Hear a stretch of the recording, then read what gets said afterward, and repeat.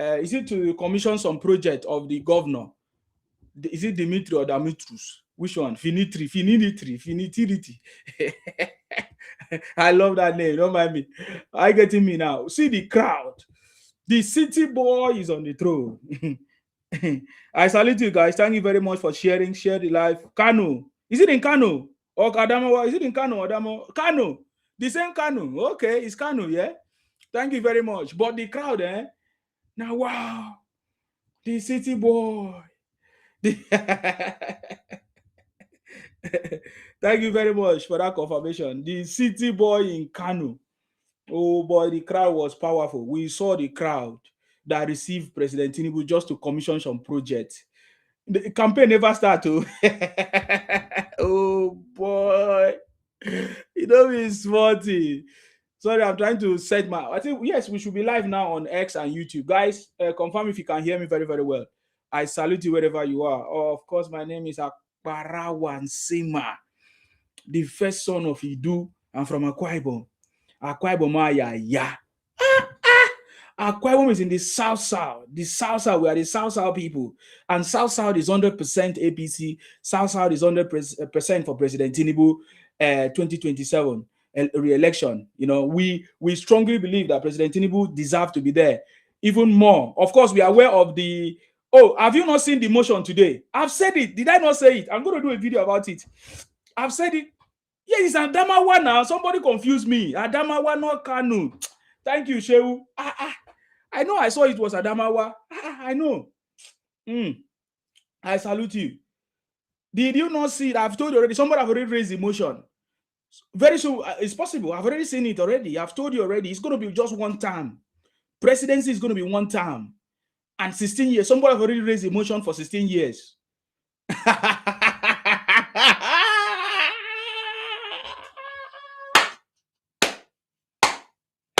I've told you, join the city, boy. Oh, he was in Kano also. Okay, Honorable Philip, he was in Kano also. I salute you. Okay. No wahala. I'm still introducing myself. I start. Where did I start? Where did I stop? This is with me. I've already told you, join the city. This journey we are saying, it's not small journey, yo. Shehu says Shetima is at Kano representing Tinubu. Okay. This thing not be small journey, yo. 50 years blueprint is already on ground to take Nigeria out of a third world status to a developed one. I've told you that President Tinubu already cracked the code. Is it President Tinubu have cracked the code to take Nigeria from the third world status? I've said this in many minutes. I need to repeat this so that you understand. So it's still part of my introduction. I'm introducing myself. Akwa Ibom, yeah. Akwa Ibom is in the South. We are the South. Today, the South people, we are 100% for President Tinubu. South is 100% for President Tinubu. We are going to give President Tinubu 50 to 100 million altogether. Nigeria is going to speak. Nigerians are going to speak through their vote. 50 to 100 million, the vote that have never existed before. Trust me. 2027 election is President Tinubu's celebration of legacy. Now, only person we know sabi. You see, let me tell you, I will give you a very good example of what I'm talking about, so that you will understand how life is. Many of you don't understand how life is, but when I explain this, you understand how life is. Remember, 2023 elections, there were people that were crying when we were celebrating. As at the time when President Tinubu was announced as the winner of the 2023 election, we celebrated. Many people celebrated. We, all of us in the winning team, we all celebrated. But guess what? Other people on the opposition, on the other side, they were crying. That is how life is, and life has never changed. Some people will be poor, some people will be rich, some people will be lucky, some people will not be unlucky, some people will be married, some people will not be married, some people will be working, some people will not be working, some people will be poor, some people will be rich. Oh my, choose the side. Even in one of the holy book, it says, choose ye this day whom you will serve. Does that mean that people are not serving Satan? Does that mean that people are not serving devil? Does that mean that people are not serving trees, forests, snakes, corpse, images? But they say, choose ye this day who you serve. All these things exist in this world. I'm telling you, because we have broken the code. We've cracked the code.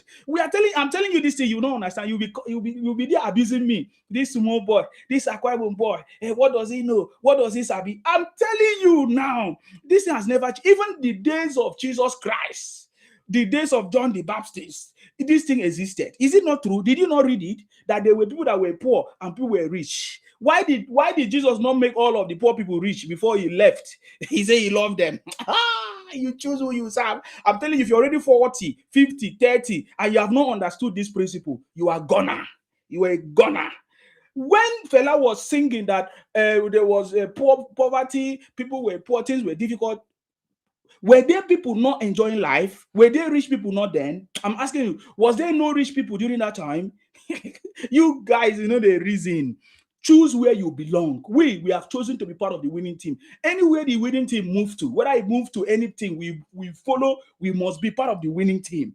We cannot afford to be crying in this life or be weeping because it does not save anybody. You understand me? That is what I'm telling you. Choose your position. If you want to be in the losing team, if you want to be crying for Obi, cry for Obi. If you want to be President Tinubu, be for President Tinubu. We all know the difference between President Tinubu team, the City Boy movement, and Peter Obi's team. What did they call it now? Village boys or girls. They know how to copy. They cannot design their own. That is why I say these guys will fail. Who are the ones that copied this thing now? Who are the people that just copied Tinubu? You know, we are the City Boy. So we learned that they now started their own. They call it Village Boys. Village Boy movie. They are not unique. And this is the characteristics of Igbo Biafra people. They know how to copy. See, for me, I could have been foolish and stupid that I school in Igbo land and have not understand who the Igbos are and have not studied them.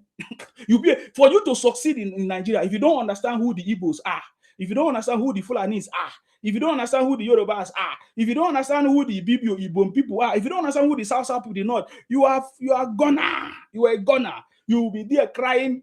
You praying stupidly, do all kinds of nonsense. You go to church, people are using your money, put sacrifice, people, pastor is using his money, rich. Every morning you join NSPD, you are doing nonsense. Boy, you are a stupid boy. I don't have anything to complain. You are free to do whatever you want to do. It's your life. You can choose to live your life. Because in this life, that is how life is. Life just move on. Anywhere you choose to belong, life just move on. It's part of my introduction. I've not started. You see, I'm just telling you because we have already understood some things. Life just moving. Or move on. As people are buying, people are getting born, they are delivering new babies. People are buying, people they buy, people they lose job, people they get job. In fact, if you don't know that as you lose your job, is another person's testimony. As you lost that job, someone else will get it and will praise God. Think about what I'm telling you. I know you people don't think. Maybe I will take time to, or you join my life coaching academy. Let me teach you something. Let me teach you because many of you don't know things. Because I'm telling you something. As somebody is leaving that job, that it becomes a bad news for you. Some people, when you lost your job, it's a bad news for you, right? But someone else just got that job and it become a testimony. The same way you are crying, the same way is getting happy. That is how life is. I salute you. Of course, I salute you. Guys, today I want us to talk about this EFCC Detained EL-Rufai, the Abga hacker, the phone hacker, our El-Rufai, our big brother El-Rufai. El-Rufai said he has been in government. He said he's what did they call it in his book? What was the title of his book? The Unlucky or Lucky or the Unfortunate or the Sudden Senator or something like that. I can't remember the name of the title of his book. He told us that he became a sudden senator, all of a sudden, accidental. Yes, the accidental, this thing. The accidental presidential aspirant or the accidental candidate. Or the reluctant. Is it accidental or reluctant public servant? He told us how he came on board. My brother, you don't understand this, I'm telling you. There's something I wanted to say. My brother, my brother.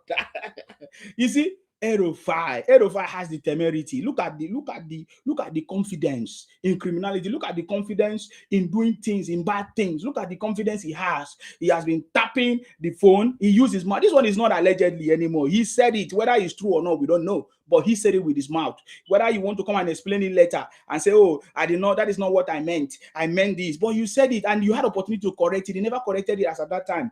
Because after he said that, he went on to say many other things. He even told us that that the government thought it's only them that can tap into people's phone. Isn't that what he said? So El-Rufai is the Abga hacker. You know the meaning of that? Abga hacker. Hey, Abga hacker. Hey. Now is morning. Abga hacker. Who is it? El-Rufai, Abga hacker. Abga hacker. You see, the guy, they tell us things. Oh boy, forget though. If you see all these slim people, we get slim body, small body, short people like El-Rufai. they can do the undos. They can. In fact, there's a video a video that people are sharing now online. How El-Rufai was boasting on how he dealt with people. Yes, the accidental public servant. Yeah, that's the book, Accidental. These guys, I've told you, many of these people that came into politics, they did not merit it. They don't have integrity. They don't have qualifications. They just come up. El-Rufai is one of them. They just come on board. They just had opportunity because they had connection, because they have friends, their uncle or their cousin. So some things like that, it just happened. And so when they came into power, they are not for the interest of the people. Because we remember how the southern people, the southern Kaduna people were crying of what is going on. And these guys are not just this. So I listened to how El-Rufai was bragging that he even called out the the Senate president's name, that I know him since in the 90s, that I have the right to call him scumbag. He was calling people's name. He even said President Tinubu, even the president do not have the right, cannot stop him. Eh? My brother, that tells you the level that these guys have gone to. El-Rufai has now been detained by EFCC. We saw him there. He went there with so many people. According to the spokesperson that spoke, we listened to somebody that spoke. I can't remember his name now. He said that over 2,000 people followed him to EFCC office. And when they got there, they refused him entrance. And they refused the entrance of other people, like over 2,000 people. They stopped them. Why will you come with? You were only the person that was invited.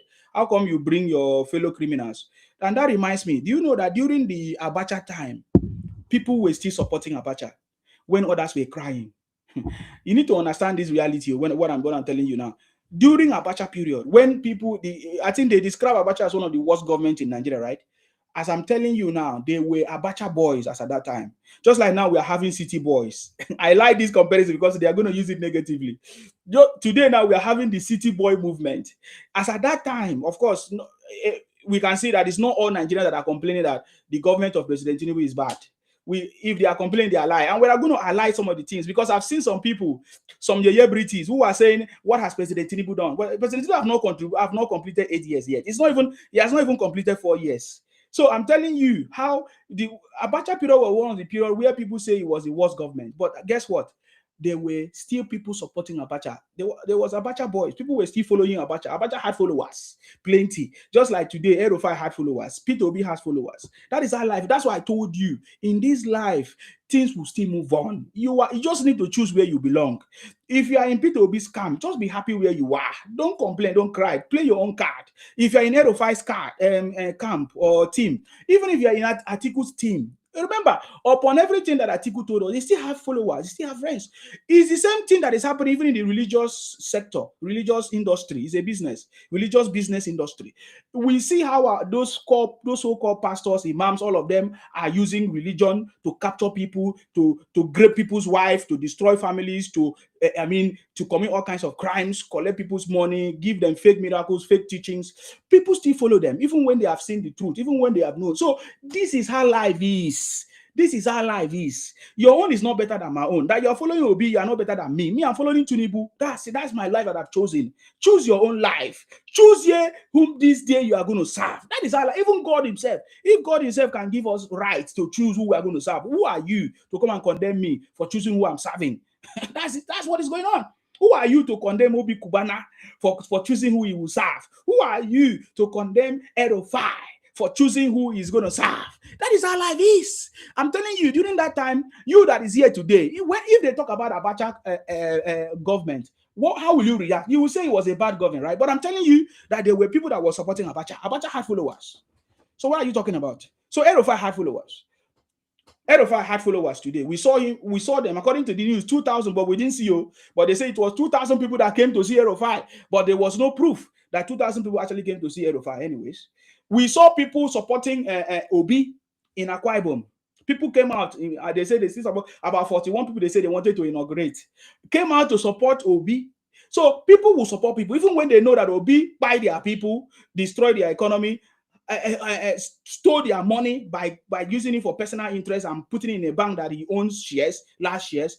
People will still support who they support. So the irony of all these conversations is that how come we are supporting our own person that we know, President Tinubu, and people still cry, people still complain and say we are bad people for supporting President Tinubu.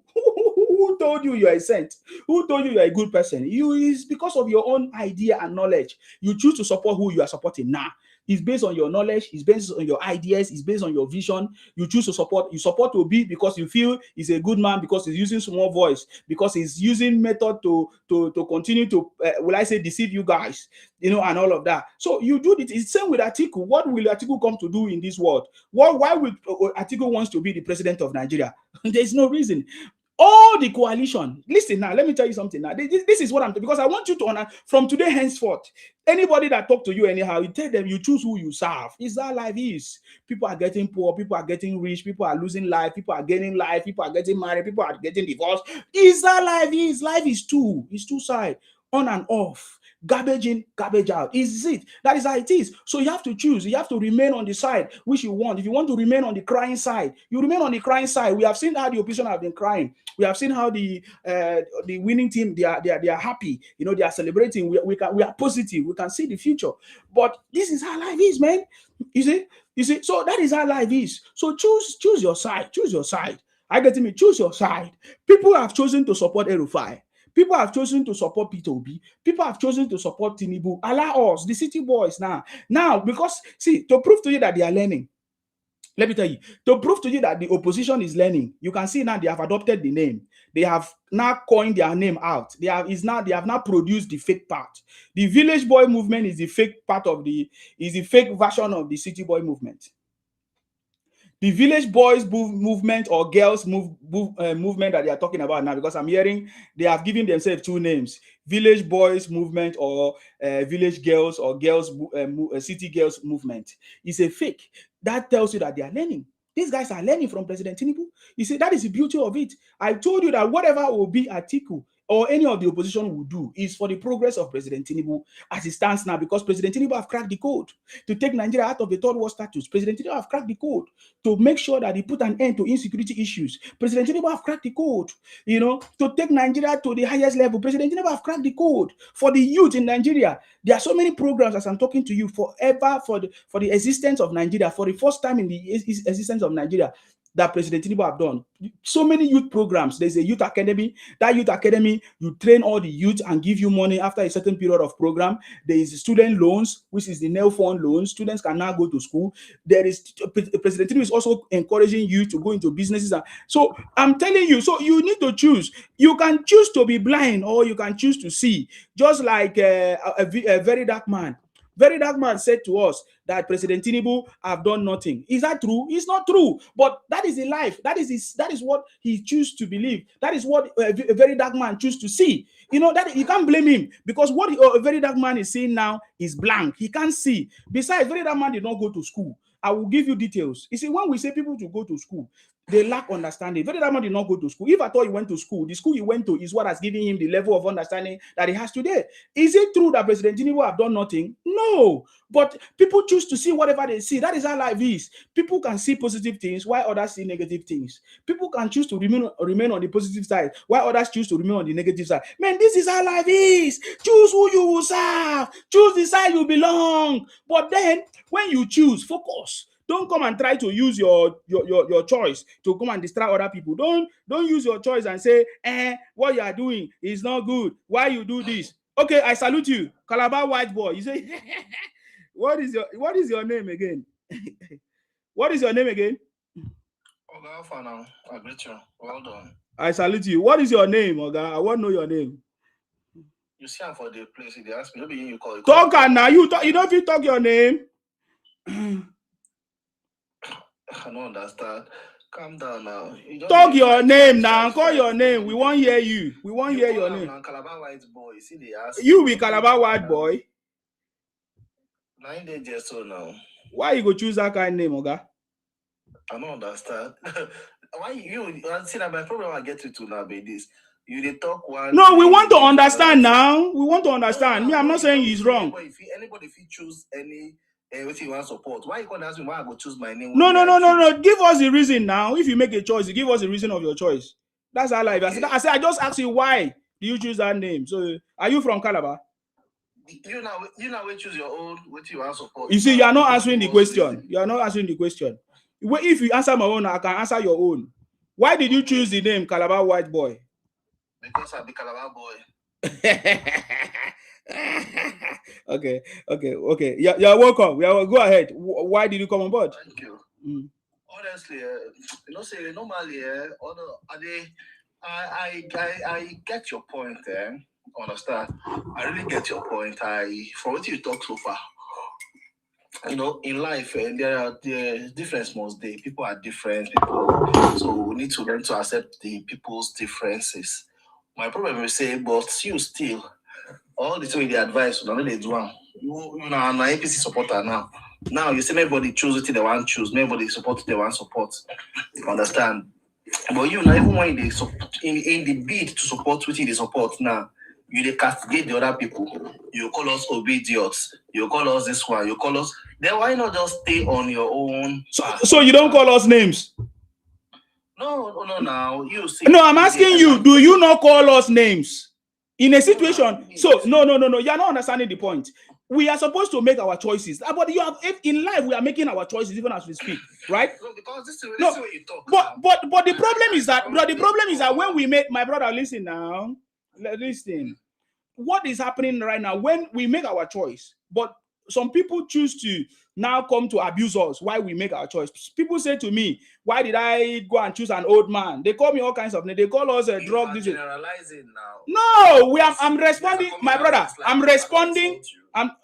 Did I say you insult me? I'm telling you because you made a statement now that we still call Obi idiot. Because the Obi idiot, the Obi people call us names. Insult you, understand? It's all the person back, like directly. Is the same thing? No, they abuse us. To the entire community. No, they who say entire community? What are you talking about? Whoever say we abuse people that abuse us, but you are free to make your choice. We abuse when they abuse us, we have to abuse them back, very very strongly. No. So that is what is going. We are only reacting. Yes. So go ahead, sir. What? Honestly, yeah. Why should we support Obi? Give us a reason why we should support Obi. Number one, I didn't even tell you I'm an obedient. I'm not obedient. Okay. What do you stand for? Me, I'm standing for President Tinubu. You can see. What do you stand for? Who do you support? I don't stand for anything. Okay, I know the Nigeria. If the like I killed myself at that place, I don't even care. Understand? All I'm trying to say is let's learn to see. Let's leave personal gains aside. Guess what? You don't have the right to advise us. Us that have a choice. Us that have chosen who we support, you don't have a right. Okay. No, I'm telling you, you don't have a right. If you have somebody that you support, then you can have a right to advise us or convince us. But you just said, I asked you a question. Who do you support? Which way? You now said that if you want to buy, let all of us buy. So you don't have the right, please. You don't have the right to support us. I told you now, what do you support? Who do you stand for? Because we want the progress of the country. People that support Obi believe. Oga, listen to me, please. Listen to me, please. Because we are not joking here. Maybe you think. Oga, keep quiet. Keep quiet. I need to put you in the right direction because when you come here, if you don't know what you're saying, we drop you. See, people that support Obi. There's the reason why, if you listen to them, they believe that Obi is the one that is going to save Nigeria. Is that not? They believe that the Obi is the one that is doing the right thing to the Nigeria. Why for us? We support Tinubu. We believe that Tinubu is the one that is doing the right thing. There are some people that support Showera and others, even Atiku. So if you don't support anything, you are neither cold nor hot. So you can't even be in the middle. You are like nothing. So you are not even counted. That is the point. So you don't have the right to support us or advise us. That's the problem. So except you belong to somewhere.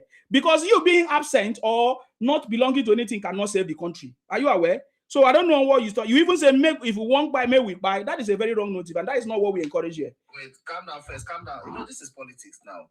So now you see, what I'm saying is I am open to whoever is able to convince me of what is good. So I don't understand how sometimes I try to understand you have been on your platform like 3 You will never understand me because you are a very stupid person. Up till today, since 2023, you don't have a choice. You don't understand what we are doing. You are waiting to understand me. You are waiting to understand me before. You don't even know me. You are a stupid person. I've listened to you now. Did I need to spend the whole world knowing you to know who you are? You are very stupid. Me, I don't waste my time. You are a very stupid person coming to my platform to talk nonsense. You don't belong to any party. You don't support anything. You are just there. You are the evil people. You understand me? You are claiming that I know you people. You are part of the obedient, disobedient children. That's how people do. When you come, when we bust you, you don't know what to say again. You are telling me I don't know you. I know you now. I've listened to you. Your comment shows who you are. You say if Nigerian people want to buy, let them buy that you are not in Nigeria. Is that not what you say? But me, I'm not in Nigeria. I'm interested in what's going on in Nigeria. And I want Nigeria to progress. And for me, I believe that Tinubu is the one to make it. Why others say that Obi is the one? And the reason why we talk to Obi the way we talk or abuse Obi is because of the way that he talks to us too. That's it. It's simple as that. We are not here to make noise. Please, if you don't know what to belong, get out of here. 80, I salute you. Boss, thank you so much. I really like what you just did now. I really like God bless you. Thank you. We should not tolerate people that don't believe in Nigeria. We should not tolerate them at all. That statement is a very rubbish statement. And look at him, he's a good-looking person, mature person, with no brain. Let me just forget that. Thank you, sir. Let's go ahead. Talking about this El-Rufai issue, my brother, we need to be honest with ourselves. There are some things, as Tinubu is getting Nigeria right, if we can push Baba and those people in charge to do some certain correction, how can somebody be arrested? See, everybody will continue to have loyalists, no matter what in this life. Yes. As you are now, you have your loyalists. Yes. But when it comes to arrest, invitation, Nigeria should stop bringing loyalists into the matter. Look at when they arrested Yaya Bello. Even if it was true or not, they are accusing somebody that is spending your government fund, allegedly. People were supporting him, fighting. I'm not against Yaya Bello. I'm just trying to bring out the impression. Yeah. People were fighting against the arrest. I don't know which country we are. How can somebody be invited and is going with supporter? This thing should set a precedence for government and the agency to make corrections on all these things. When it comes to arrest judicial matter, because when they are doing it for you, you are happy, you enjoy it. But when, as they follow El-Rufai to EFCC today now, he enjoyed it, he's happy. But if that thing is done to other people, it becomes a crime. These are the things that Nigeria should go past. We should go, we are building a nation now. So our agency, the EFCC, they should make a very reasonable and harsh law against all this issue of somebody being arrested, supporter are coming to support the person for what? For what they don't even know about. They don't even know the count charge. They don't know why they are arresting the man. And you follow them. If they wanted to do it, they could have arrested all of them today, put those people in detention. They should understand how life is. And all this thing is sending a signal to us that Nigeria is getting it right. We are getting things right, little by little. And for me, just like what I said to people about this new election reform or anything, no matter what is done, I put it on my Facebook yesterday, that if you are waiting, that you want to see the evidence, that the new electoral reform is working, is to see Tinubu lose, that person should go and start sleeping now till 2027, because it will never come to pass. No matter what is said today, Tinubu will win. But the advantage of what we are doing, like for me now, today now I have only 2 candidates. I'm not APC. I have Tinubu and my brother that is contesting for House of Rep. Except these 2, I don't have any candidate. I want better Nigeria. I want Nigeria that you, Isma, you are ready to go to your village today to go and contest. You don't need to buy 1 million, 100 million form. You don't have to go to our party agent, spend all your last card. Some people don't even know what is going on in Nigeria. They don't know what Tinubu is solving in Nigeria. It's not fair that we look at 80% of people contesting election in Nigeria, they are people from abroad. People that have suffered their life. Because they know you have the money, you will go to Nigeria, they will suck your blood. So if we can have a very reasonable electoral act that they are doing now, it will help all of us in the future. I support all the process they are doing. I support the new transmission of electoral result. What you should do as a party now is to get party agents on all your polling units and make Nigeria good. All of us will still vote for Tinubu. If there are governors that are doing well, we will vote for them along with Tinubu. If we have House of Reps that are doing well, we need capable and reasonable people.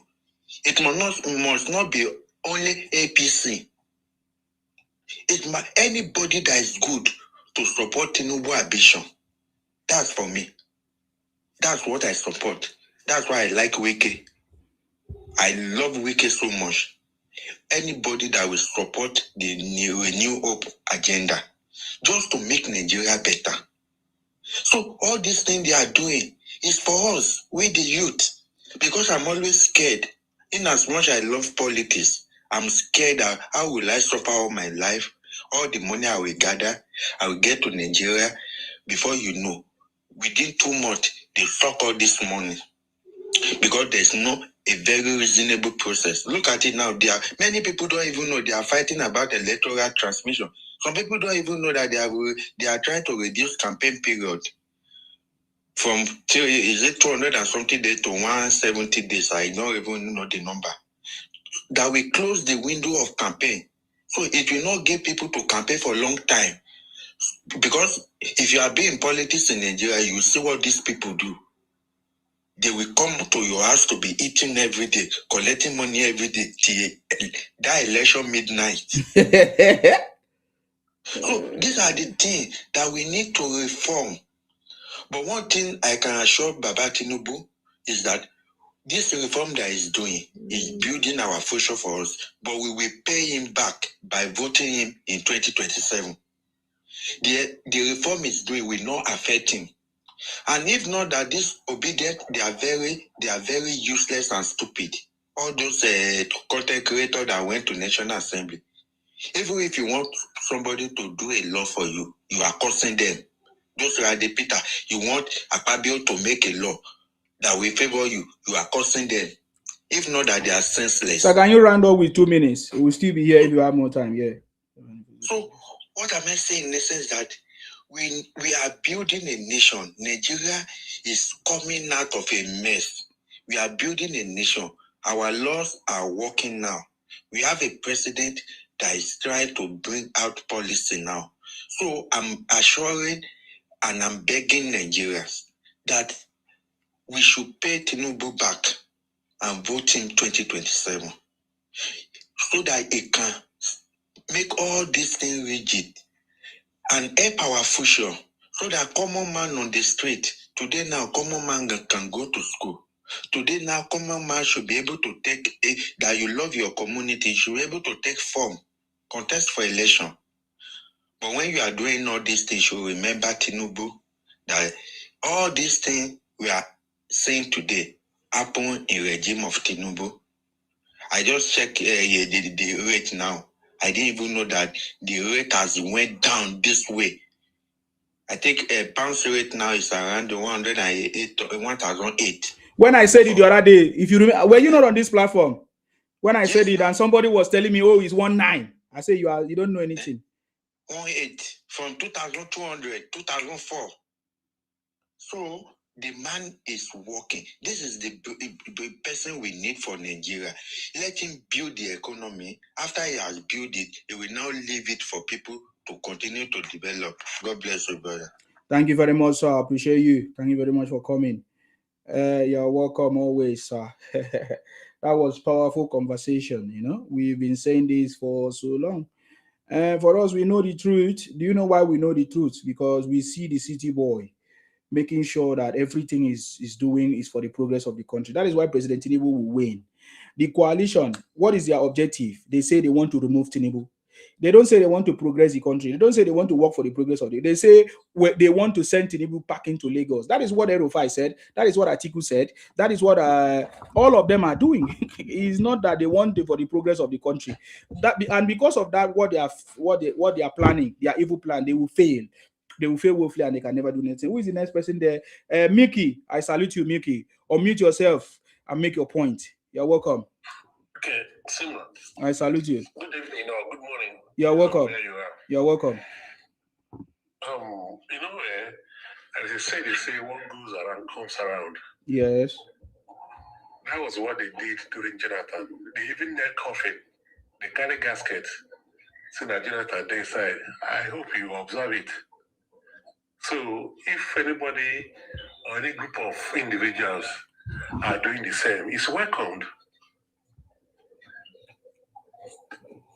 The area where I don't like to say where you now start hunting people who are doing that. No, during their time, nobody hunted them. They have all the leeway. They were doing everything. Both Abuja, Lagos, Atojota, different areas. They were all welcomed. People partake. So if people are doing it now, I think nobody should fan over it or see it as a crime. It's part of the system. Now, secondly, what El-Rufai is doing, if Nigeria actually want to move forward, some of those things is pointing at, like, the latest one now, the toxic. He said no Rubado imported. Nobody's talking about that. It's a national issue, and we Nigerians should talk about it. Because that is toxic.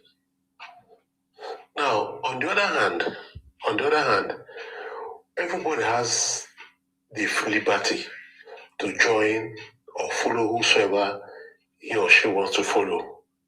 It's a free will, freedom of association. You understand?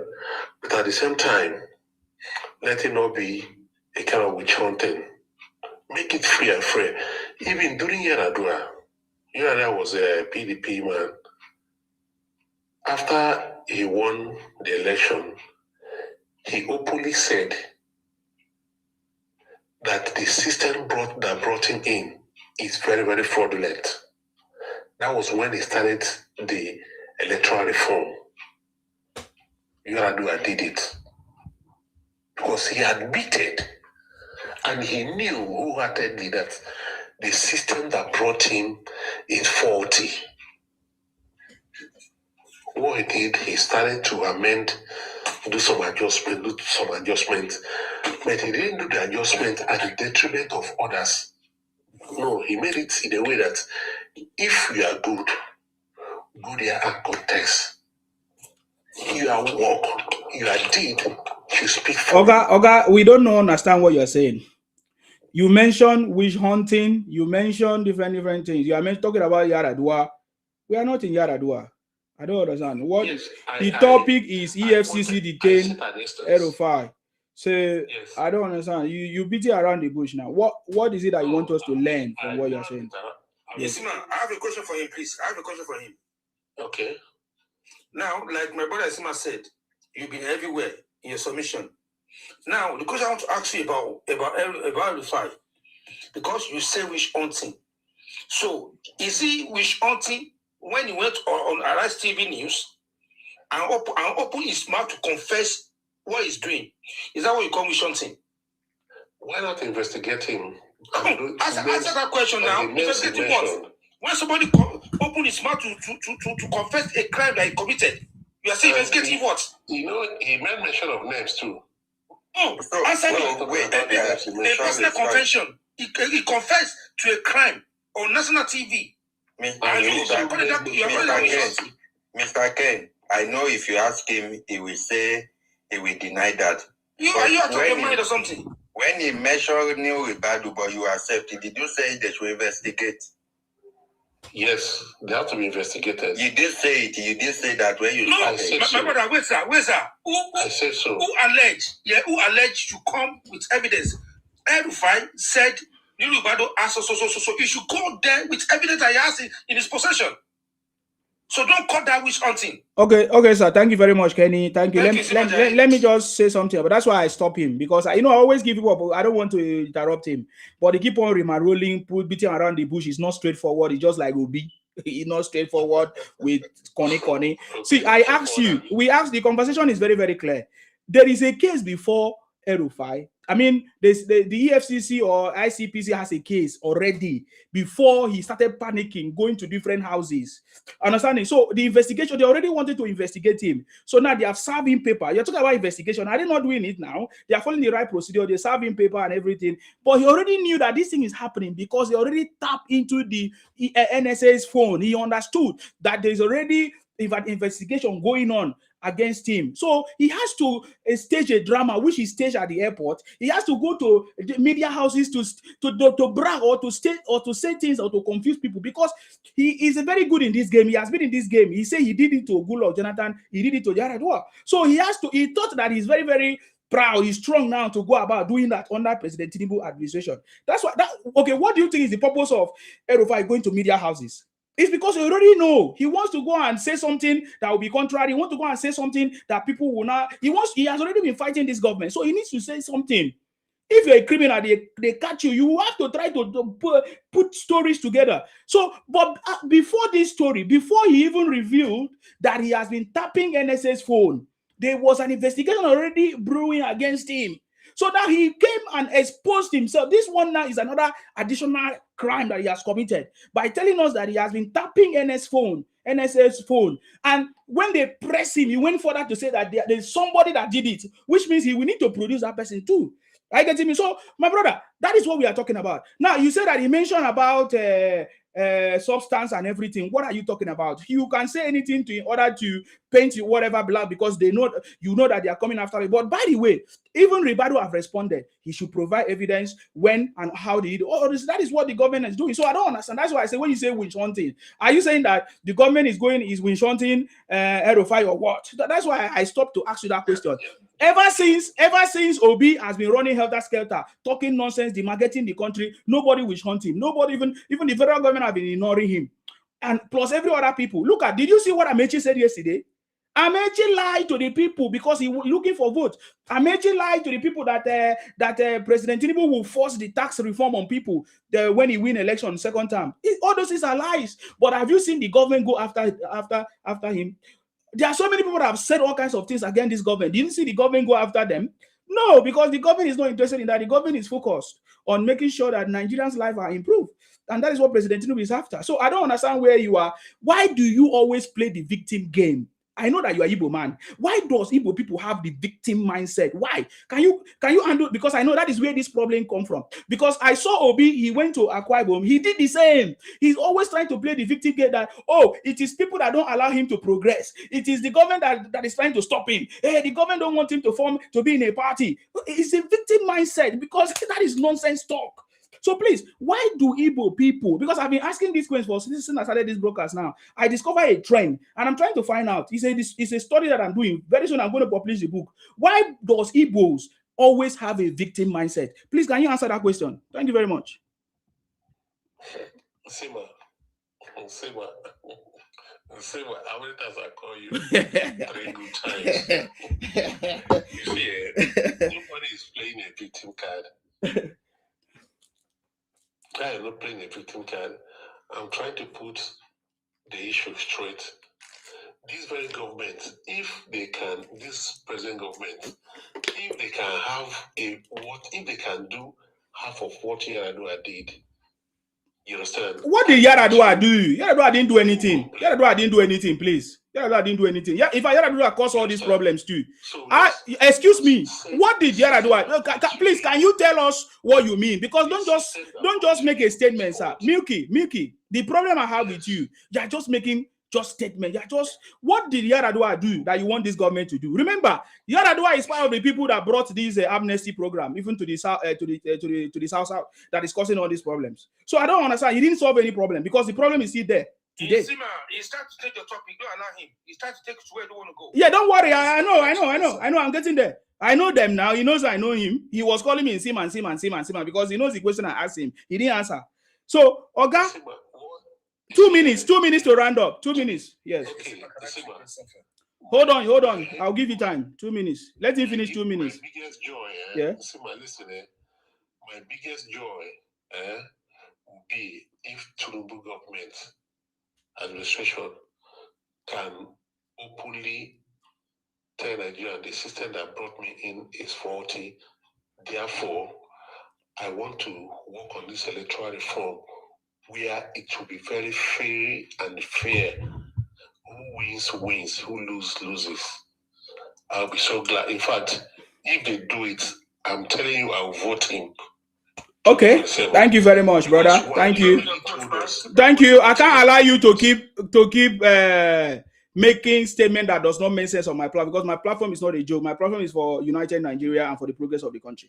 Because what you just said now is a lie. You say if Tinubu will tell the world that the system they have brought him is false, that is a lie. We witness, every Nigerians witness how the election was conducted, to the point that even some people that was not satisfied took him to court, and there was a process, and it was not President Tinubu that brought the system. It's INEC. INEC has been there even before President Tinubu, and INEC confirmed in their server in every. In fact, it was the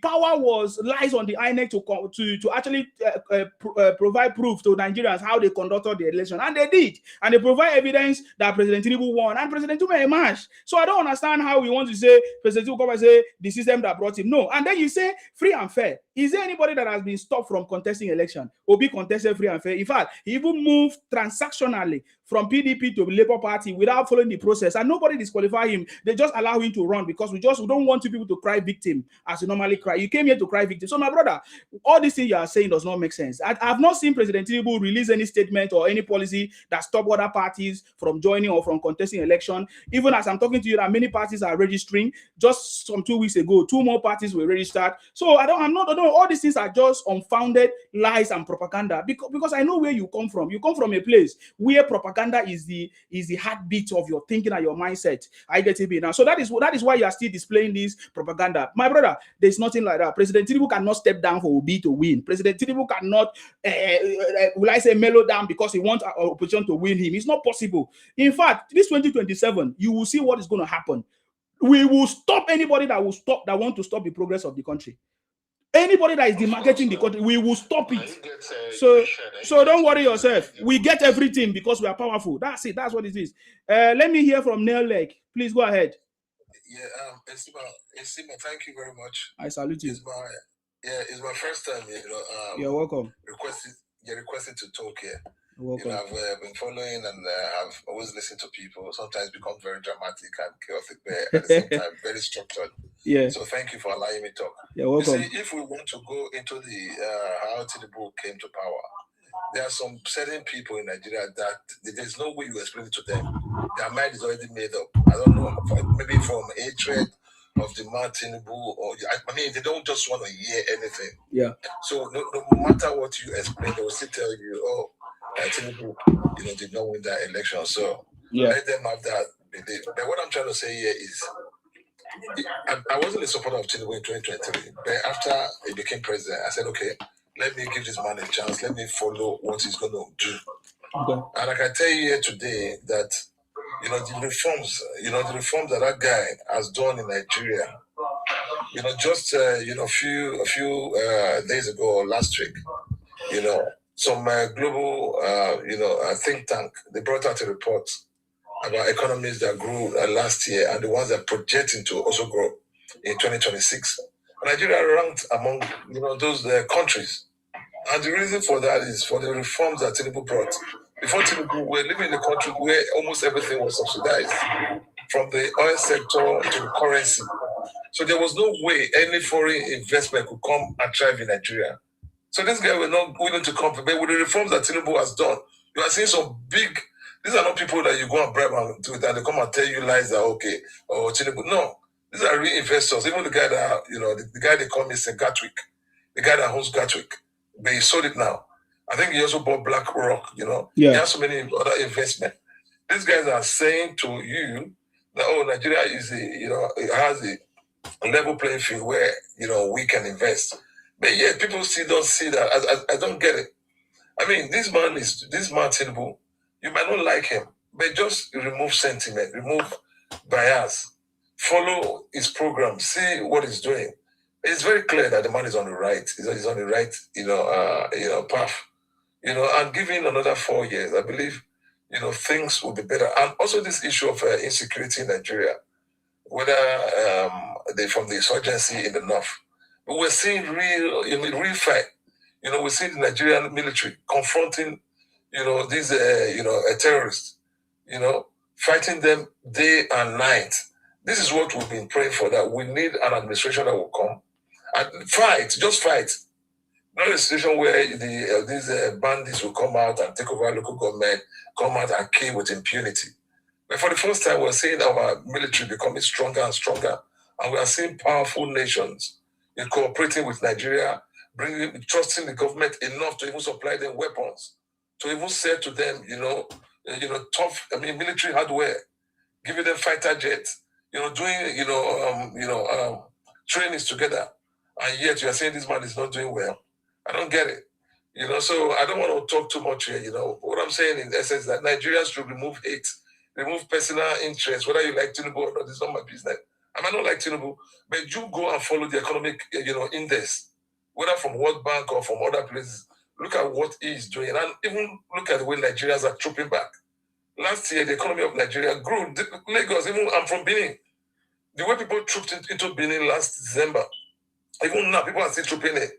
So many things are going on everywhere. Yes, things are going on. Economic development, everything is booming. So you cannot sit down and say, hey, Nigerians are suffering or this one is happening. Things are on the right path. If we just be patient and we are ready to work, like if you go to Nigeria, like you see so many people from other countries, they are working in Nigeria. If you come to London where I live, you see graduates doing barbing, they're making money. Some other people doing care work, doing this. But so many Nigerians, I know there are some that want to work, but some people don't even want to do some certain work. There are so many projects going on in Nigeria. If you're ready to work, you find somewhere to put yourself. It might not be the ideal job that you want, but you can start from somewhere and you can make a living out of it. So what I'm trying to say in essence is, Tinubu's government has ushered in an era of, progress and development, and with time, it's going to be, distributed to, everybody's going to feel, the dividend of whatever policy that is bringing out. I didn't support him in 2023, but I'm wholeheartedly supporting him, to win in 2027, so I can consolidate on what he has already started. So I'll just allow other people to talk, and I'll keep listening. Thank you very much. Thank you very much, sir. Thank you, sir, for the fact that you even say that you're from Benin, because many people come to my platform and say it's only Yoruba that is supporting Tinubu. But I told them, I'm from Akwa Ibom, very far away from the Yoruba land, but I support Tinubu. And now you are from Benin, confirming it. So I so much appreciate it for mentioning. I didn't ask you just did it naturally. Thank you very much for that confirmation. And I'm from Benin, and I align with him. Yeah, thank you very much. Working. Thank you very much. Am I able to speak now? Yes, it's Kenny. Thank you, sir. Sir Nelly, thank you. All right. Yes. You know, read your comment. Mr. Kenny, I beg 1 minute, sir. Read your comment. I said, may you please just give me 1 minute, please. Okay, go ahead. Other people are itching to speak, but go ahead. Yes. Sorry. Today I just come back from Scotland. Okay. So I was just in that ferry station. I was just looking around, looking at the infrastructure, the connection. And before, I used to get angry, but today I was so happy in my mind that what make a country is infrastructure. I now remember that terminal that Wike is building in Abuja. The Muritala International Airport, they are rebuilding in Lagos. And especially the coastal highway, if you drive from Scotland down to Manchester, you will see how the beauty. So I was like, oh, this is exactly Coastal Highway. My mind was so happy, and my mind prayed for Tinubu today. And I pray for good health for that man to finish the way building Nigeria.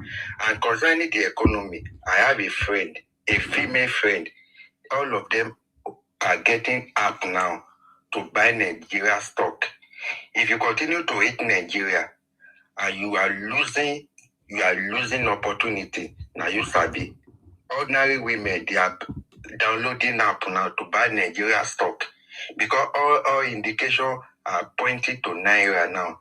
That if you buy stock in Naira, you are going to make your money. You better take the advantage and stop the hate. Thank you, boss. Thank you very much. And just to add to that, when we talk about the UK, the US, is infrastructure now. We come to the UK because there's good roads, there is electricity, there is all these things are infrastructures.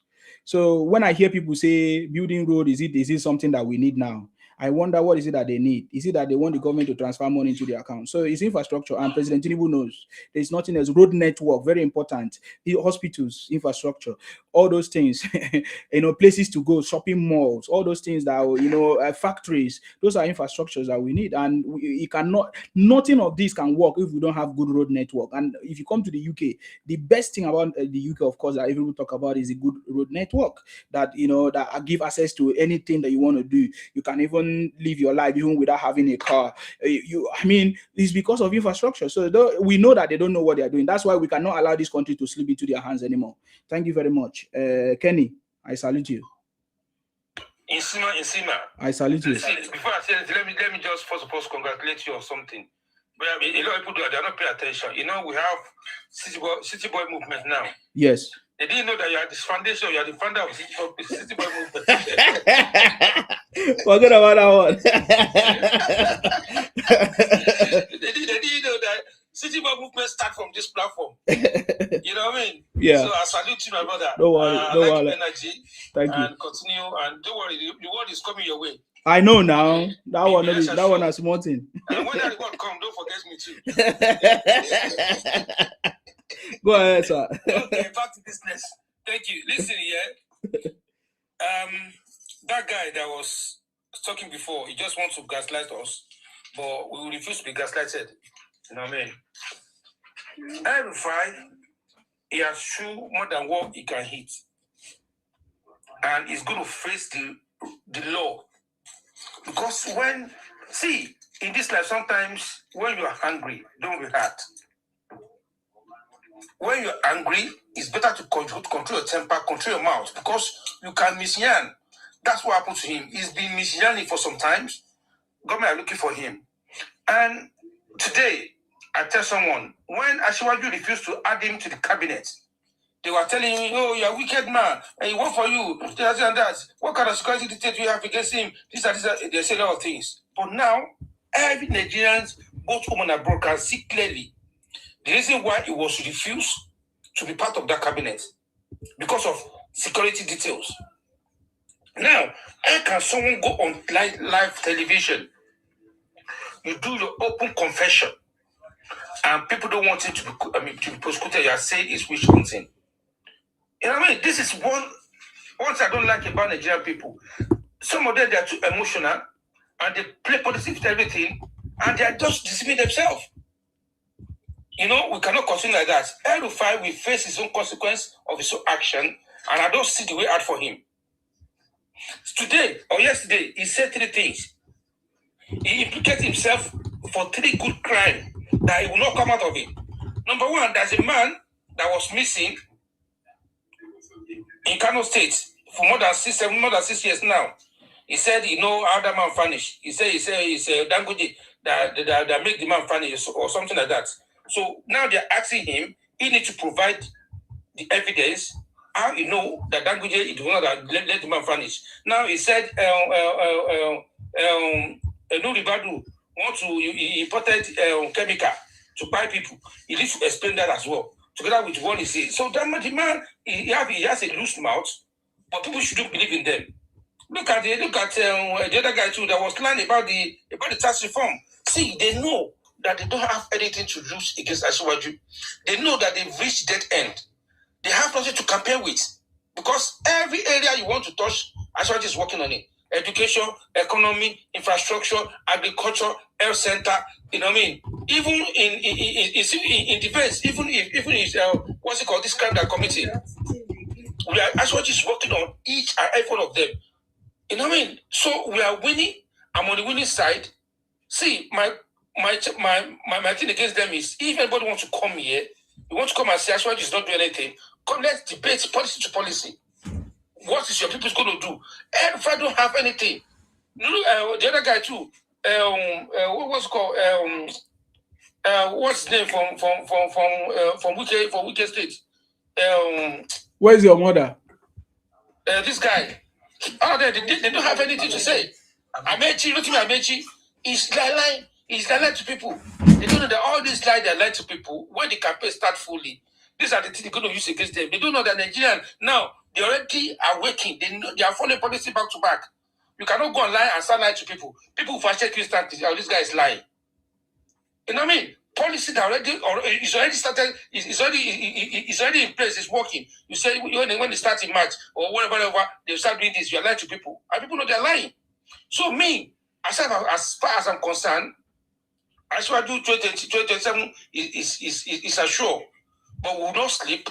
We will continue to pray and we will continue to work hard. In fact, APC they are working as if they are the opposition. Today, Kano State, the camp to APC. In few days time now, Adamawa is coming. The state of this guy himself. Yeah. You know the thing for my time. Is in the camp. And the guy gave it to me. I was holding it right now. Sorry about that, Isma. No worry. No worry. Wasin of Adama himself. You understand? Atiku, APC, they are not going back to they go to his own backyard. They are taking politics to him. So they have nowhere to run. And they will come and say, give us fair election. Election already fair. 2023, we have a bus conductor, Agbero, that won election in Lagos State to be a senator. If election is not fair, do you think that kind of guy will win to be a senator in Nigeria? He won in Alimosho local government there. He's not a senator in Lagos State. And he's a Igbo guy. And you see, say the election is not fair and fair. Obi, all of them, they don't have clue. They don't know where they're going. They will fail, hopefully. You understand? So, see, don't let us waste our time on El-Rufai. Now, my job is to project the policy of Ashwaji to people, to tell them what it, because a lot of them don't even know what it's doing. They don't know that we have a lot of policy that's out there, benefiting people's life. You understand? So whether they like it or not, we will succeed and Nigeria will succeed. Thank you, Isima. Thank you very much, sir. Sakeni, I salute you. We are going to talk about more of the policies of the city boy anytime. Keep quiet. Keep quiet. You're talking nonsense. It's not your turn. It's not your turn to speak. You want me to remove you? You wait. When is your turn? You speak. Did the Obi have Obi that doesn't have any sense? Did Obi have sense in his head? Obi that I guess is advice for madman. What is Obi antecedent? Come and tell me. Come and tell me 5 infrastructure that Obi do in Anambra State. When he was the governor, what was his policy? His policy is thief. They cash him with $250,000 in its account. Is the only one that have account in a foreign land. What are you saying? All right, sir. Thank you very much. It's not your turn. It's Fab. This guy is talking about. Can I answer this man? Okay, you want to respond? Are you asking him a question or? I want to answer what you just asked. Now is asking what Obi have achieved. Okay, wait. When is your turn? You speak. Let's hear from Fabuna. Hold on. When is your turn? You speak. And now I know you want to insult somebody. Hold on. Please go ahead, Fab. Yes. I salute you. If common man says things were very expensive, we that love Nigeria, is our responsibility to explain to them that if the country die or the country is in crisis, they might not even see the food. They might be running better. The food might be more expensive than that. Our responsibility to explain to them, due to the policy the government is making, that will revive the country. in time of productivity. The Dangote refinery is helping the country today. Now we've got another refinery for gold. That will also help the economy of this country, of the great country.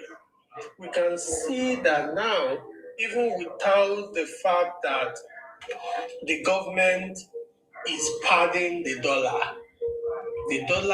is coming down itself. We can even see that in time of the petrol is coming down itself. A lot of people now want to invest in a refinery. The refinery that the enemy intentionally killed. They intentionally killed the government refinery. If not for Dangote refinery today, that this government, that Dangote has trust, diversifying into this, taking risk, and taking the cabal out of the way. What would have happened to the Naira?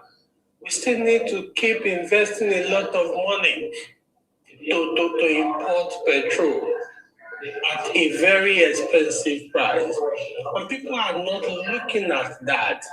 And Nigeria is trying to become a production hub. And very soon now you see them producing car from Nigeria. Is that not what people want? Something that used to be our prayer point before, queuing in the filling station, that we need the government that will take a policy that people will no longer queue in the filling station. Now, nobody queue in the filling station. ASU strike was once our prayer point, our things we shout in the past years, that if you go to school, you can spend 10, 6 years, 7 years for a course of 4 years. Now those things are no longer in existence. I wonder what Nigeria really want. Don't they understand what they want? Or is it the bad people who are politicians that are just making this noise everywhere? Or the Igbo people that are extremely confused, that does not know what good things are, and the one messing around the social media? I do not understand what the problem is all about. And I keep saying something. The Igbo people cannot tell us what development is. We will not take it from them, because they have not shown good example that they understand what development is by building their environment to standard, and they come to show us, and those are leadership. But when you build an environment that is an embarrassing region, and you want us to come and learn from you, what are we learning from you? Are we learning to be in disaster? Are we learning to be backward? Are we learning not to have good roads? Are we learning to start building new bus terminal? Are we learning not to have an electric train? So what do we want to learn from you? Or we want to learn how to produce fake medication? Or we want to learn how to be the enemy of the country? So we have not seen any positive lesson we can learn from that region, except from the few ones who are knowledgeable and has left the 90% of the useless one where they are. You talk about El-Rufai. I used to tell people that it's until when government take it as a responsibility to charge people the way they are doing it. If you have made an allegation that is a threat to the national security, go to court. There's no big deal in court. Let them charge them to court. If the government believe that they are not liable, if the government believe that nothing like that has happened, let them charge the person to court. So I support the fact that somebody like El-Rufai, who said he has evidence and has spilled out nonsense on the media, should go and tender his evidence in court. And that is a responsibility of the judiciary to settle dispute. So why are people shouting that they don't need to charge him to court? He should go there, tell the court the truth, come back to the media, tell us if he has lied, let him go to where he needs to go to. But if the truth is it, let the court order arrest for whoever has done wrong. It's as simple as that. So if you believe he has done something wrong, is he scared of going to jail? That's the office for people who tell lies. Okay, sir. 2 minutes to round up, please. Yeah. So he should actually go to where he needs to go to. So what I am trying to say is this: for the normal Nigerians, not the abnormal one, they need to be patient to see the dividend of democracy as is truly coming out the way it needs to come out. So God bless Nigeria. Thank you very much, sir. Thank you for your contribution. I really appreciate you. Thank you very much. Thank you very much. It's not true that Nigerians are complaining of what Tinubu is doing. It's not true. The people that are complaining are specific to one particular section. So we should also understand that we can't be using the word Nigeria. You don't know what Nigerians want. No. These guys, when they commit crime, when they do bad things, they now claim Nigerians. So the people I cannot say Nigerians are complaining or Nigerians cannot see what President Tinubu is doing. Today proved to us that what happened today is it Adamawa? Did you see the number of people that came out? They know what President Tinubu is doing. The people that are complaining are from the southeast. So please, they are not Nigerians. They say they are not Nigerians, even when we know that they are Nigerians. So we can't use their complaint to say Nigerians what Nigerians want, because Nigerians know what they want. And we already spoken. 2023, we spoke. That is why we brought President Tinubu. It was Nigerians that voted President Tinubu now, that we are the one that enabled President Tinubu to become the president. We are the one that gave him the job. So please, it's very, very wrong for us to say Nigerians are, I don't know what Nigerians want. No, the people that are doing these things are specific people. So they would defeat ourselves when we use the word Nigerian. So please, we'll be specific, because now we know our problems. If you know how we can solve problems, process of solving problems is when you identify the root cause and the parameters involved, like the people, the root cause of the problem, who are those behind, whom went, how, why, all those questions. We know the people that are causing these problems. So please, we should call them by their names. Don't ever I don't know why you are afraid.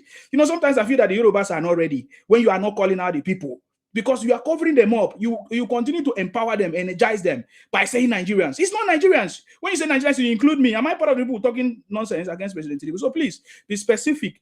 Call them out by their names. If you cannot call them out, you call them Southeast people, or call them out. These are the people. And we must begin to speak up against the demarketing. We don't need to educate them. They know what they are doing. If they are running propaganda against our government, we need to be the one to stand up against it. I've told you before. We need to be the one to protect the president. We need to give the legitimacy to President Tinubu to what he's doing by supporting him, by standing up and saying, we Nigerians, we see what is going on.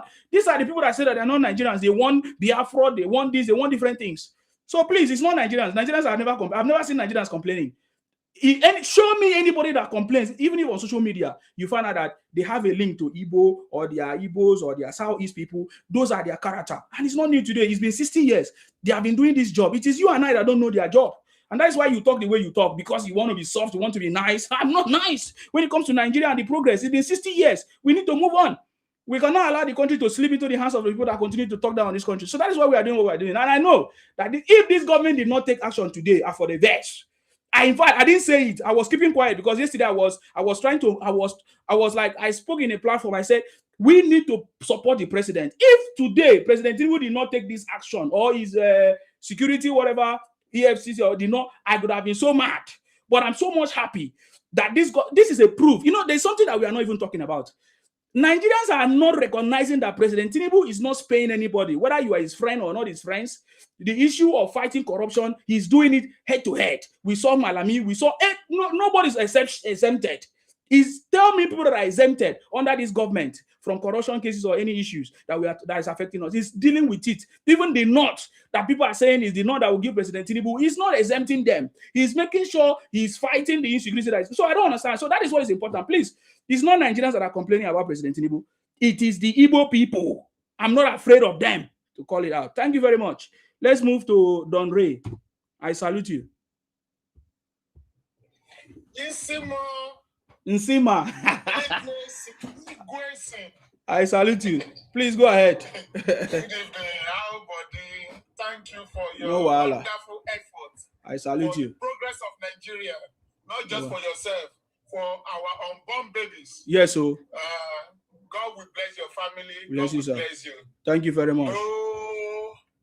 No evil shall befall on you in the name of Jesus. Amen. Amen.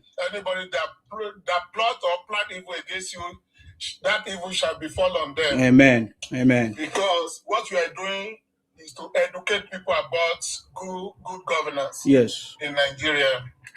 You see, bitter people, whatever you do to make them happy, they will never happy because they are sadists. So even if you give them honey to be leaking every day, they are still going to be sad. Because they are born to be sad in their life. You see, just what Tinubu have achieved for the past 2 years now, or 3 years of his time, is more than what Jonathan, Yaradua, and Bubu achieved all together, sentiment apart, unless the dumb, how can I put it? The dumb, the blind person will not see what Tinubu is doing. Mention one state in Nigeria that is federal state that road construction is not going on there.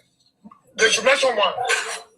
But they will tell you and come online that it is a lie. It's not even possible. I'm highly disappointed that people were just talking about coastal line. What about the Badagry, the road that led to the north, to Sokoto? That road was supposed to be the one people will be talking about mostly, but people don't say nothing about that. All what I'm seeing, the coastal road. What about the road that led to the east from the north? People are not talking about that. Sapele Benin Road, Ondo Ore Road. A lot of federal roads are going on. The construction are going on right now. But people are not saying nothing about that. There are a lot of wonderful things that are going on about the project here and there. But I won't blame propagandists. I blame the stupid minister of information. Because that dumb person, I don't know where they got him. I've never seen him talking anything. That position is supposed to meant for Fani Kayode or Reno or Mercury that are well outspoken. Not that dumb ass, I don't know where he came from. He didn't say nothing. And he is the one that, I don't know, maybe he's part of the enemy they put there. Because it's supposed to be coming out just like Lai Mohammed. That one was just there like a dead living stone. Without saying nothing. There are a lot of things that are going on now. Look at farm produce. The food are cheaper now. People are not talking. You can't hear Abga power anymore. They are all muted. And the Indigo that cooking propaganda every day. I don't know the reason. This is what they did last election. They still continue. What is their problem? Out of 200 tribes, just single one region, they were just crying and hate. And this thing is going to affect them. They were thinking that Nigeria is going to divide. America have already stated it clearly. Like, it will never possible to divide Nigeria. And I want them to go. To divide Nigeria it's not hard. If they want to go, they should move back. They are the ones that scatter all over Nigeria now. They should pack their stuff and go back home. And they don't have to do anything with other Nigerians. They can do their own kind of regional system of government in their land. Don't interact with us anymore. Move back home. If you don't like Nigeria, if you don't want to be calling Nigeria, but you guys are the one everywhere. guys are affecting the allocation of different states because your populations. You are using Nigerian hospital. You are using Nigerian passport. You see some stupid local uneducated illiterate and educated illiterate among them. They will come online with their laudable mouth like, oh, we are not Nigerian, but you are using Nigerian passport. Why can't you tear it? What's wrong with these people? Tinubu is doing okay. I was reading something. I don't know how World Bank put it, but what they were saying is that every country should go and learn from Nigeria. I was reading that yesterday night. Like they should go and look the transfer. How do they put it? Okay, this is how they put it. They put it somehow, but what they mean is that all countries should go and learn economic transformation of Nigeria. How they were doing it. If World Bank can say that, Tinubu is a magician. Nigeria will never, the country will not change 100% overnight, gradually. And the policy is working. Fantastic. That's why the fact of insecurity in Nigeria. Do you know how many companies enter Nigeria right now? Do you know how many companies sign MOU with a lot of states, a lot of with federal government as well? Although refinery is about to start, they will start maybe next year now. The seaport also. What about Ogun State? The oil drilling will start there maybe next year. And the what is that? Oil refinery. Maybe it will start next year. The one Bua is doing now, BUA. In Akwa Ibom, I don't know, one of the states in South. That one is ongoing too. So, why? And these people, they don't see all these things. All what they are spreading is propaganda. All because of Obi. And you guys want to use Obi to destroy your own region. And you use Obi to create enemy for yourself. Because nobody want to trust people anymore. With these propagandas, they are spreading. And they are digging their grave for the future, for their own people. Because with all what they did now, when it is time for them to rule, we are going to revenge. We are going to do the same thing to them. That is the bitter truth. We will rise up then and we come and we gang against them. Because if you don't like Tinubu, it's not under more you must vote for Tinubu, but spreading propaganda and hate entire region because of Tinubu, we are going to do that back. Even though if it is 100 years, our children are going to do and pay back to you guys. Because we don't know what we have done wrong. My brother, don't stress yourself. Hold on, it's not your turn, please. Hold on, let it finish. Go ahead, sir, please. We are going to do that back because we accommodated you when you are homeless. We gave you food when you don't have food. Understand? We showed love to you guys, but this is our pay. This is the payback. After Civil War, your father, your grandfather came to our land. We gave them love. We do everything to suit them. We return what you guys left. And go and fight your war then. And when you guys came back, we returned everything with peace and harmony. But this is what we got in return because we accommodated you guys. You guys are free in our land. Do whatever you guys can do. But now, you guys are beating chest against our own people. We are not animals. We are not dumb. And we are not coward. Understand? Because we are loving people. Because we care about Nigerians. Because, you know what? When I was growing up, as I said, I saw Igbo as my own family, Ibira people. Those are the people you can see in my community, Ibira, Igbo. I can speak a little Igbo, I can speak a little Ibira. And when you are talking about Igala people, their language is just like our language. Whenever they are saying, I understand it. These are the people I know as a family. But now, you guys gang up against us because of one person. Tinubu may die tomorrow. Understand? Rest in peace. If it happened, it happened.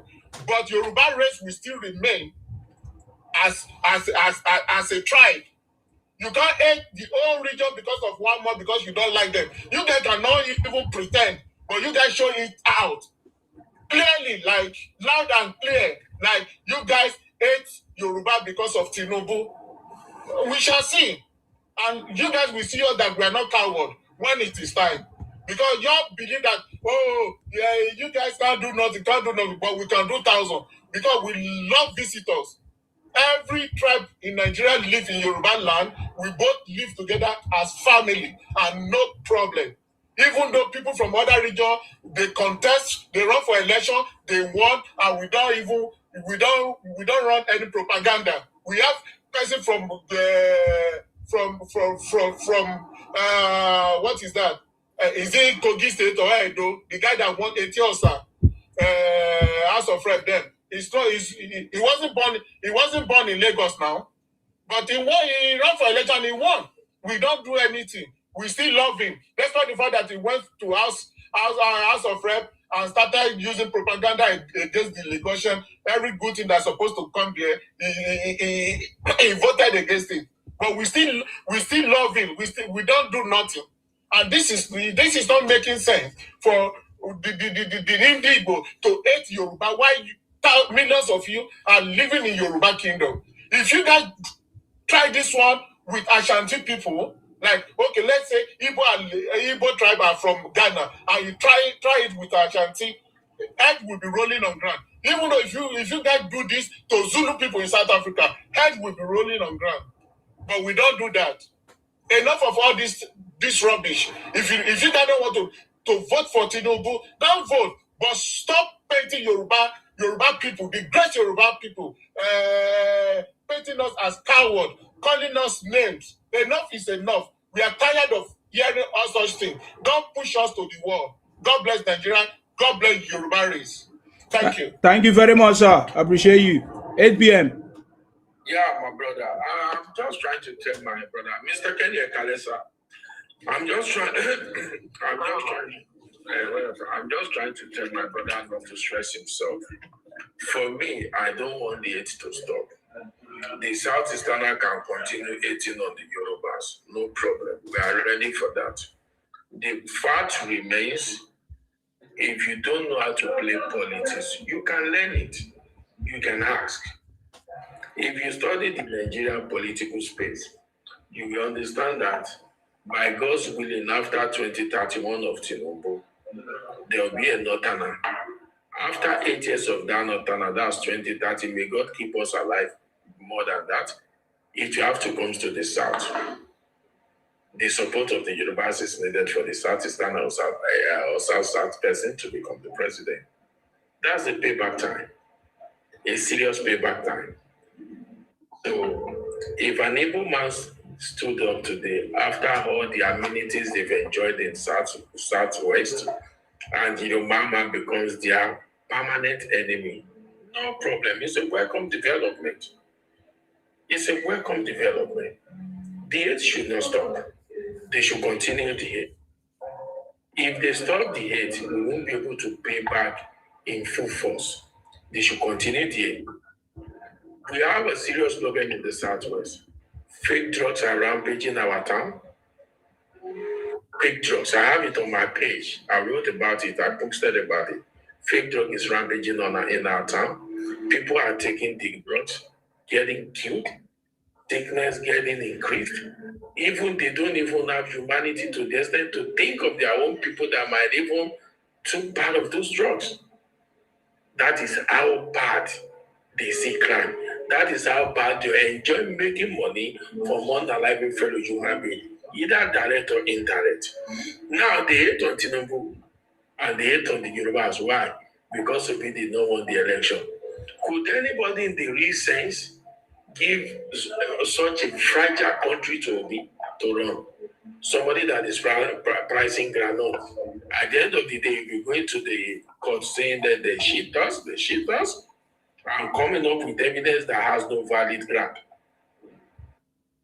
So, for me, they should continue the hate on Yorubas. We are doing it on social media, but we don't do more on social media. We do more on the ground. The social media is just few. It's even not 2%. We shall see who runs it. What they forget is For you to be the leader of this country, you need the Southwest, you need the North. What is the population of the Southeast? The wise one among them are embracing the moving train of Ashiwaju. Embracing, not because Ashiwaju is special, but the policy are yielding. That makes him special. You can't be special without having something special that you've done. If I don't like Ashiwaju, how about the policies? Are they not yielding? But an average Igbo man will, in fact, 99% Igbo man will come here and tell you, the dollar is high, this and that. Abga, do you even know anything about economics? Do you even know how to build your country GDP? Do you even know how to stabilize a falling economy that is about to collapse? For International Monetary Fund to give kudos to Ashiwaju and his economic team, reference it as a force to reckon with in terms of stabilizing the country falling economy to the entire world. That alone the fact speaks for himself. But when an Igbo man comes out and insults Ashiwaju, insult the entire Yoruba race, as if the Yoruba race are the cause of his or her problem, then let it continue. What I don't understand is, even if an Igbo man could not fuck a wife very well, it's Ashiwaju and Yoruba's fault. No problem. We are waiting. I made a submission somewhere ago last week. Though I was driving, so I was saying nonsense. When my brother played to me, I felt very bad about myself. And I will rectify it myself. Because these guys has made us look so stupid. Why we not stupid? Just imagine, how can a Southwesterner person try 1/3 of what these guys have tried in the Southwest and the Southeast? They must have unalive you. They must have pushed you. People that does not even have respect for their kings, their elders. How do they want to even have respect for a stranger that becomes somebody in their land? They would not. So we are enjoying the banter. We are enjoying the hate. We are enjoying everything. They should keep doing it. We are waiting. The future is not far. The time of Awolowo, most of us felt that there will not be another chance to rectify the mistake. By God's willing, God give us Tinubu. And a lot of things has been rectified. We are waiting for the next one. We will tell the story to our children to let them know they are possible, they are number one enemy, and how to handle them decisively. Thank you. Mr. Kenny, well done, sir. Thank you very much. Do you have comment for the El-Rufai issue? Yeah, you see the issue of El-Rufai. It's all about 2031. Yeah. El-Rufai knew very well that the turn of the North is to be decided within 3 powerhouse. Because by that time, Atiku is retired. That is Nuhu Ribadu, El-Rufai, and Kwankwaso. And a main game player in that category, by God's willing, if he's still alive, Sanusi Lamido will be a game player, like a godfather. Now, El-Rufai felt that downgrading the possibility of Nuhu Ribadu will be the best thing for him to do now before 2031. Because 2031 is just 4 or 5 years away. We felt this long is not long. So that is the power play there. But the main point is that El-Rufai will go in for this. He made some serious comment on the live interview, stating how they hack Ribadu's phone in order to know what Ribadu was saying. Then he needs to let us know how many of our leader numbers has been hacked. As a matter of fact, the Nigerian major or general that was unalive by Boko Haram that communicated his position, and the position was hacked and unalive. We need to answer some question in regards to that. You understand? Detaining El-Rufai is the justifiable act, and it must be prosecuted till his last breath. He must tell us things. And there's been a whole lot of link of terrorism activities linked to him. A lot linked to him. Because he could not get the Minister of Power and Gas, he made himself number one enemy of the state. That is who they are. If they don't get power, they become the enemy of who is in position. Thank you, host. Thank you very much, sir. Appreciate you. Thank you very much. Elegant. Sorry, is there any other person I want to contribute for Elegant? Okay, Elegant, it's your turn to speak. Go ahead. Thank you very much, sir, for that contribution. I appreciate you.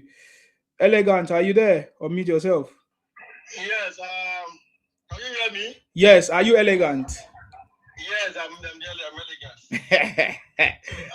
Thank you very much, and I really appreciate all the contributors. Yes. In fact, I've been on the conversation this morning, listening before coming up. I really appreciate you guys. You're welcome. I don't want to talk much about the Igbos because Yoruba said, whosoever will flog is what will be crying. So I just see them as someone who have lost hope, and the only thing they want is to keep causing rioting, causing violence and everything. But what I believe most is that you can't give what you don't have. If you are not good in politics, you can't take it or you leave it. So I don't want to talk much about the Igbos. I want to talk about EL-Rufai and Tinubu achievement. Firstly, I'm so surprised about EL-Rufai. EL-Rufai is very educated, very brilliant, and very smart guy.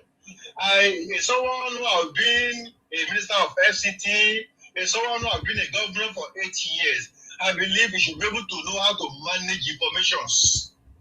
Because for you to attain such a ladder in politics, you should be able to manage information.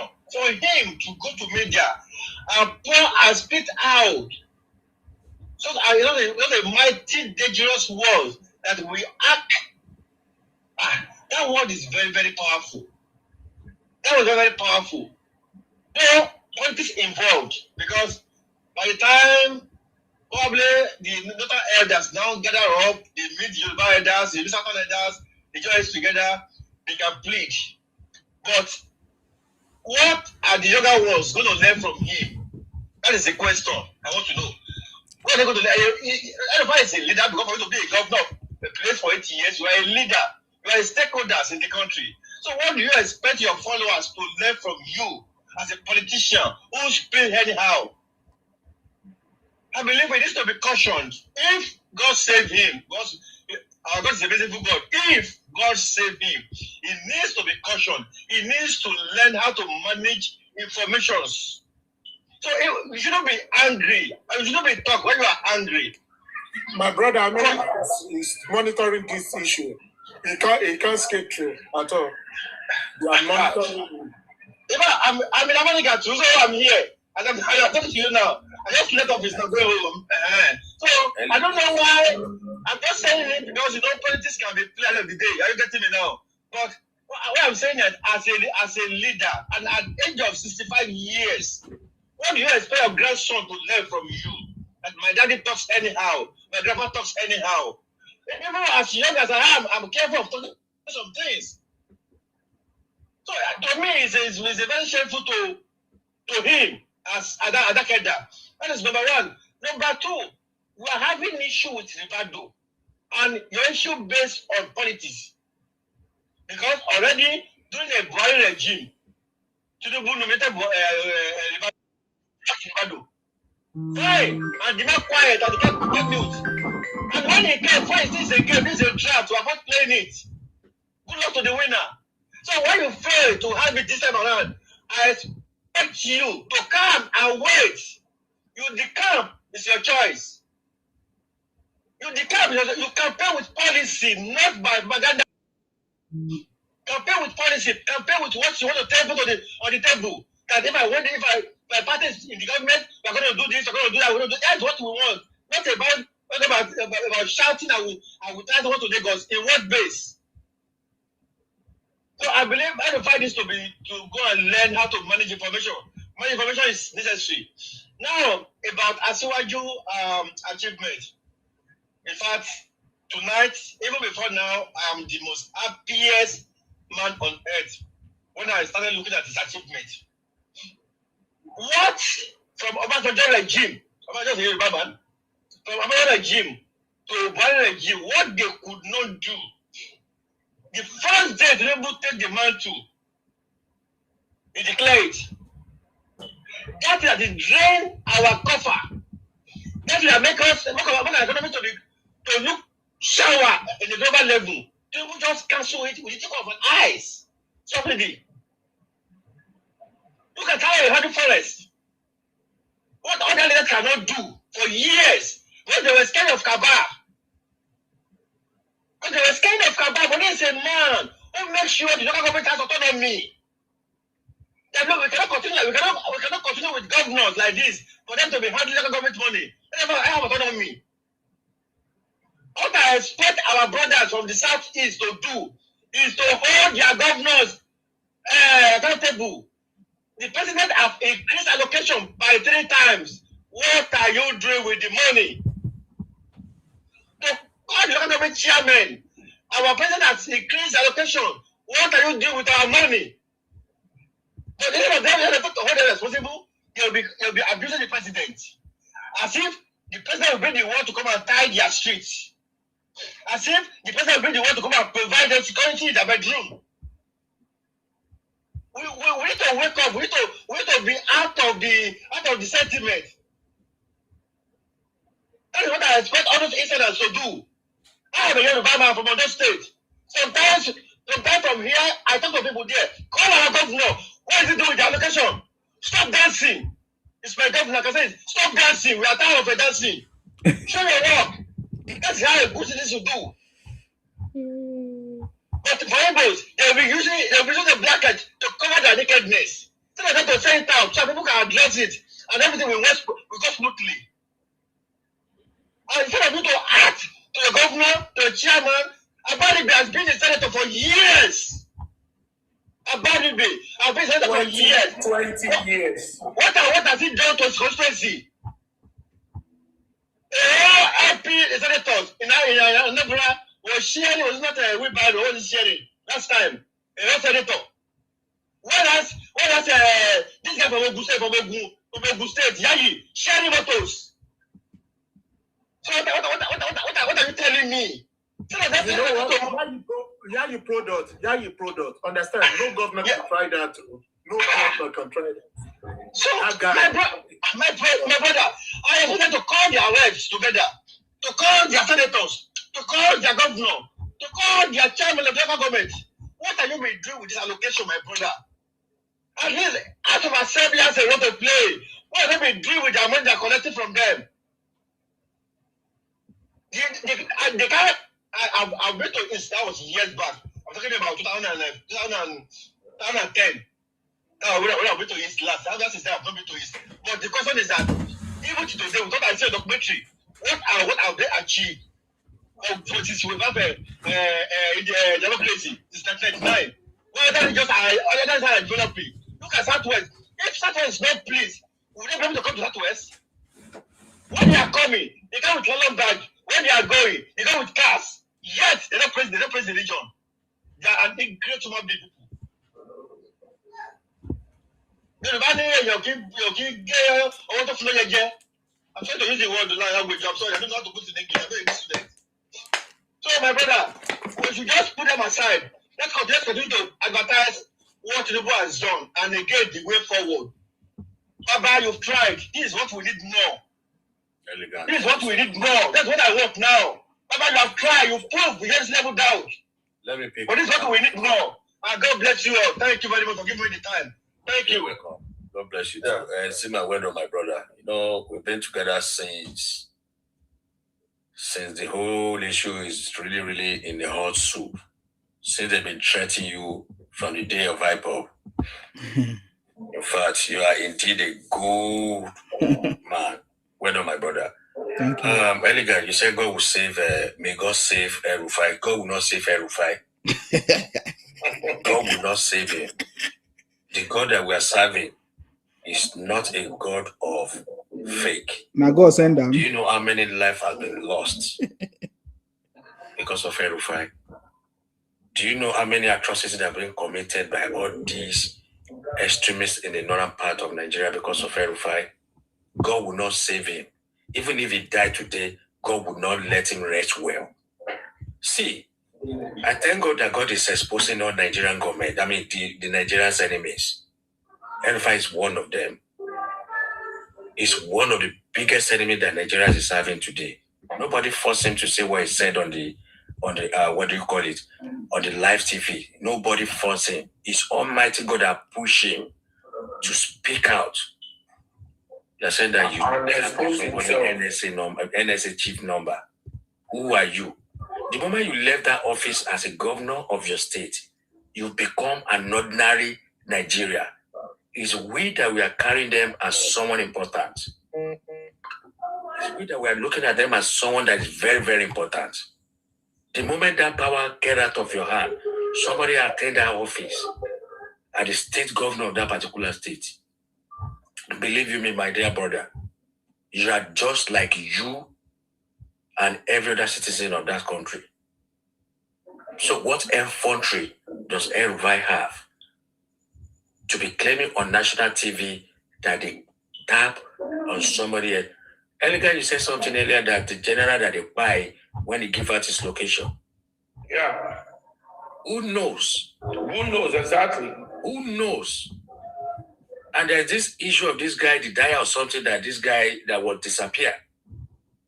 This guy need a lot to tell Nigerians. This guy have a lot to tell the Northerners. Because we're just talking about insecurity. There's no way you can fight insecurity successfully when you have a saboteur like El-Rufai alive. When you have people like El-Rufai alive, there's no way Nigeria is going to win over the insecurity. Let's say the truth. No way. And I really want federal government of Nigeria to take this case seriously.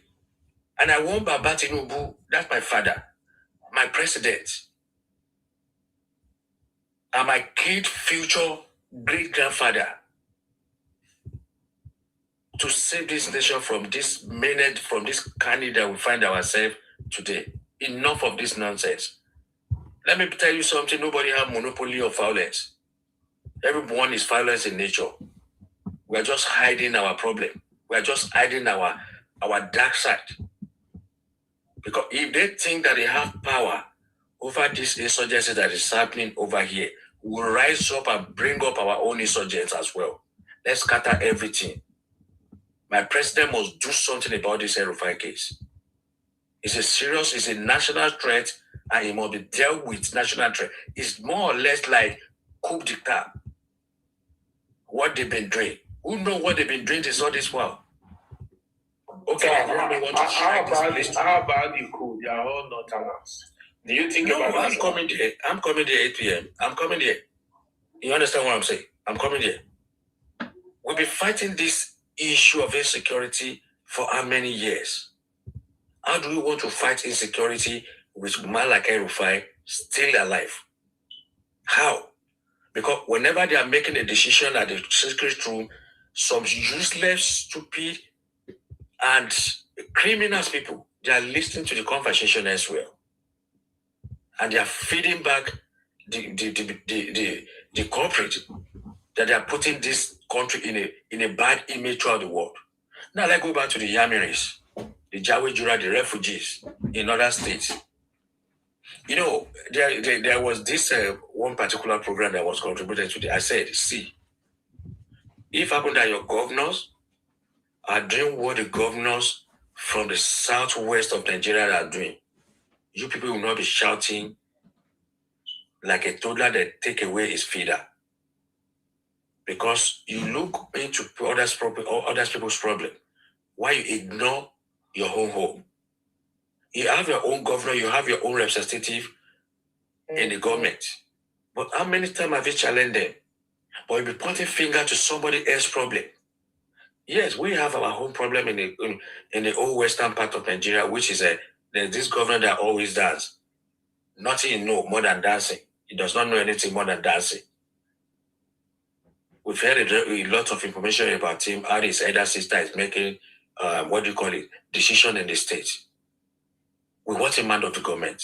But how many of them, the Yamini, the refugees, how many of them have been holding their leader responsible for the things that is happening in their own region? You are claiming no electricity, no good road, no security. Have you ever confronted your representative in government? But you have the audacity to go to US to lobby and bring US Army down to Nigeria with the hope that they are going to share Nigeria into your own favor. You are joking. You are joking. You are not going to get drawn on this war that we are already, because it's a WAR already in Nigeria. We might not have started carrying arms, but it's a WAR going on in Nigeria. You know, and we all know your tactics. We all know your tactics. We are not going to sleep. As you are not going to stop your propaganda, your lies. We that we have Nigeria to be better, we are not going to sleep as well. Because it's like a child that decided that his mother is not going to sleep. Definitely him or herself is not going to sleep. That is our case now with Yemenis in Nigeria. And Almighty God will keep exposing you people that don't want this country to have rest of mind, that don't want this country to prosper, that don't want this country to move forward. Almighty God will keep exposing you. Nnamdi Kanu is already in Sokoto prison. And any one of you guys that want to go by his way, be ready to be me. That is Nnamdi Sokoto. Yes, Nnamdi Sokoto. Whoever that want to be like him should be ready to stay isolated as well, where their boss, their Lord, their demigod is living right now. And on the other part of the people in the northern part that are creating unnecessary unrest in Nigeria, sooner or later, God will expose you. It's every day for the thief, but one day for the owner. I yield the mic on this point. Thank you so much, Inzima, and thank you, 8 p.m. I really appreciate you guys. God bless Nigeria. God bless every one of us. Well done, sir. My brother, you see, personally, we don't have problem in this country. But some of our citizens decided to create problem for us in this country. There is no country in this world that does not have their own problems. But what they did best is that they find a way to manage the problem and they live in harmony. But this part of the world, Nigeria, people are not thinking like that. Imagine Obi will go out there, talk down about this country, and come back, want to be the president of this country. I don't know how that makes sense. Imagine a child that was born in a family, wake up and say his father, his mother, they are not the good people, that their house is not fine. You did not see Baba, whatever house beside them. You did not see this other house, and you come back to become the head of the house. I don't know how possible that could be, but God will heal us in this country. God will expose those that are willing to spoil this country. Even if you did not support Tinubu, it's not compulsory you should support Tinubu. That is the beauty of democracy. We cannot all become the support of one person. But the fact remains, haven't you seen anything good in this administration? Are you actually telling us that since Tinubu has been there, nothing has been done right, everything has been done wrong? My brother, that is hypocrite of the highest order.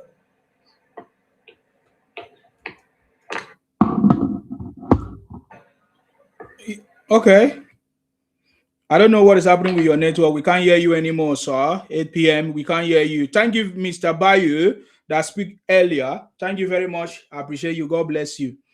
We can't hear 8 p.m. I don't know what's going on there. 8 p.m. Please come back if your network having problems. You know, just like we have said, all these people trying to gang up against President Tinubu, they have nothing against him. I asked a question. In fact, can any Igbo man, or even all these people that are fighting President Tinubu up and down, can they say or tell us one thing that President Tinubu have done against them? One thing. Can the Igbo say one thing that President Tinubu have done against them? What is making them to be so mad? Can the Igbo say it? So they don't even know what they are doing. What did President Tinubu did to Nnamdi Kanu when he set up IPOP against President Tinubu? It was a propaganda machine against President Tinubu and the Yorubas. So what is Sorry, it? my network just gets rocky. I don't know what happened. Okay, go ahead. See, nobody would be able to say what President Tinubu has done wrong to them. No tribe. Even we Yorubas can even say one or two things, which is not even acceptable. Nothing. What happened is Tinubu won the election. And it becomes a problem because everybody, as in every Igbo person expect an Igbo leader. Do you understand? So they could not withstand the fact that Obi is not sitting there. Let's be realistic with ourselves. What would Obi have done different? That's the main question. If you are criticizing the present administration of this country, you that you are criticizing it, can you tell me what you would have done different? As in, okay, this is what Obi would have done different. They were asking Obi a lot of questions. He keep dodging the question, taking us back to the time of APCA for Apple, B for boy, unnecessary things. And when you see Obi supporter, when they come here, they will hold the ground with you as if Obi has achieved something incredible when he was doing his governorship in Anambra for 8 years after he won the court, whatever nonsense. Now, this is a man that could not even, my brother, what defines a man is the man's word. When the man said no, we all expect that no to remain the same. Obi called this article and the rest criminals. He said they build the structure of criminality. Yes. Now he's part of the criminal structure. Then who is Obi? He's a criminal. Because if you are aligned with those that you yourself has identified as criminals, yes, then you now identify with them. After you've identified them to us, we don't know that they are criminal, but you expose them to us. Now we now know that they are criminal. So whosoever we see with them, we know these are the criminals. You now become one of them. And at the end of the day, you know what? They are my brothers. Atiku is my brother. Alekashola is my brother. My brother, you are a criminal. The truth must be told. You are a criminal. So, and that is for you to know that all these Southeastern political elite, they don't know how to play politics. What they focus on more is money. They don't know how to play politics. If Obi was a good politician, he would have stayed back in Labour Party. But because of his myopic mindset, he keeps running up and down. He wants the presidency to be given to him on a platter of gold. You understand? These are people that does not respect their kings. Amechi is coming out today to campaign. Amechi of all people. Amechi. Atiku have been contesting for presidential candidates since 1992. I was in secondary school. This man is still in the political space, wanting to be the president by force, by fire. What would he have done different? Like, let's be honest. We should ask all these people, what would you have done different compared to what Ashiwaju is doing? Are you going to be more better than he has done? Are you going to present a more better policy for our economy not to be collapsed? Are you going to look at the side of education to stabilize the education so that ASU wouldn't be going on strike on a monthly basis? Are you going to look at our currency, stabilize it, take out the backlog, put it on the standard price? No Nigeria even understand that the naira is being subsidized to get strength. Subsidized to get strength against the dollar. They be subsidizing the naira. Just imagine. And we think that the naira has this natural strength, not knowing that they are just pushing it, packaging the naira. Now, this administration came in, they took away that subsidy of the naira. they let the naira go to the original strength and they start building the economy from there. So they set that as a target in which if the economy is rising, it will show in our currency. And the more the naira gains strength, the more we felt the impact of the economy growing. You understand? So when our naira is being subsidized. When they put subsidy on our naira, and the strength the naira gain look as if the naira is in original strength, not knowing that they've put subsidy on it, they've packaged it in order to have strength against the dollar. Nobody knows these things. Nobody knows these things. No single person knows these things. Now that they took away that subsidy, the naira falls to its original strength. Tinubu has made the naira go up. No, the past administration has been putting subsidy on the naira to give it more strength. It shouldn't have been like that. That does not allow the government in their own capacity to even understand how strong our currency was.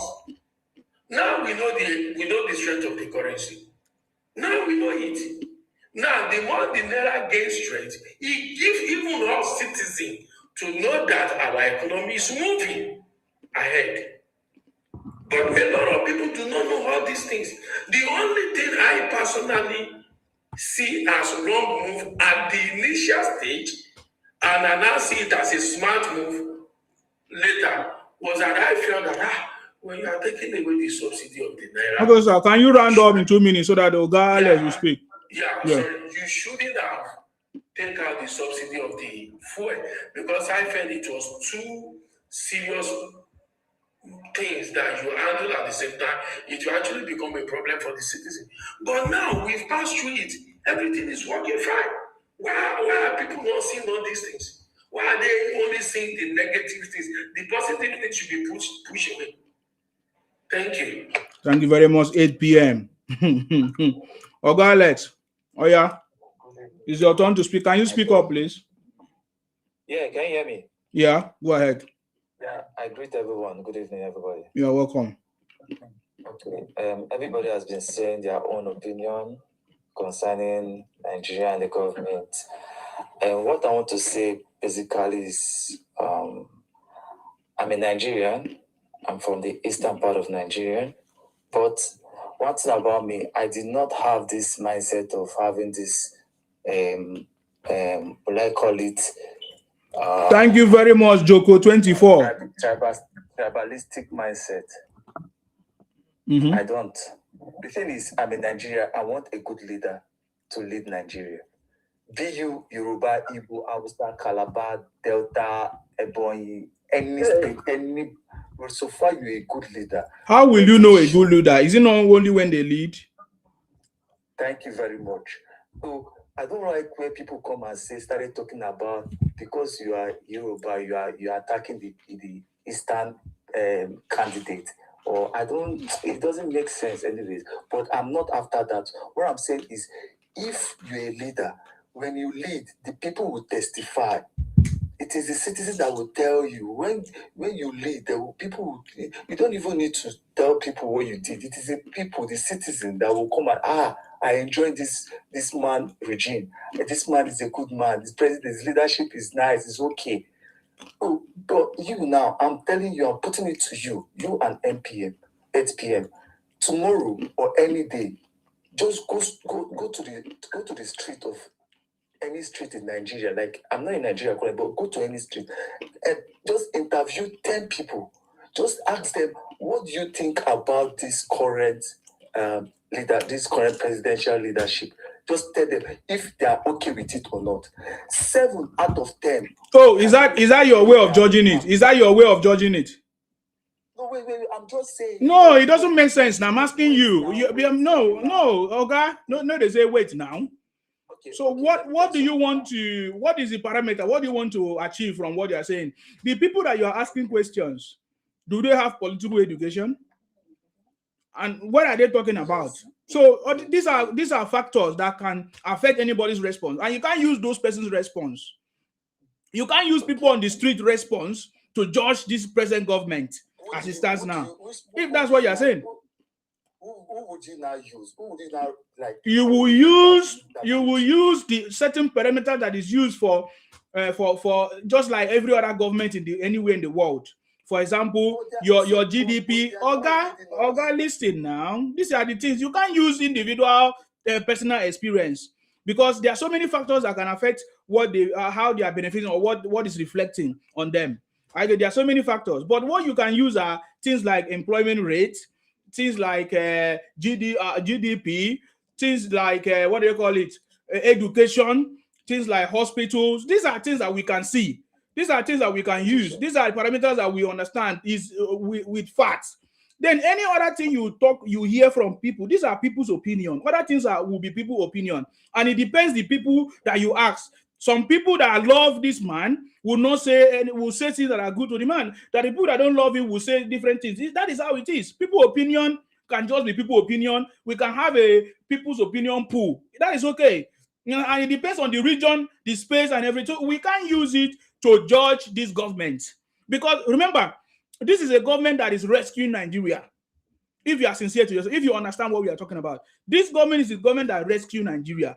Every expert has already projected that Nigeria will go into recession, and it will be difficult for them to come out, because even the resources that many Nigerians are depending on, like the oil and all of that, were already sold in the future.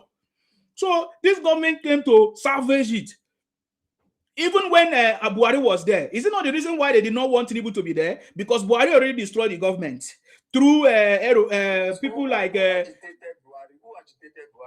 What are you doing now? You are going back to things that does not make sense.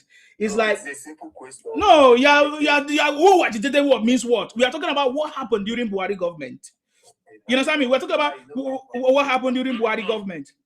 You understand me? Ismail, please wait. Ismail, my brother, if you wanna take us back to the route that who presented Buhari. He brought about Buhari. He brought about. I never said. Relax. I'll say something now.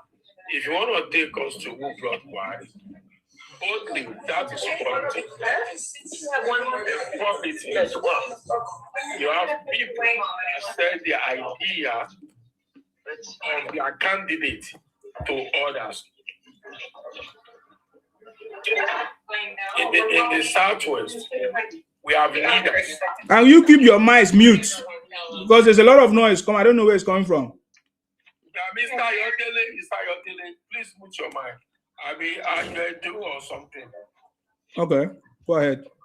You see, if you want to bring about the idea of who brought Buhari, is on the ground of politics. People campaign for their candidates, push their weight behind their candidate. That was what happened.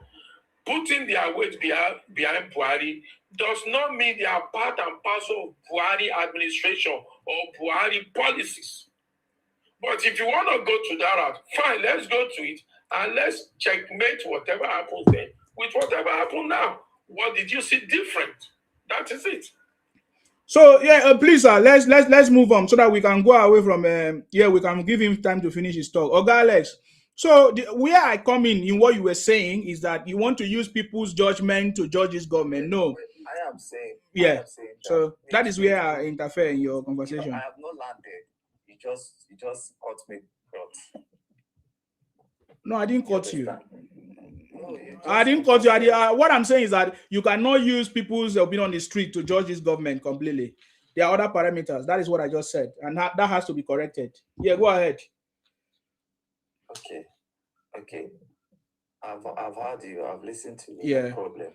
But I'm saying, from my own point of view, that if Nigeria is moving forward, and we all believe, then there shouldn't be any need for this meeting or discussing about Nigeria. I don't know if you understand. No. What meeting is that? I campaign with you. Election is less than 1 year. This is campaign time, brother. Let him tell us the meeting, please? What is it? We are campaigning. Now, campaign has started. Are we campaigning for, how will I say it? Okay. Are we okay with, it's a question between me and you to answer. Are we okay with the present situation of Nigeria? Yes, I am very, very happy with you. 100%. Hold on. Hold on, guys. When is your turn, you talk. Hold on. Yeah, I salute you. Hold on. When is your turn, you talk. You could have answered that question by yourself. See, this is the problem I have with you people. Alex Winston.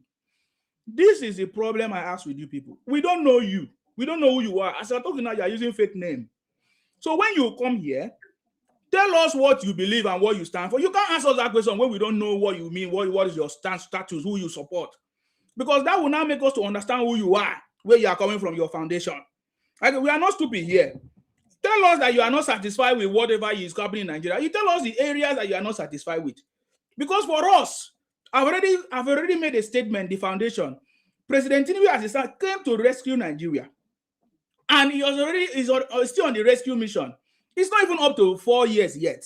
He has not even completed his first term. And he has fixed so many things, built the foundation that is going to catapult us to the next level. Yeah. So if you are not happy, tell us the thing that you are not happy. And you agree with me that there is nobody that can ever solve any bigger problem of Nigeria like the way it is in just within 4 years or thereabout. That is why we need President Tinubu to continue. Any government that works, there must be continuity. That is the secret. That is the secret to what is happening in Lagos. That is the secret to every other place that is working.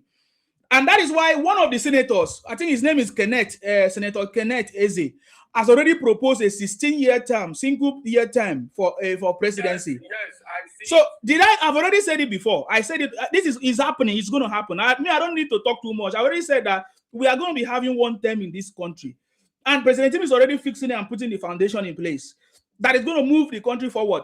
Because any government that comes might either decide not to continue or destroy the government or whatever. So, and that is what has been moving us back and forth. We need to move this country forward. Final. And President Tinubu is the only government that is going to enable that to happen. Build the foundation, change the amend our constitution, put the structure in place, and the Nigeria will move forward just like Lagos is moving forward. That is what President Tinubu has come to do. I get him now, because if you don't have understanding, you don't have understanding. There's no problem. Even an Igbo man, when President Tinubu finish, an Igbo man can come and rule. He will not be able to destroy the country because the system will be put in place. I'm telling you, the reason why we have been suffering because there's no system in place. There has to be a system in place. System with consequences. When you go out of the system, there's a consequences. And that is what we need. And that is what the order that President Tinubu is trying to bring back to Nigeria. When we say that Nigeria, that President Tinubu has cracked the code to take Nigeria out of a third world state, that's what we are talking about. Every developed world, the reason why they are progressing is because there's a system. And that system can enable them to trace fraud, to trace corruption, to solve problems, to know how to design and build a city, a community, all of that. To create jobs, it is a system that provides the data. And that is what President Tinubu is trying to do. So that is what I can tell you. Let me give you 2 minutes to complete because other people are itching to speak. Please go ahead. Okay. I like the part you said the president comes to rescue the country. Now, this is the same political party that was there before he came. It's not like it's another party coming from another party to come and rescue what the other party has fought. This is the same umbrella. You understand? Just like we are the same community. We know what is happening. We all meeting together, and one leader passed, finished ruling, and I came under that same leadership and said I'm trying to rescue what, as if we are not holding. We don't used to do meeting. Oga, you are wasting my time. Please, do you know how to read? You go and read President Tinubu Constitution, manifesto, and read Buhari manifesto. You understand me? If you know how to read, so don't stop acting like ignorant person. If you say Nigerian problem is a party problem, what about the party in your state? What party is in your state? Have they solved your problem in your state? Abga have been in government for so many years, over 20 years. They have not been able to solve the problem of Igbos. You are very foolish to go and talk about party. Idiot. Waste my time. You think I'm going to waste time? Talking nonsense. God punish you. Idiot. Please, let's move to the next level. 70. I'll give you time to speak. Calm down now. No. I know they waste my time. They know me very, very well, please. Good evening, Mr. Sima. I salute you. Yes. Good 70, I salute you.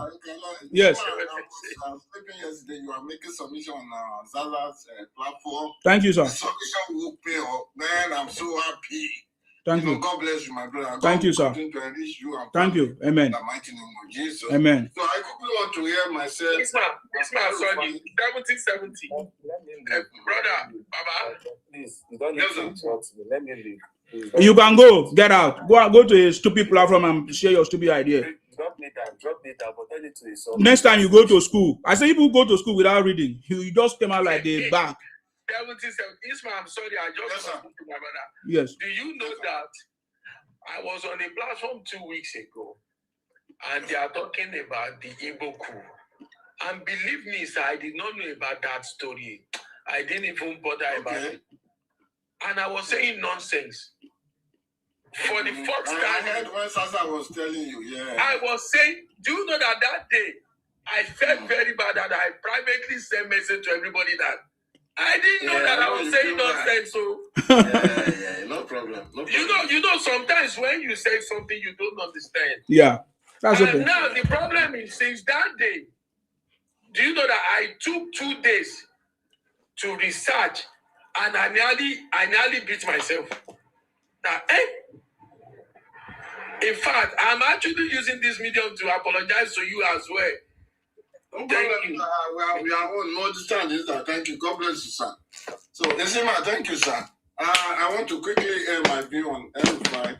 Go ahead, sir. I was one of the first people that came out on Dangerous platform to say, guys, I don't know why Nigeria is not jumping. That was a day after the message. I don't know why Nigeria is not jumping Iran. For 3 points I brought out that day. The moment El-Rufai came out of the airport was about going, and they accosted him, they were interviewing. He said, even your president cannot tell me what you are telling me. That was number one. He went on and arise. He said, I tap NSA or Ribaidu's number. I tap it. He said, did you know the level of allegation, the consequences of this, the grievances of this allegation? He says, yes, that's what the government is doing. He said third, they accused Ribaidu of bringing a poison, So I was going to say, I don't know by now what the DSS is doing, what Nigerian Federal Prosecutors are doing. This guy should have been arrested by now. He should be interrogated. He should be brought in for questioning. And glory be to God, he was questioning this morning. And as at Nigeria 11 p.m. this evening, reliably gathered, I was still told he was still in the custody of them. Yes, he's not been left going out of the net. He has a lot of questions to, So somebody make a good, observation on your platform. Just now I was thinking about. He said, as long as we still have El-Rufai in Nigeria, insurgents will still continue. Thank God, God has brought him, and God is going to keep him for President Bola Tinubu to have time to deal with the remaining problem of Nigeria. You see, man, did you know within 2 years to now, Nigeria has been turning to a construction site, sir? Yes. There's no place. There's all over 36 states. Yes. You will see Bola Tinubu sand. You will see construction. Yes. You will see road. There's nowhere. We were all in Nigeria this Christmas. We did Christmas. This is the first Christmas I waited because it's been a long time I got to Nigeria. So this Christmas I went to Nigeria. I saw the first station. I'm speaking Yoruba. I'm sorry, I've been listening. First station was quiet. You walk in, you buy your phone, and you went back. And even electricity was stable, sir. And did you know my joy, sir? If you put water, as we tie pure water when we are small, we tie it in nylon and put it on the street. Come and buy pure water. Come on. You will sell in Nigeria, you'll be happy. People were going around by their business, Lagos Repeatedly and other things. This is the level, this is the kind of government we want, this kind of economy we want. As I speak with you, sir, I quickly checked my tap. I was shocked. Tap here used to be 1,500. Now tap is 1,390. As really? I'm speaking to you now. The money is crashing every time. So if you have money, you understand, and pounds, please send it to him now. Before before you know it, your money is gone. You know, I'm so happy that we are having improvements in this country, and you will see this bingo. When they come, when you question them twice, they lose the line of thought. You see this one, he immediately lost the line of thought. So what I'm just here to say is that this government is working. They are not going to be rushing into action like other government is doing. They know where to do. El-Rufai was charged for 3 count charges now. All these 3 count charges, he will not escape any of it. If he escapes one, he will not escape 2. This government is not making noise. And we are on a very high speed. Yes, sir. We are on a very high speed. We are making progress, and we are on a good platform. You see, I will still be adding as we go on this program. God bless you. Yeah, but before you go, let me ask you one question, sir. Yes, sir. Why do you think the UK government is planning for state visit for President Tinubu? Why? Thank you, sir. After 37 years. Yeah, that's a very good question, sir. As I speak with you, Nigeria is the number 8 most improved GDP all over the world. Every country all over the world they want to partner with us. They want to see what is happening in Nigeria. Where are we going? What is happening in this country? We've dejected. What is happening in this country we thought cannot amount to nothing? What is happening in this country that we thought they can't go to nowhere? Because our GDP is growing, our economy is going, and they are seeing the trajectory of things, how it's going, what plan President Bola Tinubu has, and what is about to do till 2031. So I mean, that's the reason government of Britain quickly want to cash into that before any other country comes to cash into it. Let's partner with President Bola Tinubu and let's see what we can take from there. Because he just came back from Turkey, he just came back from other reasonable company, and he signed very good deal. So they don't want to be left out. And as the person that colonized us, they want to cash into their advantage too, so as to get something. That's my own personal opinion, sir. Thank you. Do you notice that Turkey had to beg Nigerian government to include them in e-visa on arrival? Oh, okay. Yeah, they did. You did not hear the news. Well, so many news now. Good morning. Good morning, so many news, so many good things are coming out, sir. Not everything I captured at once. Yes. Good morning, everybody. Yeah, go ahead, 30. We can hear our voices. Can you reduce the other one at the background? Thank you. Okay. Yes. Good morning, and I want to thank the man that just spoke. I really appreciate the man. But my own, I will digress a bit. Okay. And what I want to digress about is I want to speak about the blackmailing and the name calling of the Senate president. Yes, I want to pick it from there. Mr. Asima, I hope you are with me. Yeah. Go ahead. They keep maligning the name of the man, Senator Abga, that is this, is that, is this, is that. If you check the man very well, the way he's handling the Senate house or Senate this thing apparatus, you understand that this man actually allows every divergent opinion to be listened to. Okay, you guys protested that you need electronic this thing transmission. Most of them are dullard.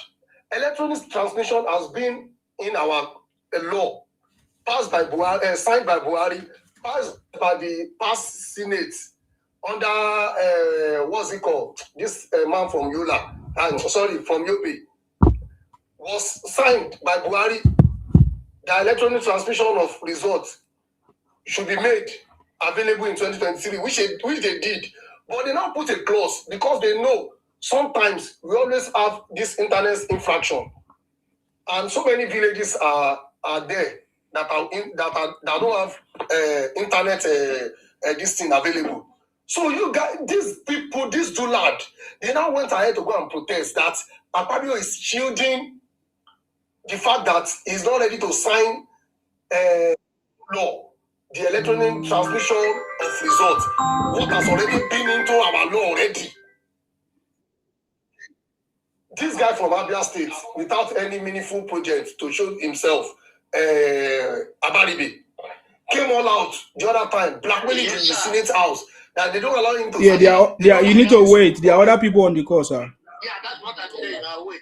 Okay. So that they don't allow him to speak. Okay, Abaribe now said the first person that we are going to be attending to in this Senate building is Mr. Abaribe. Mr. Abaribe. Abaribe, we want to vote. We just want to be assure you on what you said outside, that they don't allow you to speak.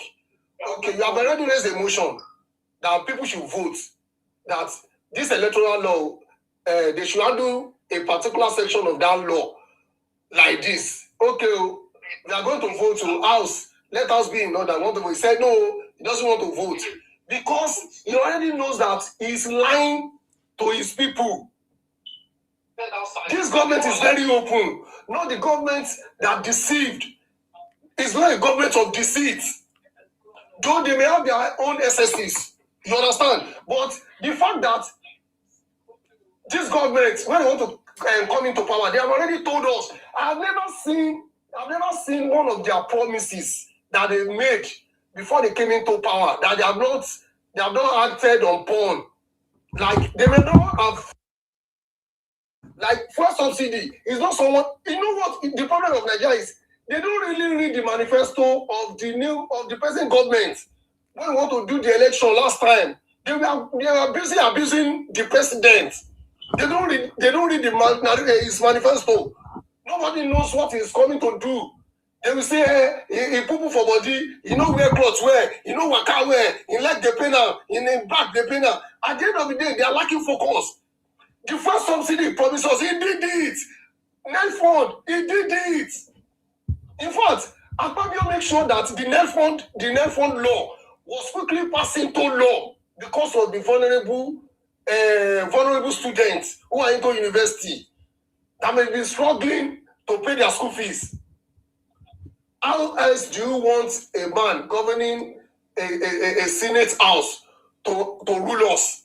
Someone that came just 3 years, and within that 3 years, they make sure they pass a law that can actually favor the student of Nigeria, the vulnerable student of Nigeria. And you're telling me that government is not working. Okay, they made a law under this administration. They made a law that they want to do a tax reform. That tax reform that is going to favor vulnerable civil servants more than the rich. All this opposition that doesn't know right or left, coming online to lie to people. The new tax reforms. I'm so sad that average Nigerians can't dig information by themselves. They only wait for propaganda. Nigeria is being set on the right track, but some people are out there cooking bad narrative that is not tenable. Okay, Amishi the other time. 2 minutes to round up, sir. 2 minutes to round up. I'm sorry. Yeah. Let me round up with this. Okay. Amishi went to Amma to campaign and be lying to people there that by next don't vote for Ashwaju. By next we will implement tax. They will be pursuing your father with tax. The same tax law that has already started January 1st. And people are now seeing the vulnerable civil servants are seeing their pay slip being reduced, tax being reduced, and their pay is being raised. The tax is being pushed to the rich and relaxed to the poor. I don't know. The problem we are practicing politics of hate. Nobody want to dig the right information. Thank you, Mr. Isima. Thank you, everybody. Thank you very much, sir. Never die young. No wahala. Amen. Thank you very much. I just need to allow my caller on the phone to speak. I could have said something to you, which we need to also be careful the way we say it, because Nigerians are very happy with President Tinubu. It is only the disgruntled, hatred, son of a bitch people that are making that noise, and we know where they come from. They come from a certain region, so it's not Nigerians. So please, next time you need to use that words correctly, because I'm a Nigerian and I can tell you that the president is doing well. Over 8 million voted for President Tinubu. We gave him that job, and because we trusted him. These are Nigerians. Other people are not. People that speak the market, the country, and trying evil, they are not. You can see. So Nigerians are in full support of President Tinubu. The people that are speaking against him are not Nigerians. And if there are, there's from a certain region. So we must begin to correct the way we use our language, please, because Nigerians are aware of what President Tinubu are doing, and they are going to show it next election 2027. And 50 million, 100 million vote, the kind of vote that have never happened before. That is what is going to happen. I can guarantee you. Each time we tell you something, just take note of what I'm saying. I salute you, Sir Patrick, on the line. Yes. Yes, sir. Thank you very much for the role you are playing. Yes. This is a very serious, positive role you are playing. Okay? I wish every platform will close down and listen to you because it's very informative. You are informing uninformed. There are so many uninformed out there. Let's go back to this El-Rufai, whatever it is. This guy is a total criminal. You see what he confessed is not a simple thing. If you go to the civil society and he agrees and he goes on national TV and say this, that day he's arrested. Because that's insurgents. Okay? It's the enablers. That is the people who are following him. Including all these people who say they are people who are coming out to take over from Tinubu. All of them should be investigated. But I will tell you one thing: they are underestimating the Jagaban Tinubu. He doesn't talk, no nonsense, talking nonsense. He's the behind the scene player. He sends his ministers and people around to do the job. There is a reason why he took out this guy. What's his name? Musa, and made him a minister. There's a reason why he did that after the coup. That will tell you that this guy is he's a player. He's the man who knows the road. You see, Obi,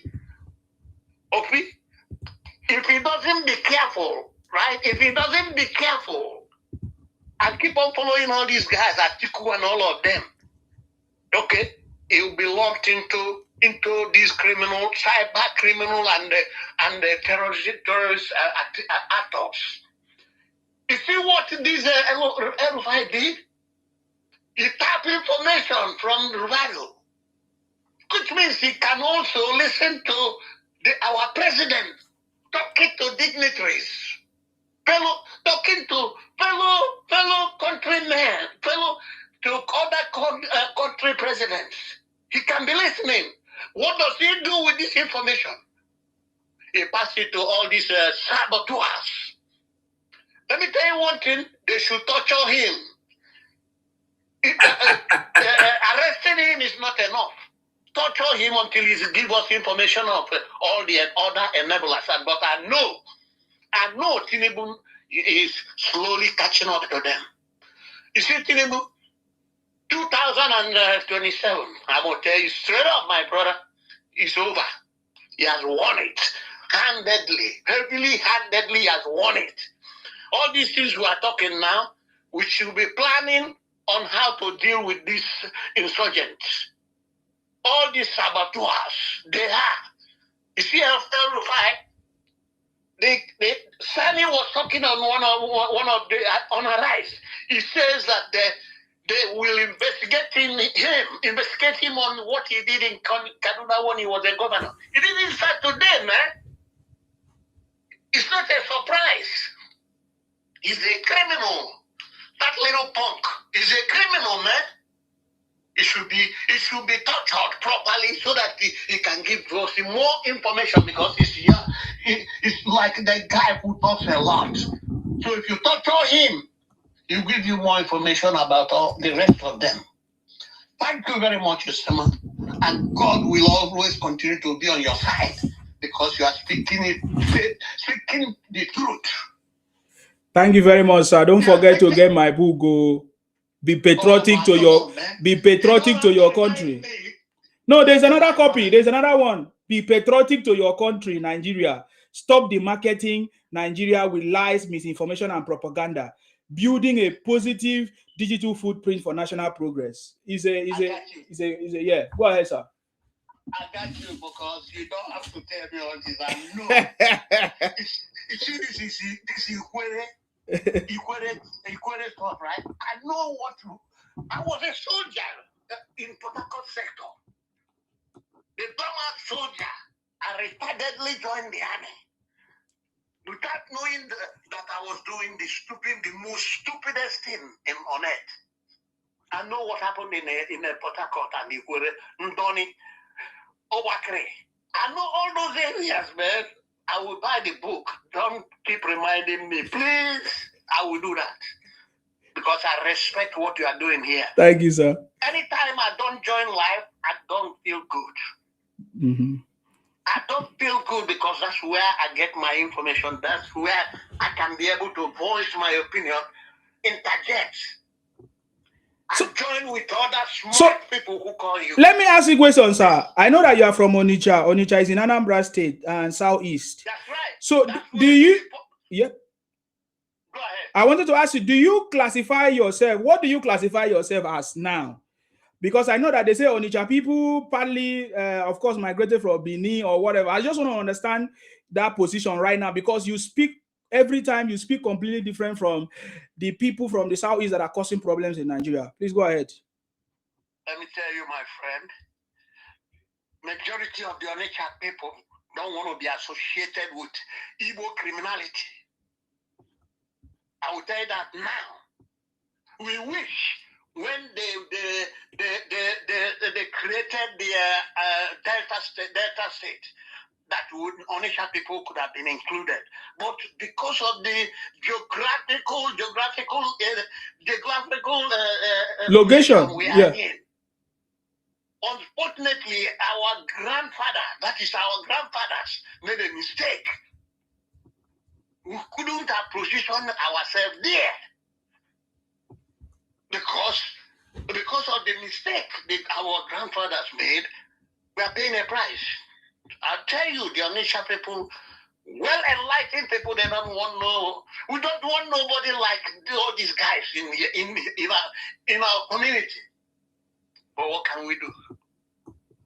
Okay. That is why I associate with the South. Okay. That's why I associate with that South because that's where we belong. No Onitsha guy wants to be Piapo, Ipo, whatever you call them. No, I'm not interested in that. And I'm speaking loudly. So sometimes I feel bad that I'm one man alone. I should have been one of the South guys, speaking like all these gentlemen who call you. So I'm sorry. That's the way it is. That's fine, sir. All we need to do now, follow the man who knows the road and get things done. Things are getting done. You don't hear people talk about all these things. All this nonsense. Rufai, you see there. Let me tell you the truth. He's guy. All we need to is to start punishing him. Put him, after they convict him, don't put him in Sokoto, put him in Kirikiri. Where they will put him in Kirikiri where they will be watching him. Punish him. What he just did here, he can't do it in the Western world. He cannot do it in civilized society. He cannot do it in India, even Turkey. All these places, he cannot say this kind of nonsense. You think it's somebody because every time they come out, they call them your highness, you're this. What the hell is highness? This man is just an ignorant idiot. The evil man. He's an evil man. You remember the guy who accused Obi? You remember the man who accused Obi that he took the money for the state and put in his bank? The man said today on one of the, I think it's either Arise or somewhere, he said that he's not going to back away. He's going to prove it in court. He has a lot of problems, Obi. You see that American, leave him alone, he's a fool. He doesn't understand himself. If these guys understand, all these Southerners, all these Southerners understand what's going on, they should align themselves with Tinubu and get Nigeria straight. Bring Nigeria from the third world and bring us to civilized society. They don't like it. All these idiots. They should continue investigating them until they flush out all these idiots. And I thank you, man. Thank you, sir. I will continue to watch and continue. I will buy 2 of those books. I will buy. Thank you. Trust me. I know. will do that. All right, sir. All right. I'm sorry. I'm holding you up, but let's go. I'm watching. All right, sir. Thank you very much. I appreciate you. I always like to listen to you for your words, your contribution, and your words of knowledge. Thank you very much, sir. Stay blessed. God bless you. Amen. God bless you too. Amen. Amen. Amen. Thank you. All right. Okay. 8 p.m. You want to say something? Do you know that? I don't know. From my observation, do you realize that there are more charges that is coming for EL-Rufai? They will now. And do you know that those charges are not just charges put together by federal government of Nigeria alone, but international charges we add up and become a Nigerian charges on it. Do you get what I'm saying, Sha? Yeah. And breaking news. Ribado ordered they should not release him today. So it's in the custody. This is 1 a.m. now. I told you, look at the topic. Look at the topic. EFCC Detained EL-Rufai. It's long, we already know. You know that thing. You know the other thing is that. Okay, I just said, yeah. You see, the other thing is that more of them are going down. Check this. Ashiwaju has tried to neutralize the entire southern and middle belt away from the shadow of the northern allies. The Nigerian constitution gives more grants to the northern part of Nigeria than the rest. But Ashiwaju has done the unthinkable by making it a parallel line of communication for everybody. And the northerners are not happy with that. You see, the coup is something to think of. More of the northern elite are going down. Go and write it down. More of the northern elite, most especially those that are in support of this nonsensical terrorism act being committed in the north. Do you notice that the Sultan of Sokoto has been quiet for some time? Of course. Do you notice that Gumi has not been speaking anymore for some time? Yes. Ever since the first strike in December, he deleted some of his tweets. Do you notice that all of a sudden, Zamfara State has been having some calmness lately? Do you notice that Matawale has gone silent despite the fact that he's still in service for the federal government? You don't notice all those things? The northern leader, Matawale on the side is in the custody, but they are doing it silently. Matawale is in the custody. Yeah, they say Malami. There's a connection between. Yeah. No, it might be in custody, but I think if Matawale is in custody, it will become a very serious news that we must have. Yeah, you know, this government don't make noise. They do a lot of things. You know, people don't know Tinubu. He will not talk. They underrate him. They underrated him. Yeah. And you see, politics is not a social media experiment.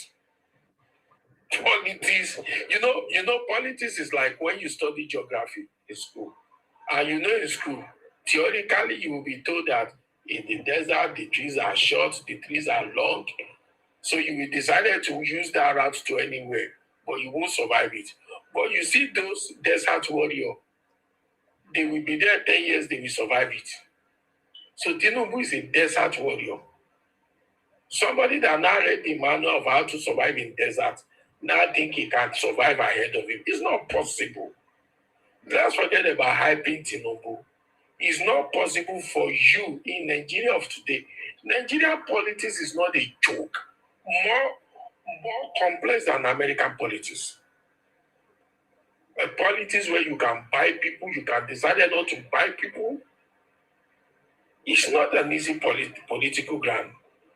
So the problem Rufai is having now is to find a way to speak the truth and get pardon. Or else, Ribadu will not spare. Because Ribadu already knew that 4 years after Tinubu is going to continue the legacy of Tinubu. You understand? Ribadu knew it already. So now, Ribadu will not even take any chances of sparing a man that will become a problem to him when he's trying to get in that seat. And if El-Rufai is being caged, Kwankwaso does not have dominance apart from Kano. Kwankwaso dominance is in Kano. Kwankwaso does not have any dominance elsewhere. And if Ribadu stood tall in the north, all the northern APC leaders will rally around him. The south, we in the southwest, as long as Baba say, Edibo, Furi, Badu, we are all there. We don't get time. We don't get time. Even the southwest and the northern vote alone is good for the Badu. It's good for the Badu. But let's watch how the game is going. We shall see what will happen. But for me, El-Rufai should be kept in custody till whenever they could.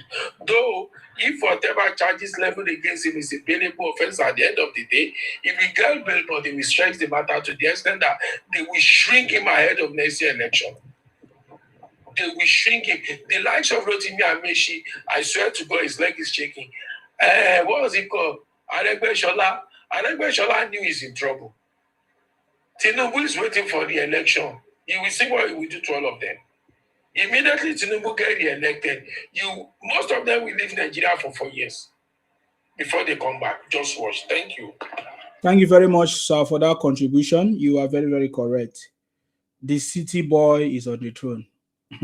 You see, we don't talk too much because we know that this country will never slip back to the hands of the people that will spoil it. That is what I keep saying. There is already a 50 years blueprint that is going to take Nigeria to the next level. So if you are not part of the winning team, forget it. I've told you, we cannot make mistake because of ethnicity or because of any emotional cry and continue to allow people that don't know what they are doing or saying to mismanage this country or to demarket this country with lies and propaganda. That is why, for me, I encourage everybody. See, let us do something. I'm trying to push a message. There's a message I'm trying to push. Everybody rise up to support President Tinubu if you are patriotic to your country, because this is the greatest thing that we need right now. If you look at Nigeria history and systems for many years, there is a large percentage of lack of patriotism, and President Tinubu talked about that. He emphasized on it. I want you to go back. Maybe we'll go deeper into this conversation when it's time. Patriotism has been lacking. Is what we that are patriotic, we are not even doing it. We are not even defending our country. We even try to, pardon them and try to say we want to educate them. Because I hear some people say, let us educate them. No, we need to be firm in our patriotism. You understand me? We need to be firm in our patriotism for our country. By calling them out, we cannot continue to empower people who have been demarketing this country by buying their products. The whole of Nigeria today, people are buying every day. This should be declared as a national emergency. Know what you are buying. Know the product you are buying. Know the chemical you are buying to drink. Our food. We are in a big problem. It's because our health sector, what did they call that place? In NAFDAC, they are not functioning. This is our next level of conversation. See, we are going to boycott people that we have been empowering in this country. Just watch. We are going to raise our awareness. People say they go to Onitsha to buy drinks, to buy things to go and sell. How do they produce it? We are going to show you videos. We need to stand up. Our patriotism, where are we? See, President Tinubu, we should not even be. I've said it. I've made different statements. I said we should stand up to protect President Tinubu because we need to speak up whenever we sense anything. Looking at what happened to Abiola as well, we need to speak up to protect the life of President Tinubu and even others. Even Sheyi Tinubu, I've already told him, the mingling with some people that say recently all of a sudden they want to join City Boy movement. They should be very careful. Poisoning is real. This is the method that these people use to poison people. I know that. I pump people, Biafra. Poisoning is real. People like Sheyi Tinubu have already raised that awareness. Should be aware because, of course, he understands it. But we need to speak up. Then, number 2, we cannot continue to empower these people. The people that have been destroying this country. We don't need anybody to explain to us anymore. They are still very adamant. They know what they are doing. They are not ignorant. Because when we look at the stories of even NAFDAC, discovering 1.something trillion fake products somewhere, they don't show the remorse. You have never seen them show remorse. Have you ever heard from those people that they seize their products? Have you ever heard them apologize or show remorse, or maybe something went wrong, they were not aware? Have you ever heard them? No, there's nothing. You understand me? So somebody said NAFDAC is working. Yes, so it's not enough. NAFDAC is working, but the problem of this fake product is too much. You don't know that you are not sick if you're in Nigeria, or that there's no symptoms. Doesn't mean that this fake product is not affecting you. Do you know why the lifespan of Nigerians? What did they say is the lifespan of Nigeria? How long you can live in Nigeria? The age. Are you aware? Sorry? 70. Is it up to 70? It's not even up to 70, sir. Yeah. You have been feeding on these things. You lick Maggi. You lick Maggi. You don't know what they put in Maggi. You lick Maggi. Look at the issue of what do they call it? Cancer. Is it cancer or these kidney issues that we are having? To the point that President Tinubu have now reduced the treatment. Because of the sudden increase in all these health issues. This is the area that we must talk about. The people that are doing trading, how is this their product verified? How is it healthy when they are producing in their backyard? Fake, they use fake names, imitating what I call it, pig milk, imitating Fanta, imitating wine, all kinds of wine, different things that they are producing, even our baby food. This is the angle that we are going to use to destroy. See, boycott. We are still joking. We are not ready. Because if we are patriotic to our country and we know this truth, and we allow these people to continue to run pharmacies in our villages, pharmacy in our city, selling us fake things. Oh God. You don't understand the level of disease and things that we are eating and buying. We use our money to buy it, and we use it to buy ourselves. Is a very big concern. It should be that area that it should be declared as a national emergency, because these people, they make money out of our health. Oh my God, you don't understand. It's because it has not happened to you. Maybe you don't have the symptoms yet, but I'm telling you, if you're in Nigeria, make sure you begin to watch what you are eating. We need to boycott everything boycottable. This is very, very important. This is especially all those Coca-Cola, all those Fanta that you are drinking, all those baby milk or milk, all those juice that they packaged. Of course, I don't want to talk about drugs. Of course, you already know that one. All those. The issue is at a national emergency level right now, and we cannot continue. That is my level of conversation. We have already dealt with this. The president is already dealing with all this. He understands it. You see, that is why this media, they are not sincere. All those media in Nigeria, they are not sincere. Most of them are not sincere, because it is very, very clear that President Tinubu is not looking at it, even if he's French. You will not tell me that El-Rufai is not his friend. So somebody can say, oh, we saw him during the last election. But El-Rufai thought that because he is a friend to Tinubu, or because President Tinubu wants re-election, he's not going to do the right thing. These are the things I'm telling you. Number one, what gave El-Rufai confidence to do what he did or speak the way he was speaking? Even if the president cannot intervene, cannot stop him. So that's what I'm telling you, because he thinks that he's a friend of the president, and because he thought that using President Tinubu re-election can be a way for President Tinubu not to do anything. And then the third one, of course, he knows that Ribadu is competing with the Ribadu, right? Is a contender. So that is why he has been attacking Ribadu. Very, very clear. He was very clear from it. He knows all this thing for the future after 2031. So those are the things, and the president knows these things. This government is not like other government that before they investigate somebody, they don't know. They already know. They have done some. They have evidences of what is going on. So me, I'm not worried about President Tinubu because he's a master in this game. He understood everything. He knows what he's meant to do. We should be worried about ourselves. Do we understand our role to play in order to take President Tinubu, to give him that legitimacy and to support him to get to that level? Do we understand our role? That is where I'm always focusing on, because I sometimes I hear some people try to let us educate the people demarcating our country. Let us be nice. Let us show that we're educated. No, because this matter, the people that are fighting against President Tinubu do not want the country to progress. They don't want President Tinubu to progress. They don't want, because if President Tinubu fails, they know that the Nigeria will slip back to the way it is so that they will continue making their money. So we need to understand the role that we need to play in this movement to take Nigeria to the next level, to take Nigeria out of the third world status. Do you understand that President Tinubu have cracked the code? Sometimes the way I speak, I don't know if I pass the message. Do you understand that President Tinubu have cracked the code to take Nigeria out of the third world status? Do you know that you have a role to play? As is, in this coming election, we need to make a statement through our vote. 50 million votes, 100 million votes. That is the range I give it, between 50 to 100 million votes. We need to make a statement because it's not a joke. The people that are coming out, you listen to Obi inciting his followers. You see, you don't understand. These guys are ready. You saw Ribadu tapping into the NSA's phones. They are ready. Atiku has not revealed his own plan. You don't know, because these guys, they know that they are the verge of losing everything that they have planned, to continue to siphon the country.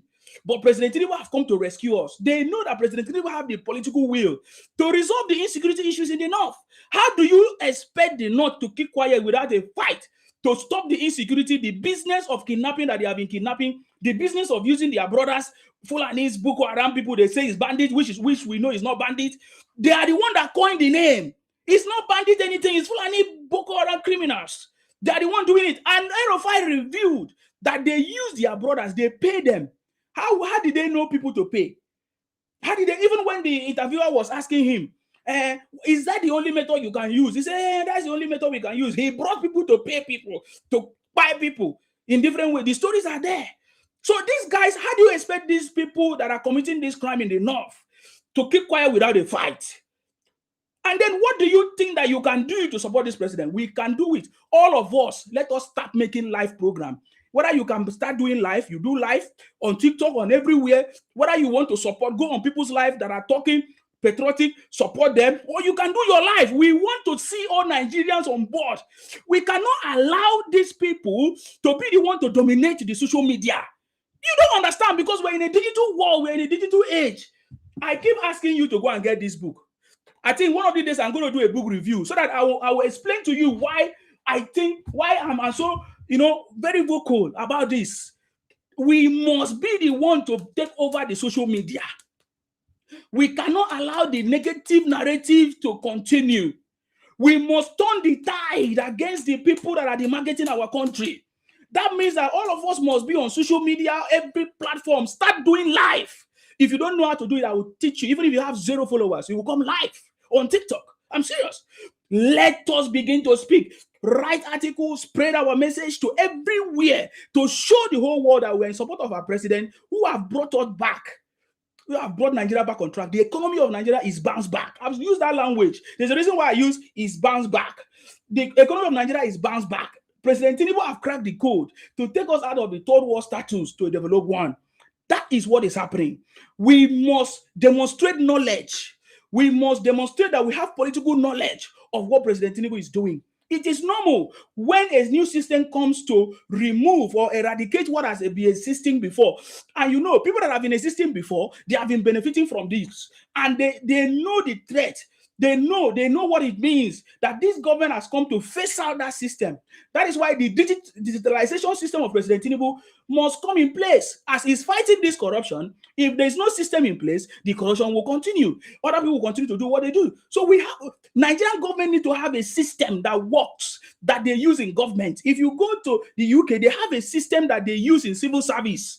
That if you don't key into the system, nothing works. Just like what is happening in Lagos, the Cisco system that President Tinubu used for tax collection and everything, we need to merge this system, integrate this system, our BVN and every other thing, to track and build a robust system that is going to take us to the developed status, from a third world status to a developed status. And that's what President Tinubu is doing. I feel like most of Nigerians do not have political education. And that is why they fall into the hands of these wicked politicians who are just fighting for themselves. What is the coalition about? If you ask them, what is the objective of the coalition? It's not to move Nigeria forward. You will hear them say slogans like they are hungry or they want to remove Tinubu. It's not for the progress of the country, because all the people that gathered, including El-Rufai, Amechi, David Mark, Atiku, all of them are a bunch of criminals. People that have stole this country black and blue, or people that stole this country into nothing remain anymore. How come now that they have become sent to come and free the country, including Obi? Obi cannot do anything. That is why they run with propaganda. You listen to Obi running the propaganda, saying that, oh, the government of Nigeria do not want him to be a candidate in any party. These things are propaganda. You listen to Amechi saying it, that, oh, the government will punish Nigerians through the tax system. You see that they'll be using force on us, because that is the only way they can thrive. Propaganda. Listen to each of them. They are all propaganda. You hear some of them saying, oh, President Tinubu have done nothing. How can you say President Tinubu have done nothing? That is a lie. You are not sincere. So these guys are propagandists. And we that are patriotic, that understand this game, do we understand? And if we understand, what is the part that we are going to play? That is where I'm focusing on. We have a part to play. Let us rise up. Let us, without being ashamed, we need to call them out by their names. It's very, very clear. Let's say from 2023 till now, this is almost 3 years. 3 years now, because the president came into power around when? Is it March or thereabout? So this is 3 years now. Okay, so, and we have seen all the stories and the rhetorics. We, as educated people, we should by now have the data that prove that all these people demarketing the country, running propaganda, fighting the progress of the country, they come from a specific place. So therefore, we can no longer hide their name to protect them and say, oh, they are one Nigeria. Let us say we are United Nigeria. No, call them out by their names. That is the way to solve the problem. Call them out by their names. If there are any good people in their space, the good people will begin to speak up in order to resolve this issue as soon as possible. That is what I see. That is what I see. El-Rufai issue is too easy. He already knew that he's going to be captured. And he thought that President Tinubu being his friend, he's not going to, or not just friend. I mean, he knows President Tinubu. So he thought that this government is not a serious one. They don't understand, just like I told them before, that this government is a serious government. President Tinubu is very serious in fact, to make sure that his legacy will never be forgotten. That is what, is President Tinubu looking for money as a president? I'm asking you, is he looking for money? You all know that he's not looking for money. So why will he waste his time at this old age that is supposed to be resting and come to be the president of Nigeria and to serve? He has brought so many people that many people said they are going to turn this country. You people don't know that President Tinubu is the one that brought Goodluck Jonathan. As at that time, they say Goodluck Jonathan was educated, a lecturer that is going to come and change this country. He couldn't. He didn't have the political will. He was afraid to do whatever he's supposed to do to make this country out of this status, the third world status. He has supported, President Tinubu has supported so many people in the past, and they couldn't. He brought Buhari, he couldn't. So he has to come because he has the knowledge. President Tinubu was there. In fact, many of you have forgotten. This democracy that we are talking about, that El-Rufai is talking, and other people, where were they when President Tinubu was fighting for the democracy to be restored? When he even used his own personal money to fight for the democracy of this country. So we understand it. For me, I understand. If I'm doing something, I give you evidence. When President Tinubu came out in 2023, we were so happy because we know his political antecedent, his political experience. We know that he has a political will. He has a team of people. He's not just coming to make noise. If he couldn't do it, he won't do it. He won't come and contest. He said, I contested. I came for this job. I applied for this job. And he's doing the job. People that are criticizing the president, what are they criticizing the president for? Are they criticizing the president for doing the job? Or, sorry, abusing the president? Not just criticize, because you are free to criticize. If you feel there are some things that are not okay, you can call the attention of the president and even suggest solutions. But no, what these people are doing is not genuine. Look at it. Today, we're supposed to see people on the street. You know, we're supposed to see people on the street, you know, demanding that El-Rufai cannot be released. Though I saw some people, of course, some people came out and protest. But you see, the other ones, they are trying to distract people by using electronic vote, this and that. They are just talking nonsense. The reason why I've not commented on these electronic things, whatever they are talking about, is because the Senate president, the National Assembly have already taken care of that. They are just noisemakers. These guys are just noisemakers. They don't know what they are doing. See, something that we will never forget in our life is Form EC 8A. Nothing else. Election is done manually. So they are very stupid people to talk about electronic transfer. If there is any manipulation, it happens when it's the election time, because election is done manually. See, this thing that they are talking about, electronic transfer, do you know that if President Tinubu is the one proposing electronic transfer, do you know what they will say?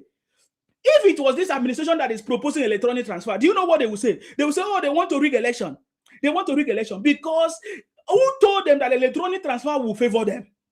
Will favor them alone? Who told them? Who told them?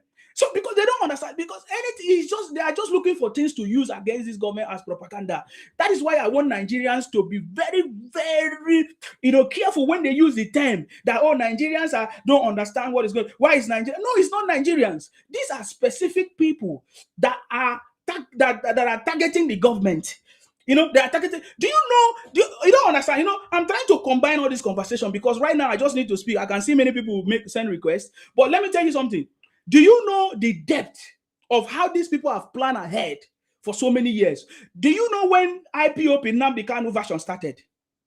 10 years even before the emergence of President Tinubu, and it was a propaganda machine because they have already foreseen that President Tinubu is going to be the next president. He's going to take over. So they were using IPOP. Go and check every broadcast of President of Nnamdi Kanu. It was nothing. It was nothing than to downgrade the Yorubas. It was nothing than to abuse or give names to President Tinubu and to make people to do not like the Yorubas or support the Yorubas or support Tinubu. In fact, it was even calling the Yorubas that you guys are supporting this Afonja, which is Tinubu and all of that. That if the Yorubas want good thing to happen to them, that they should forget about Tinubu, that they should not support him. I know because I was there. I was broadcasting like this. I play his videos. I understand every word of Nnamdi Kanu is in my head. I can tell you exactly line by line. So that I'm telling you this thing now is not today. You that is listening, or some of you that are just so much interested in politics now, because you don't understand. You are just coming. You hear when you hear their comments, their propaganda. You just take it kindly because you don't understand. Every rhetorics are planned. Every rhetorics they repeat it. Rhetorics of Nnamdi Kanu, show me the law. Did you not see them repeat it? There's all these things are planting, so it means that they are serious and they know what they are doing. It is you that is taking it not serious. You have to play your own part right now to make sure that you make a statement, that you now understand all their gimmicks and their plans. We have a part to play. I call on the Yoruba people to take it very serious. We need 50 million votes because already, if we see the momentum, of course, from the Yorubas, the South people will always be there.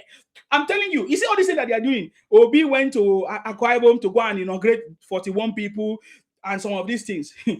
There is no other party that is going to win election in the South. I can guarantee you. Just watch. There is no other party, other group that is going to win election in the South as it stands now. Because we also understand our political position. What is going to lead us to for the next administration after Tinubu. Even going forward, we understand how it's going to catapult us to that level of politics as well. So we know we are playing a very important part, but we need a coordinated effort. Let us don't joke about these things, man. These guys are all out. If we are serious, I tell people, that the diaspora have a very big part to play in order to free our country once and for all. The diaspora, we have a very important part. We are the one empowering some people even back home. We are the one that can see everything even when they cannot see. So we need to play our vital role. It doesn't matter where you are, because there is no more barrier in communication, because we have every tools in 21st century to communicate and to make sure we help our people back home, those people that are still myopic or confused. Because I can tell you, there are still many people that are still confused, because as at the last election, you saw the number of people that were confused because of the rhetorics of OB, and don't take it for granted. These rhetorics are very important. That is why I say we must be in charge of our own rhetorics. We cannot allow people to listen to wrong things and you don't think that it's not going to affect them. It's not going to form part of their knowledge. I get me now. Now, the truth is that they know that something has changed, but they don't know. They don't know how it's happening, because they thought at first that President Tinubu will not be capable to change Nigeria from a third world status to a developed one. I get him now. So please, I'm very, very serious this. So we need to understand this part, the part that we need to play. When people, in fact, use, will I say, similar, something that look like truth, so I call it false. Like, okay, tell us what President Tinubu have done. People like all our celebrities, like I don't know whether VDM is a celebrity now, and other people who are saying, show us what they have done. Show that President Tinubu have done nothing. You see, these are the rhetoric. So what are we supposed to do? We are supposed to be part of the conversation to change the narrative. Don't say, oh, they are ignorant people, because this is a digital age, 21st century, where people are feeding on all the information on social media and everything. And when these lies continue to repeat, it unconsciously form part of people's thinking. That's why we need to play a vital role in making sure that we also represent and defend our own candidate, even as we know that it has the capacity. But we, the people, are the one that is going to give him the legitimacy to make sure that this journey, this strategy, and this process to take Nigeria out of a third world status is completed. It's not going to be easy. And just like I said, President Tinubu is already coming to the UK, and there's a planned state visit, which means it's not just ordinarily, it's not a secret meeting. Just like the way they plan for Trump to come to the UK, it's the same way they have planned for President Tinubu. That is a signal. We have received reports from different experts telling us of how Nigeria now is part of maybe the sixth economy of the world. And then even the World Bank have given their own verdict on the economy, that the economy of Nigeria is back on track. That how did Trump do it? In fact, they are now referring other African countries to come and learn from the giant of Africa. I have told you that we have restored our status at the giant of Africa. I get it now. The largest refinery in the whole world is in Nigeria. You see, the capacity is building. And you listen to the businessmen, people that are that understand politics and economics and finance. They're already giving their report. I think we saw the other day, Otodola said soon our naira is going to be less of 1,000 thereabout in terms of conversion. So many of these reports is coming in. I get it now. So we need to show that. We need to play a very important part. The same way they are demarketing our country is the same way we are going to promote our country and stop the demarketing.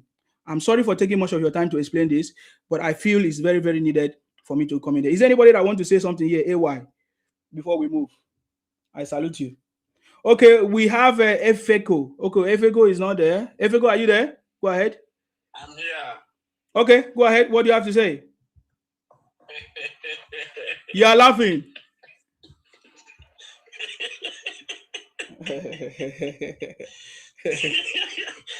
Bro, my brother, I just a crisis for you. So don't be IPOB with the problem. You don't leave IPOB people, my friend. I don't even know what you are saying. You are just why are you stressing yourself? What is important contribution that you want to say? What is your? I don't have time. What is it that you want to contribute? My own contribution made a divide the country. We want our own Biafra. We want our Biafra. No problem. So get your Biafra, okay? Dele, please go ahead. Dele for sure. We want our Biafra. Good evening. I salute you. You see, now one thing I go tell Nigerians. Make our first quote and come out inside Bible. Bible says the kingdom of God suffered violence. The violent take it by force. That's the way they beg federal government to put her for position of election. is a failure.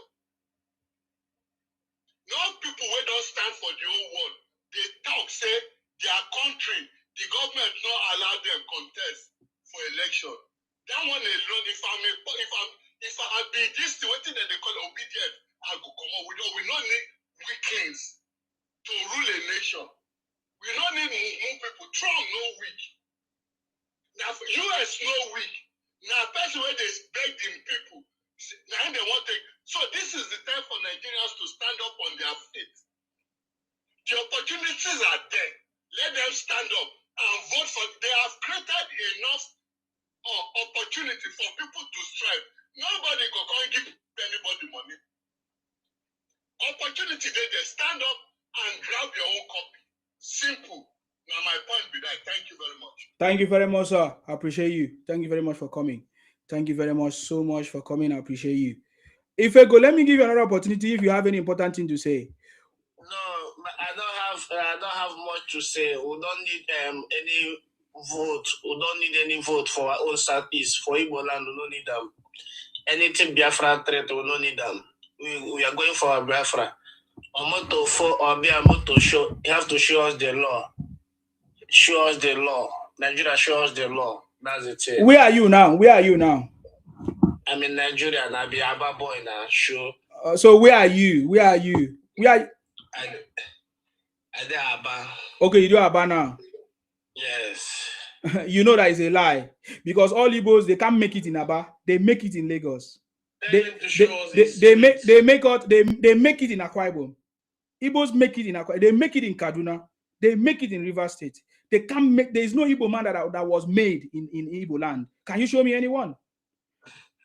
So it means if you are in Aba, it means you are one of the poor people, and you will remain poor forever, waiting for Biafra to come. I'm not a poor guy. You are. You are very poor. You are. Poor. I'm not a poor guy. I'm telling you, anybody that talks about Biafra is a very poor person. What is this? You say I need my freedom. That's what I'm saying now. You will get your freedom very soon. So go on the street right now and say you need Biafra so that you can get your freedom fast. Do you know how much millions of naira handle? You have never seen any because anybody that made money don't shout. It's a lie. You have never got any money at all. You are lying. People that make money don't talk. We can see you. That is how we know. I can tell you are one of the poor people. And don't blame anybody. Don't blame Tinubu. Don't blame Tinubu for your poverty. It's not Tinubu that pregnanted your mother or your wife. So don't come. You are a poor man. There's no need. I don't. People that have made it, I salute you. People that have made it, you listen to them what they are saying. I can play them their videos. You are one of the poor people. I'm sorry for you. You will remain poor forever. Thank you. See, please go ahead. Everything is poor, but anyway. Baba, good evening, Jare. I salute you. Baba, I really appreciate you. Thank you. I always appreciate you. Even though I'm not coming up, if I'm on the comment section, I always appreciate your work. Yes. You're doing very great. Thank you, sir. But on the topic tonight, EFCC Detained EL-Rufai. I'm very pleased. Baba, yeah. Okay, the story came to me maybe yesterday. I was watching everything, blah, blah, blah, blah, blah, blah. But I've not seen El-Rufai in the studio with that guy that did on Arise TV. Went on Arise TV to do the interview. Yes. Yeah, I've never seen it. So I now went to check it myself. Like, okay, before I can argue and say, okay, he did say this or not, let me go and check it out. Baba, when I went to watch it, what is the difference between you knowing someone that is tapping someone and you are involved? What's the difference? Like, I'm tapping you or my friend is tapping you. It's the same thing. You are in the group. So, on this topic, El-Rufai needs, like, the Nigerian government need to take it serious with him. I don't care if he's in ADC and he's trying to play games. I don't care. They need to take it really serious with him. Like, he needs to go jail if he's found guilty of it. So, the topic, this is what I came to talk about anyway. Okay. The EFCC. Yeah. About no worries. I'm really happy. I want him to go jail. Thank you. Okay. you, Baba. Thank you very much for coming. I appreciate you. God bless All you. these criminals is where they there for the how many people don't go jail? See, I mean, I don't get sense. The waiting they Obi will soon go to jail. How many people don't go jail? Don't worry. Obi will go and meet his brother. See all of them, I don't get sense. Obi will go and meet Nnamdi Kanu. Don't worry, very soon.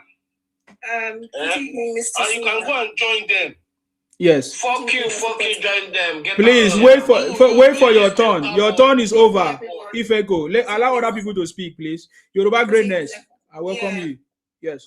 Mr. Sima. Thank you very much, ma'am. Honest, these are not human beings. These Isoma. Yes. Isu critters from the pit of hell. They're not normal. You know, I was just listening to this guy. The laughter just sounded like a stupid person. I'm sorry, and I don't mean that as an insult. I mean that literally.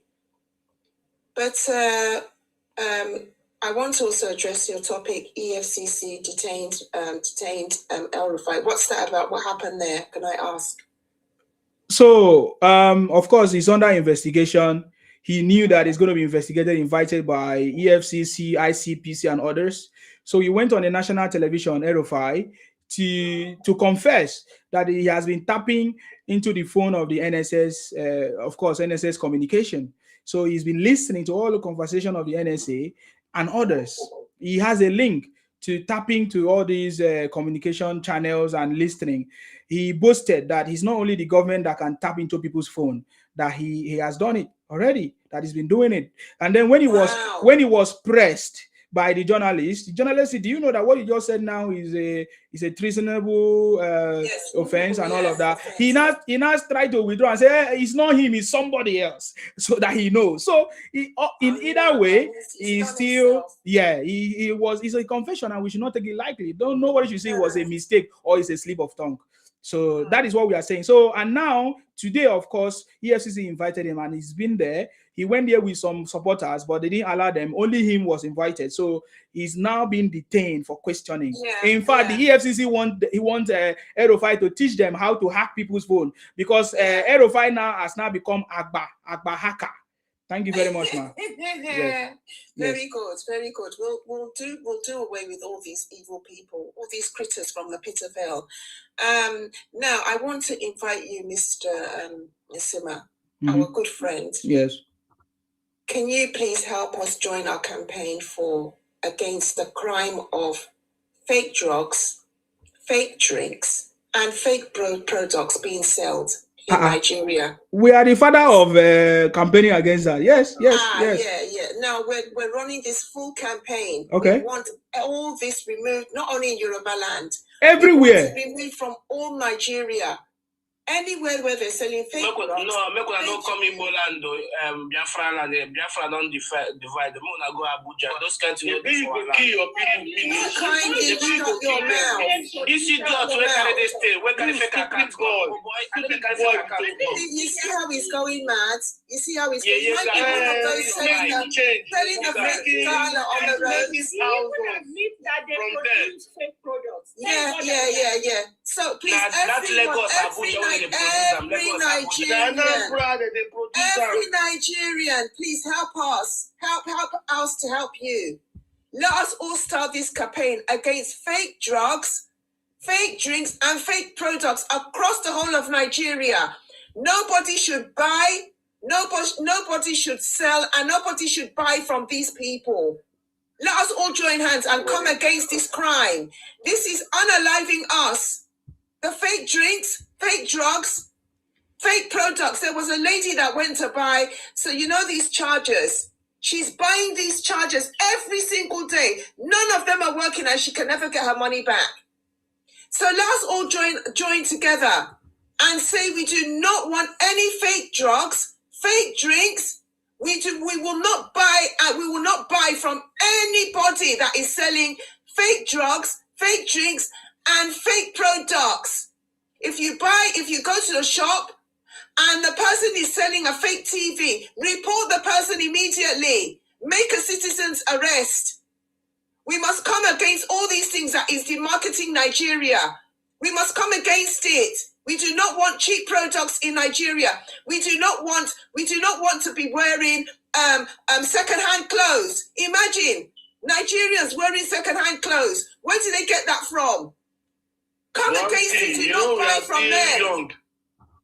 Do not buy from them. Our civilization is still young. Cut out all these unproductive, poor quality materials. We are Nigerians. We are a rich nation. Go your number bus stop and Alaba bus stop. Then they come make noise for with Okirika. When they carry them, they not. Do not buy any Okirika. Come against it. We are not Okirika nation. We are not second-hand nation. Do not buy. Do not buy from them, and do not sell. Anyone that is selling, do not buy. Let's all look. We have the logo here. If you are from any, make a logo and put there. We are not buying any fake materials in Nigeria anymore. We want very quality standard things. We want to even produce our own. Come against any fake drugs. Health is wealth. Your health comes first. Why should somebody be selling you a poisonous drink or poisonous food? We don't want it. Do not buy from them. Cut it out. Anyone that is selling any fake drugs or food that is not, report the person to sister, many of them wouldn't know though. No. But we have to start spreading the word. Anytime you buy a product that you see is outdated or you see anything inside, you report it. They don't check it. No. Look. We must come against it. We must ask the government. Yes, I support what you're saying. I really believe in what you're saying. Yeah, definitely. But I'm just saying the people in Nigeria, they don't really check all those things. This is why we need to start holding. Please allow. Who is interfering now? We have a rule. We have a rule on this platform, please. When somebody is speaking, you keep quiet. Keep quiet. Except you want me to block you. Please hold on. Allow Yoruba Grenade to stop interfering or interrupting, please. Now you know why they're interrupting, because they know that they are the ones selling these things. So they will interrupt so that I will not get the message through. But you see, you creatures of hell that are bringing these fake products into Nigeria, bringing the fake drugs, making these products in our marketplaces, using them for fronts for illicit businesses. We are coming against you. We have started our full campaign, and it's not just in Yoruba land, it is across the whole of Nigeria. Do not buy from these people.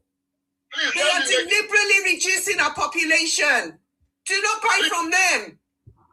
Even the chargers that they're selling is very dangerous, because it could either overheat your phones, which is dangerous, or even cause electric shock to you. That is unaliving. Stop buying these products from them. Mute your mic. Mute your mic, please. Mute. Can you just hold on? We cannot be shouting. What is the solution to this?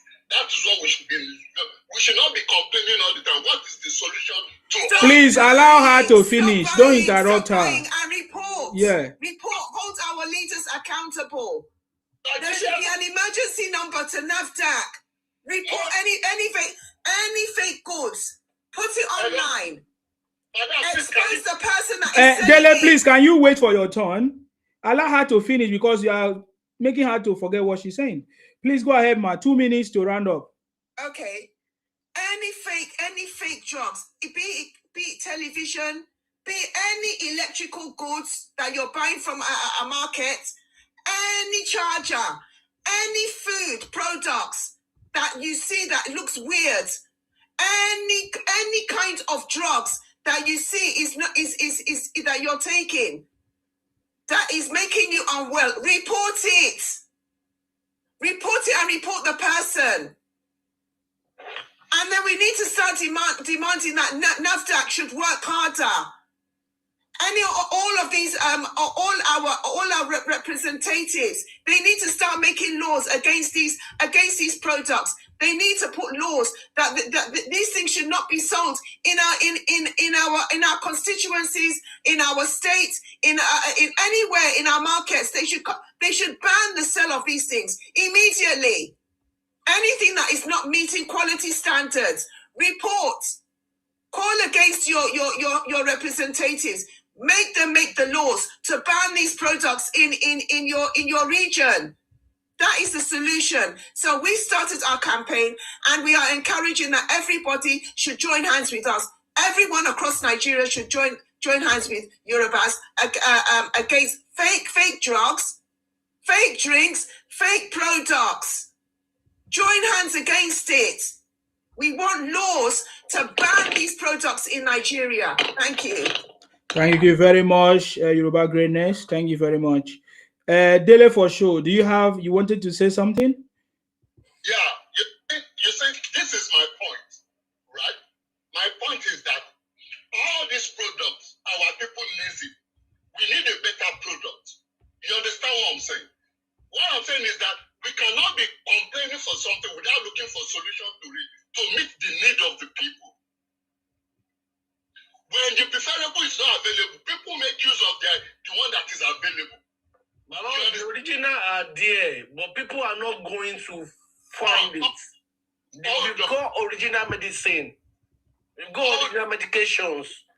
Can you just hold on? Let me tell you something, right? And even though here in America, right, there are some products that is not standard. You understand what I'm saying? But here in America, before you buy your drugs, you go through hospital. Now our country, we don't have that kind of system. So what are we going? We should start encouraging ourselves. People that want to go into business. All these things they are going to is an open market. It's an open market. We cannot come online and be shouting. Everybody that asks a made and she gave a reason. She said, like, if you're buying a fake product and like, well, okay, let's say you are. I wish America you did when they said some standard drug. Okay. Shut up, America, you did. Okay, guys. Shut up, man. Shut up. Shut up. Hold on.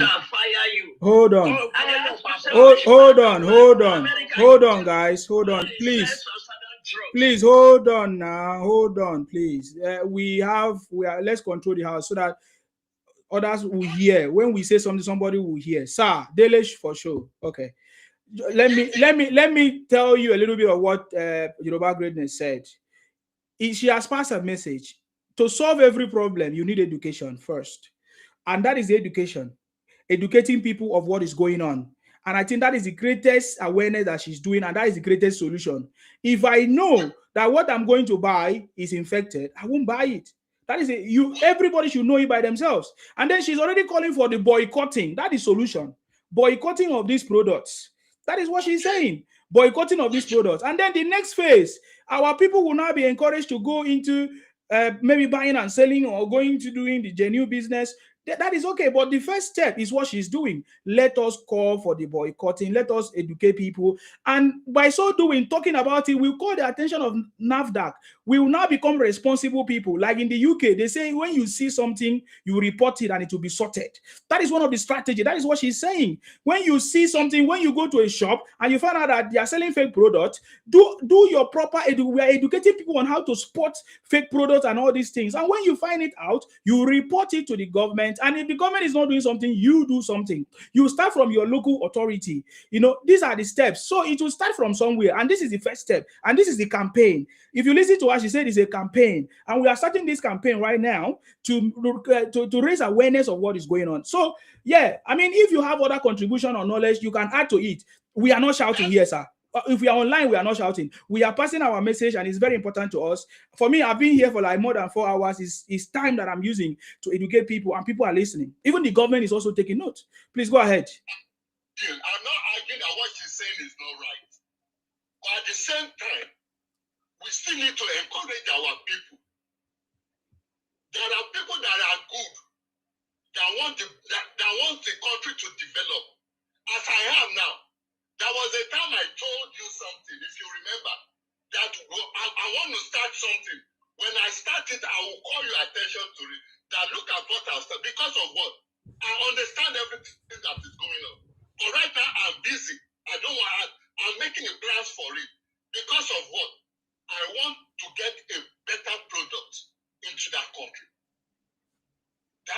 I've told you, I have my reasons of saying that because despite the fact that I'm not in Nigeria, doesn't mean I don't understand what's saying. I lived Nigeria almost 36 years before going, so I understand. Before leaving the country, I know. I live with the Igbos.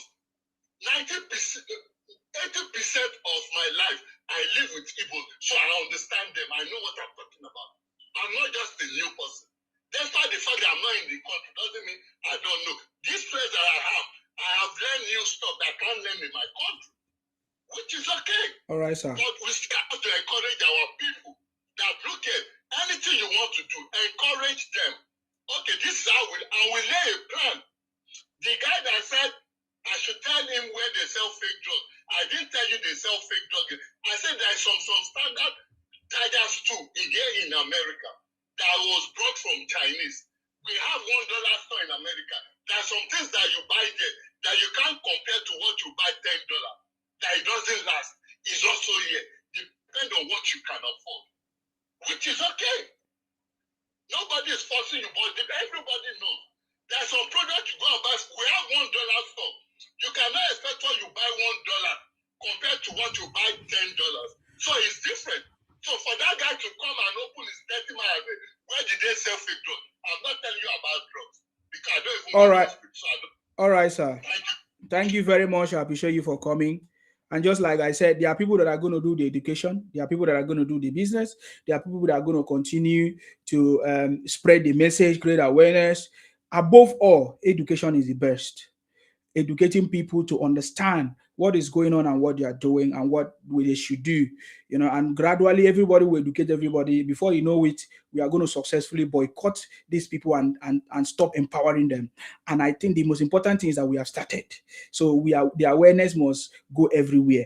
This is very, very important. Thank you very much, Yoruba Greatness, for that contribution. Yeah, can I just say, Mr. Sima, today I viewed a video where a lady brought, this Capri-Sun orange juice. Yeah. I have it as well. Poured it into a bowl, and the disgusting thing that came out of it, I'm going to put it on my X space. Yeah. And that's another thing. If you are on social media, X space particularly, where the government officials are sitting very pretty, post it. Post what you see, and then tag the government official. Tag the government official in charge of your healthcare in your state. That, look at, this is what I brought in this so shop. Please do something. Tag NAFDAC. Tag them. Go on to my X space. I have tagged this campaign. I have tagged it to all the governors in my state. I have tagged it to the commissioner for environment control in Lagos. Start tagging and start speaking to people. Stop buying fake products. Stop buying fake drinks. Stop buying. Stop empowering these people to unalive you. Stop it. Okay. Speak to your representatives. If they're not answering you, go to their office. Show what you brought. Say you want a law to ban these products. Ban it. Only laws can save us. Laws. The power of the pen is stronger than that of the sword. Make sure that your officials, your House of Representatives, your state governors make laws against these things. Tag NAFDAC. Find a NAFDAC official. Say, this is what I brought in this shop. Mention the shop. Call against the drugs that they're selling you that is unaliving you. Speak up and don't be quiet. They say evil succeeds where good men are quiet. All right. But you are good men, so you must speak up. Thank you. Yes. Bona girl, I salute you. Yoruba Great, I know you have a lot, so I'll come back to you. Bona girl, are you there? Unmute yourself. Yeah. Isima, well done. Yes. Well done, Yoruba. Greatness. Yeah, go ahead. Yoruba Greatness. Please, the people on the panel, please, let's not be shutting down some good point here. Yeah, man. Please. Yo, guy. Sorry about that. I don't know who is that. I know. some of our hypop listeners. So please, let's give ourselves some time to express ourselves, particularly when someone is making sense, please. EFCC detained EL-Rufai. Yeah, that's quite interesting. I even expected this to have been carried out since Saturday. They are just doing it today. Well, it's never late. It's better late than never. Let him be cooling down there and be giving us hot gists of what is going on and what they've been up to in their camps. It's no more business as usual anymore. And there is no one greater than Nigeria. You can't come on national TV and be making those kind of blunder statements. So those kind of heavy statements, you said it yourself. Nobody gossip about you that they said El-Rufai said this. No, you came on here to say you bugged. Yeah, you were listening to the conversation of the NSA. So we need to know more. You need to tell us all those of the party. And the protesters, those who are protesting, they should come. It's good that they follow their loved ones to EFCC. But at least they've returned back home, all of them now, to go and take care of their family. The only person that is of importance is still being detained. Exactly. At the appropriate place, and that is all what is scared. So tomorrow they should still come out to come and protest.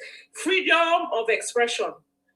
The law is still subsisting in Nigeria. So long as they don't create any kind of chaos, they are still orderly when they are protesting. It's allowed. So long as they are not injuring the cause of the law, it's allowed. They should continue to make noise. They should continue to express their right of freedom of expression. It's still within the ambient of the law. But once they infringe or once they cross that boundary, they're gonna find out. They'll find out how far. And I'm looking forward to other government parastatals, as once EFCC is done, they should move El-Rufai to the next government parastatal that needs his attention. And all the fraud, all the money laundering and embezzlement charges on him should also be unhurting, and we need to know where those monies are. This is Nigerian money, so we need to know where he siphoned them to, and all the bandits is been sponsoring, paying and sponsoring to. We need to know, and we also need to find out our security architecture, what he knows about those army officers that were killed in the last couple of years. He should know more about it, since he has the facility and the capacity to not only his drop. He was listening to NSA conversation, so he should know more about that. He knows what they are doing and how those information are getting to those bandits before they get to them. He should know better, and he should tell us all. And I'm so happy that really what's going on now, that the government, at least, they are not disappointing. They are working, they are on their heels, working as necessary. And we are still looking forward to other people to join El-Rufai at the NSA office to tell us, to give us a lead-in to the atrocity that is being committed in our security, national security architecture. We need a lead-in to that and more information, because this next election, before the next election, we need to catch all those guys and put them in their appropriate places. You see, ma, I'm still hanging on. Thank you. I'll still be on the platform. Thank you very much, ma. Thank you very much for coming. I appreciate you. Thank you. God bless you as well. AY, it's your turn to speak. Okay, AY is not there. Oh, okay, go ahead. Yeah, thank you. I just want to do some contributions. All the deep companies left Nigeria because of fake drugs, fake Bonvita, fake everything. Because the price of production and what they were bringing in from China or from their backyard, the price was too low, and those people could not sell. They withdrew, and they are planning to come back now. We need to eradicate those people. Thank God they say they want their Biafra. They should be quick about it. I don't know. You want to Biafra? I don't know why you are saying withdraw from Lagos, withdraw from every settlement. Where you people went, people are abandoning, thinking marry people's children will make you own Lagos and the West, or marry people from Edo State who become a Benin man or a Benin woman. We don't care. We just take yourself out. Then that's about those stupid people. I want to talk about they forgot that Baba Tinubu inherited the budget when he came in without provision for subsidy. There was no subsidy provision in that budget that he inherited. And he has been able to manage the country to this state.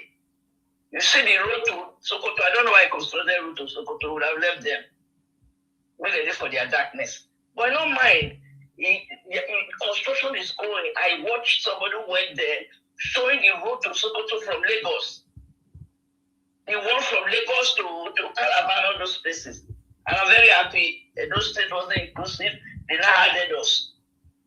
They are not saying anything good about it's only a bit. Everybody's struggling to contribute to the building of Nigeria so that we'll come back to our feet. No. Then they say, what you don't do? What you do?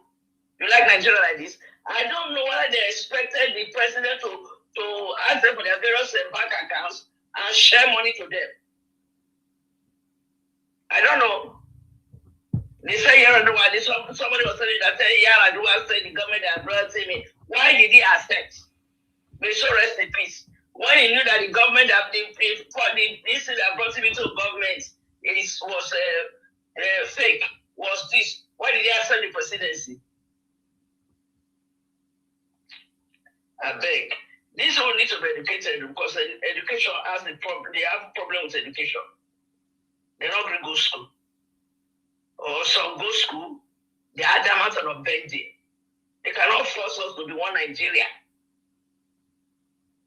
If they want to go, let them go. For Amechi, that could not win his award in the last election. He's doing a propaganda, of course. The person that will kill him is already there. No need to worry about Amechi. For El-Rufai, El-Rufai is very arrogant, insulting. Thank God, I don't know where Papa has been. So they are hold on. The carrying aircraft from sky come down, from EDSS yesterday night. I was waiting for it. He knows that Ribado is a Fulani like him. And from a very literate home. He knows about the family from northern Nigeria. That one we deal with him. Baba no need to talk about El-Rufai. El-Rufai is a board. As a big board.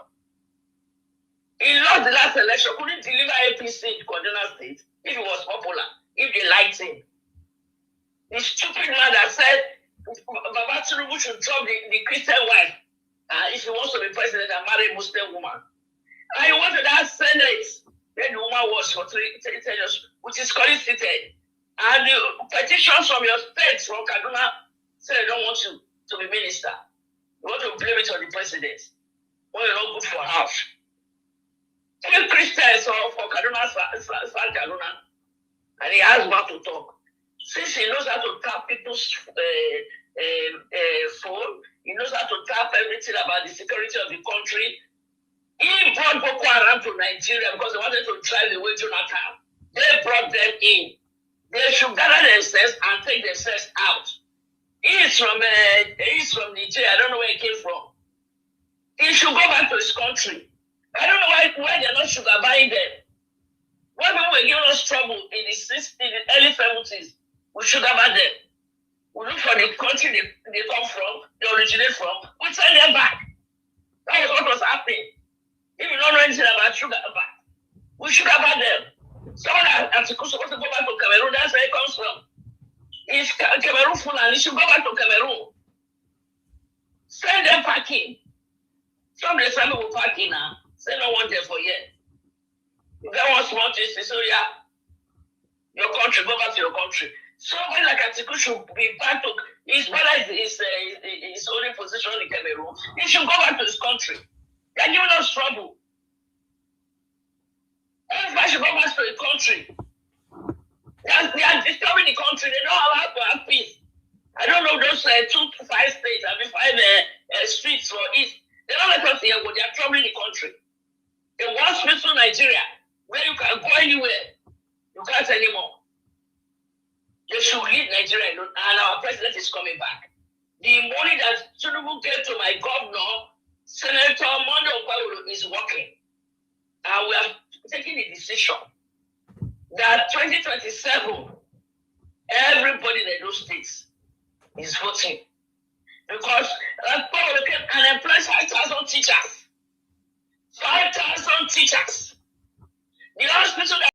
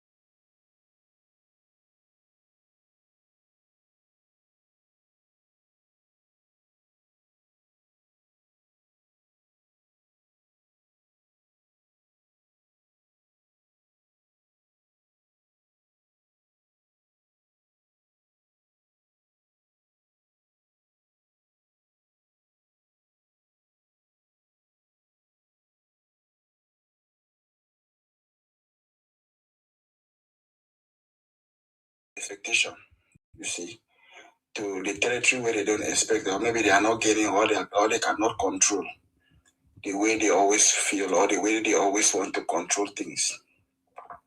So waking up to see that El-Rufai has been detained is a welcome development. And you see, the most of the problem to me sometimes when I look at it critically, it marvels me when you go to the north today, you see children roaming around the streets, no proper care. They say imagery.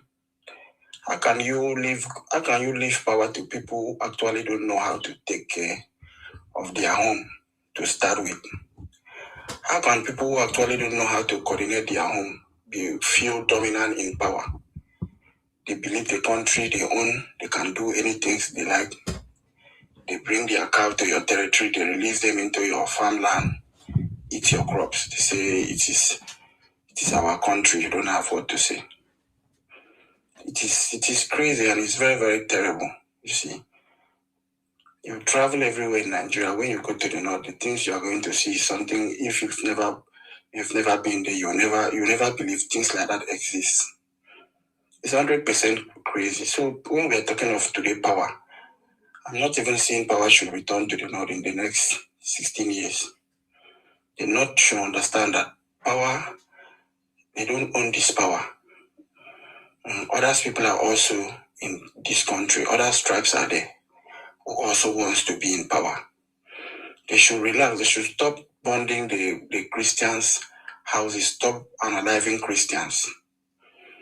One of the reasons why we are having a lot of issues, even the United States today sending down the Americans to Nigeria, is because of this madness. No settings, no proper orientations, no proper way of life, doing things. Moving forward, you see, the issue of fake food in Nigeria or fake products in Nigeria is very, very alarming. And it is something everybody, if you're in this life, you need to take it 100% serious. It's not a joke. Especially for the sake of children. If you go, look, I was in Cross River State 7 years back to 10 years back. This is my experience. Chima supermarket. When NAFDAC came, this is a supermarket where all of us will shop, all our friends, all our niggas will go there for shopping. But we were very surprised that everything in that supermarket has expired. And that wasn't even the major issue. After NAFDAC have brought down every expired goods out of Chima's supermarket. Do you believe that Chima have to settle NAFDAC and NAFDAC released all those fake goods against to him and he now took them back into his supermarket and still continue selling? If you are going to buy something today in Nigeria, you need to check very well. You need to check expiring date. A lot of people buy things, they don't check expiring date. They don't even check where the product is being produced. They don't even check. They don't care to know if this is original or fake. I will tell you for free, in Nigeria today, everything is 2 or 3. We have people in different angles producing things, going to, as I speak to you, as I'm speaking now, I know of a guy who is in our area. You see, he said it's pure water only at night. When it is 7 o'clock, 8 o'clock in the night, he will release his trucks. You see, he will take the water all around the area and sell.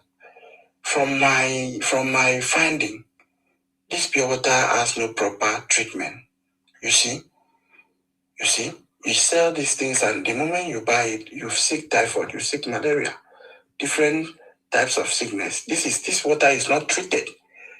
NAFDAC have not cared to go there to even, the way it's done it is illegal. It's hiding. And it's making a lot of money. It doesn't care the life damage it's causing to people. You see, so Nigeria, the foundation of Nigeria is a serious problem. You see, everybody need to be at alert. Even if you are buying Maggi, you need to check the Maggi you are buying. It should not be somebody that just sits somewhere and grants something. and put inside it, and you see. And if you check very well now, the level of kidney failure is high. This shows that we have a problem. We sick every second in Nigeria. We sick every second in Nigeria. Before we think bottled water was safe, but now you see the level how they are going to be packing the containers. They are buying the containers now. The only thing they do is to refill.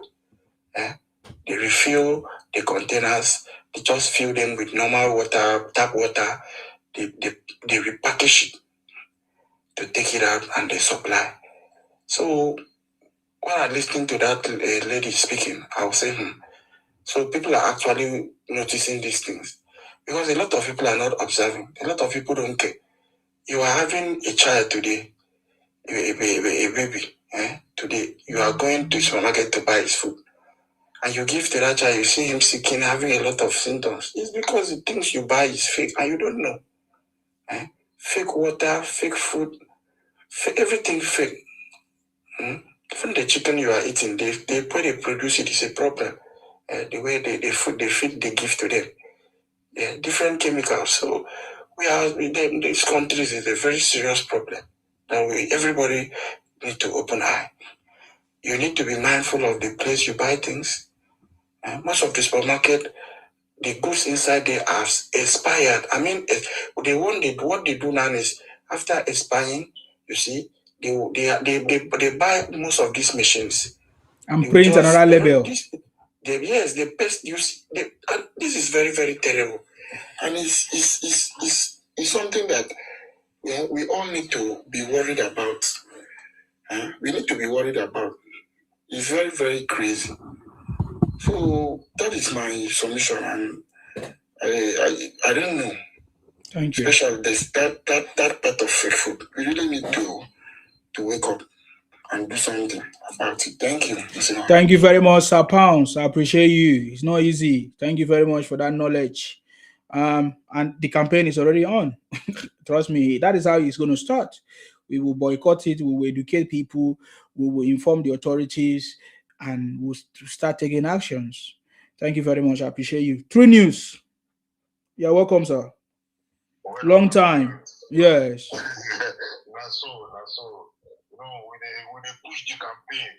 Because the campaign has begun. Yeah.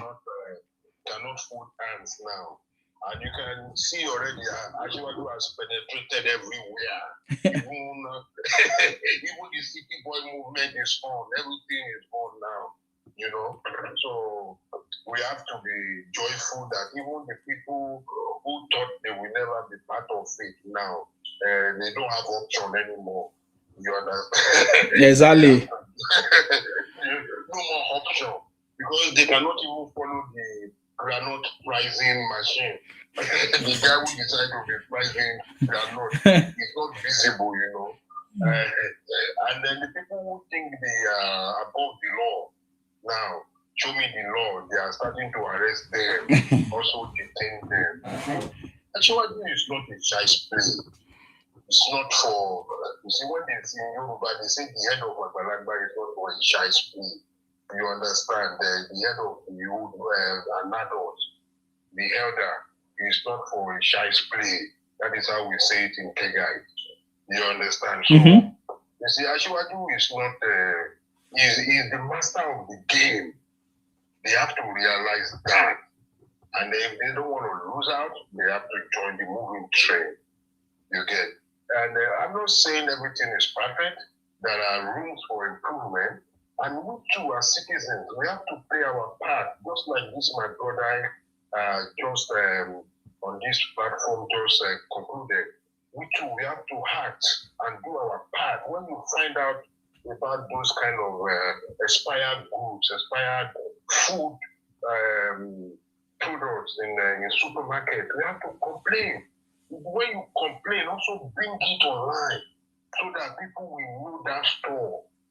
We have to, show people so that, because now social media is now a place to even report. You cannot only report in police stations anymore. when you also report it on social media, everybody will know. You understand? And then we can follow up. It's easy to follow up. You see, I know of people now who go to their street. Like I've said before in 2024, I said our job is to go out, make video. That road they didn't fix, go and record it. Let us know who is in charge, who is supposed to fix that road, so that we can question such people. This is our own duty as citizens. You understand? Because these things, it is us that is affecting. If somebody who finds his way into position can decide to go and be staying in London, a local government chairman can decide to relocate away from your local government and go to buy out the VGC and start to stay there. You will not pass through that road. But when you call that person out with your social media power, they will be forced to return there and fix it. You understand? So this is our way of calling them out. You understand? Actually, is doing what he can do, and is internationally recognized. You can see the King of England is giving him an invitation to come. You understand? Because the kind of reform is bringing about, is initiating in Nigeria, is second to none. They have not seen any African president who have been able to drive in that direction. You get food, the naira, do all of that thing, remove subsidy. You know, that is to tell you that Akiwaju he knows about reforming the economy. Our own is to support him. Let us support him. You understand? Let us give him our full support. And let us call out the people who are not performing. Let us call them out. It's important. Otherwise, it is to our own detriment. Now we could suffer if we don't call them out. You understand? If we see that they are not doing something, let us post it. Let us do it. They will be called to attention. It's important. Then we'll find out. I don't know, maybe my daddy will soak this night. I don't know. A lot of them are going to Sokoto, to be honest with you. You see? But there have been some controversies. Some people don't like Obana and co saying, but you know me, you see, man, you should have known by now. I'm not against people, but I'm against their fraud. You understand? That is my stand. Because Igbos are Nigerians, so are Fulani, so are Hausa. I'm not the only Nigerian. I cannot claim to be the only Nigerian. It is not right for me to say that. But it is right for me to say that somebody who was identified as a Biafran is a terrorist. You understand? It's a key group because the Nigerian government has pronounced them as such. You understand? And we cannot tolerate them. If they want to go, let them go. The only thing is let them not call on me, my brother and Sima. let them not go and steal in Sima's land. Let them not fly away to the sea and then say they want to take Port Harcourt or places that is not there. No, we will not agree to that. And we are going to fight them very well. You understand? So, all these guys, in that time they understand that the game has changed. Atiwaju is coming back again. And I know what Atiwaju did in Lagos. What Atiwaju has that I admire more is continuity. So don't be scared. It's what I want to tell anybody. Don't be scared. Atiwaju has continuity. There's continuity in Lagos today. That is why Lagos is excelling. You understand? So continuity will continue in Nigeria. Somebody who can continue to handle it, everybody knows how to put the right peg in the right hole. You understand? So he's been doing it a long time. It's not new to do that.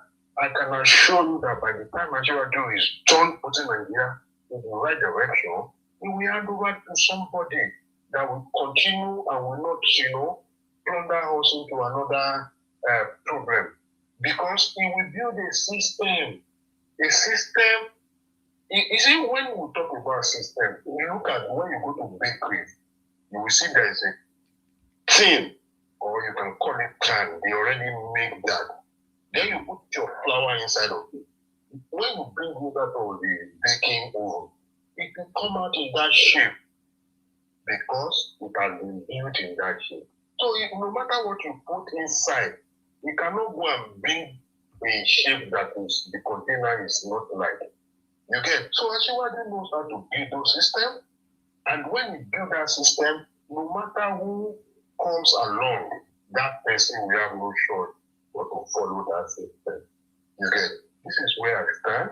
I support Asiwaju wholeheartedly, and I'm happy to speak again on your platform.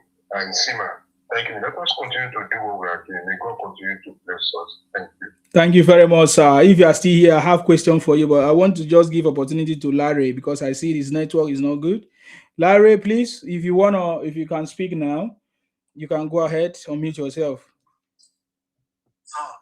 Thank you very much, Professor Nsima. You're welcome. Because you have done well. Thank you. I've been following you since day one. I know you be saying me. You know, concerning El-Rufai has committed a serious offense. I don't know, maybe you remember about Snowden, the guy that's peeping into FBI classified information.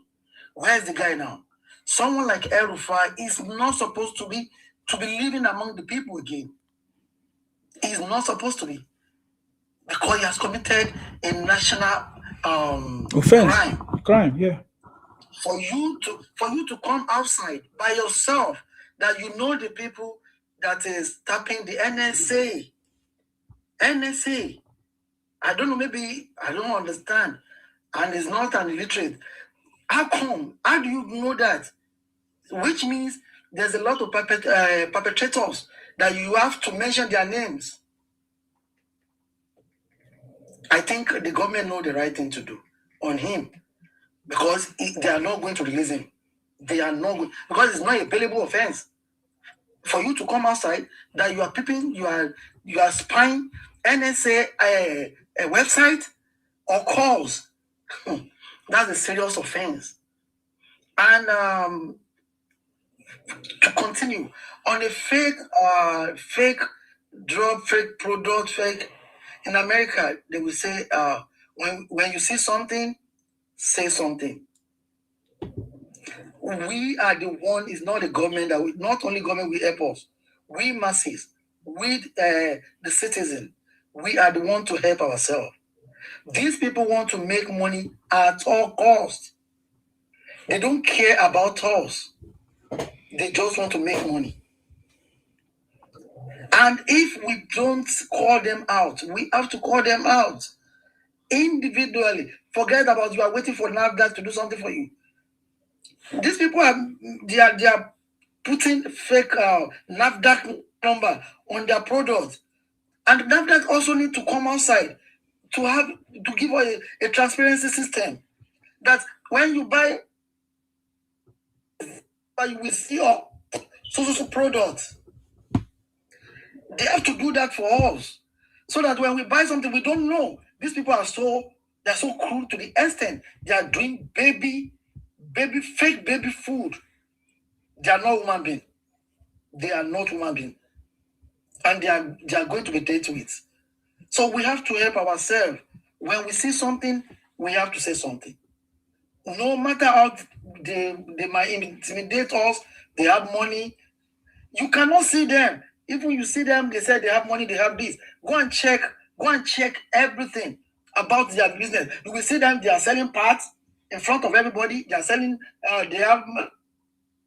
But go and check deep down what they are doing. We know that they are committing a lot of atrocities.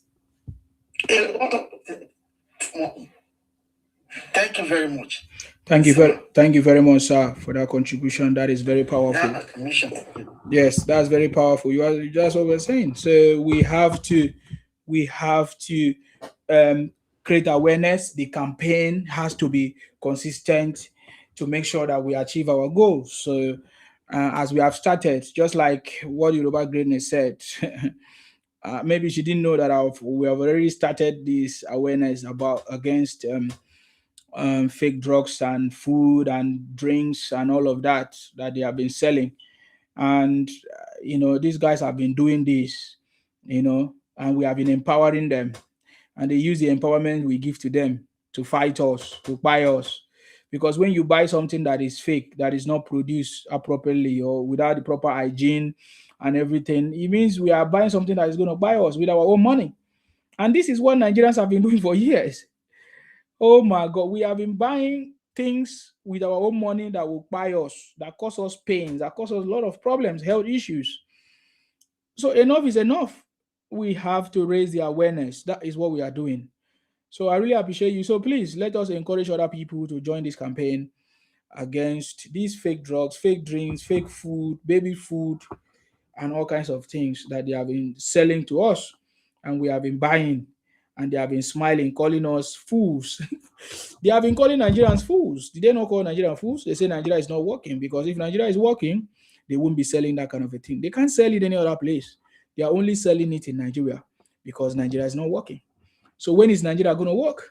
To make sure that we are going to get out of this rubbish that they have been doing for so many years. Will Nigeria work? Are we going to make our country to work? Are we waiting for only our leaders to do it? We have a part to play. It's time. We have a government that is ready to take action and to follow every report that is being given. Trust me, if you go and find out anywhere they are selling fake product, if you find out any fake expired stuff, we can bring that shop down. It's not a noise. This is not a joke, because this is wickedness.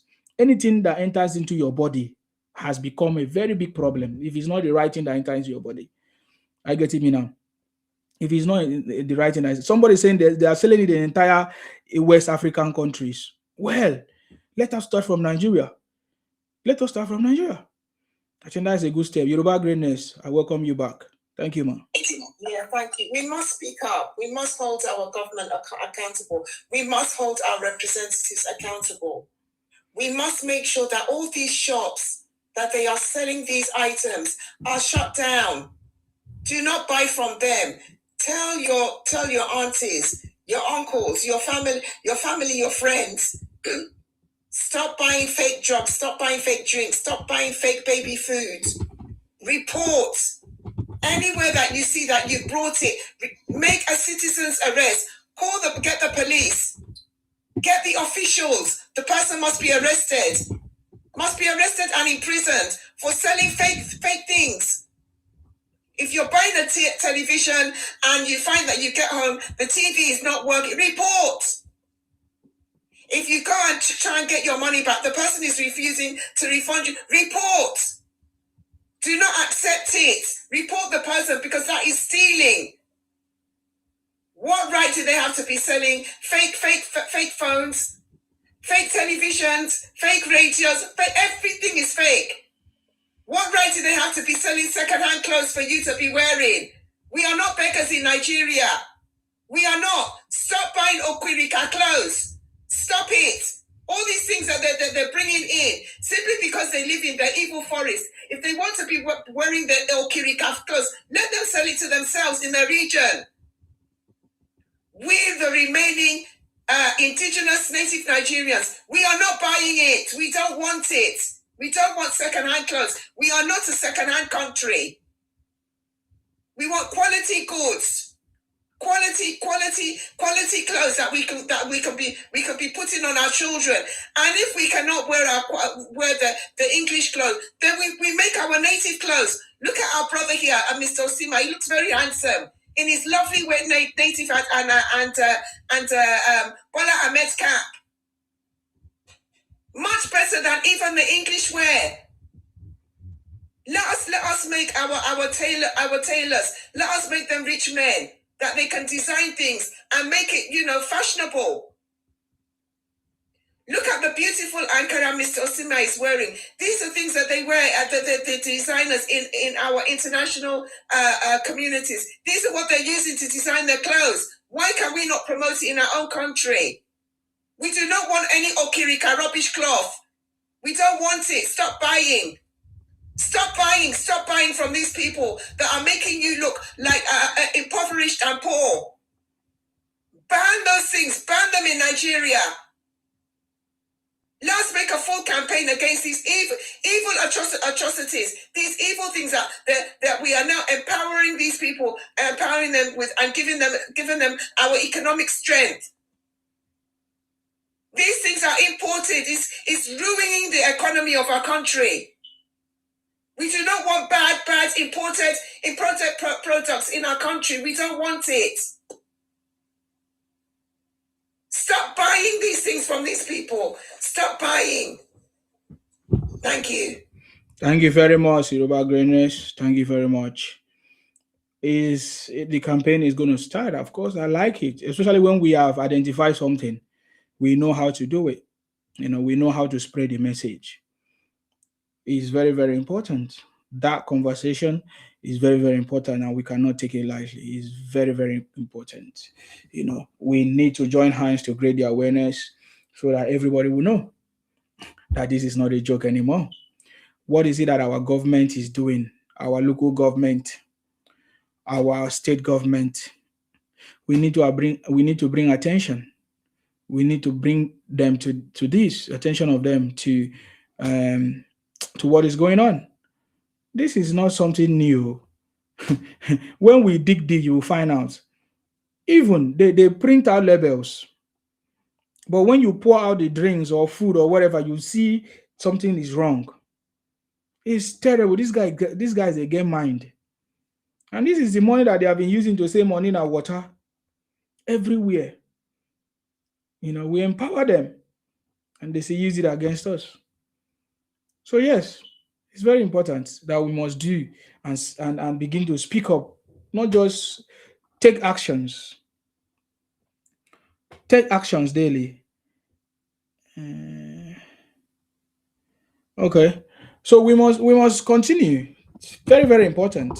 Very, very important. Now, thank you very much, Yoruba Greatness, for coming to straighten that conversation again. And I hope every day we will continue and other people will join us to spread that message. Very, very important. Now, I think this conversation with El-Rufai will continue because there's a lot. There's a lot. We are aware that so many issues have come out. For example, some civil society, they are already coming out to provide evidence, and they are also calling for the investigation of Rufai into other things like mismanagement of state resources during his tenure and all kinds of things. There's a civil society group in the north, in Kaduna. Is it Kaduna? Is a coalition of, the name is the Coalition of Kaduna Stakeholders. Coalition of Kaduna Stakeholders Forum. They have come out to call for the investigation of Governor El-Rufai, when he was a governor, Malam Nasir El-Rufai, over alleged mismanagement of state resources. So this is huge. So it's not just, there's a lot of issues that he's going to be answering. There's a lot of case that he needs to respond to. And this matter, no be small matter.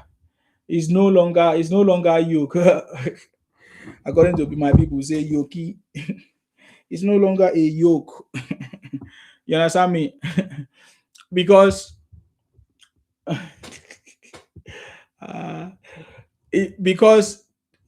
this is what they have been doing. This is what they have been doing for a long time.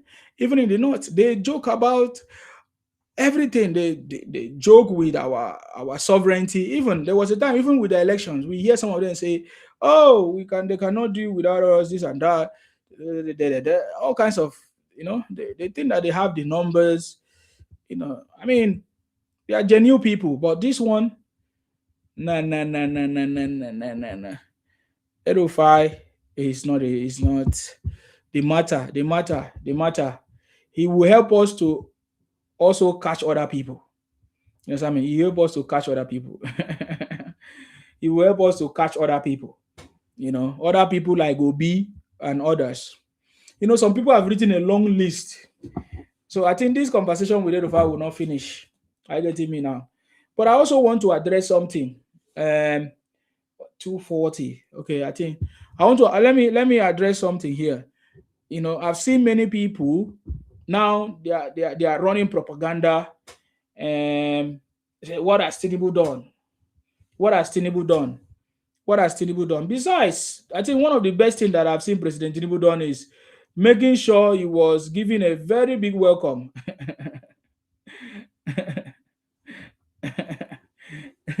A very big welcome to Ribadu, which is the person that El-Rufai is fighting against. I get me now. We saw a very big, in fact, a very proper statement given to from President Tinubu to Ribadu, you know, praising him for handling the issues of insecurity in the country and the challenges that we are facing. So, which means that Ribadu is certainly doing a good job. But now these guys are not happy that Ribadu is stopping their business, because that is what is triggering them, you know, all of them. That Ribadu is making sure that the insecurity issue will be put to an end. It's no longer business as usual, right? So the man is not, Ribadu is not joking, like he's taking every steps to stop this nonsense that is going on. And the people that are involved in this business are so mad, because I notice, how come El-Rufai is like, you know, so serious, attacking Ribadu every time? What is going on? What is it? What is it? So there must be something. You know, even as we are already projecting 2031 after election, what is going to happen? Of course, he knows that Ribadu is his rivalry and all kinds of things. But he's also mad because with the other business that they are involved, Ribadu is destroying those business of kidnapping, you know, insecurity, and all of that. So it's a very big thing, and we have started seeing a trend right now, where many people are coming out right now to talk about these things. Before, people were quiet.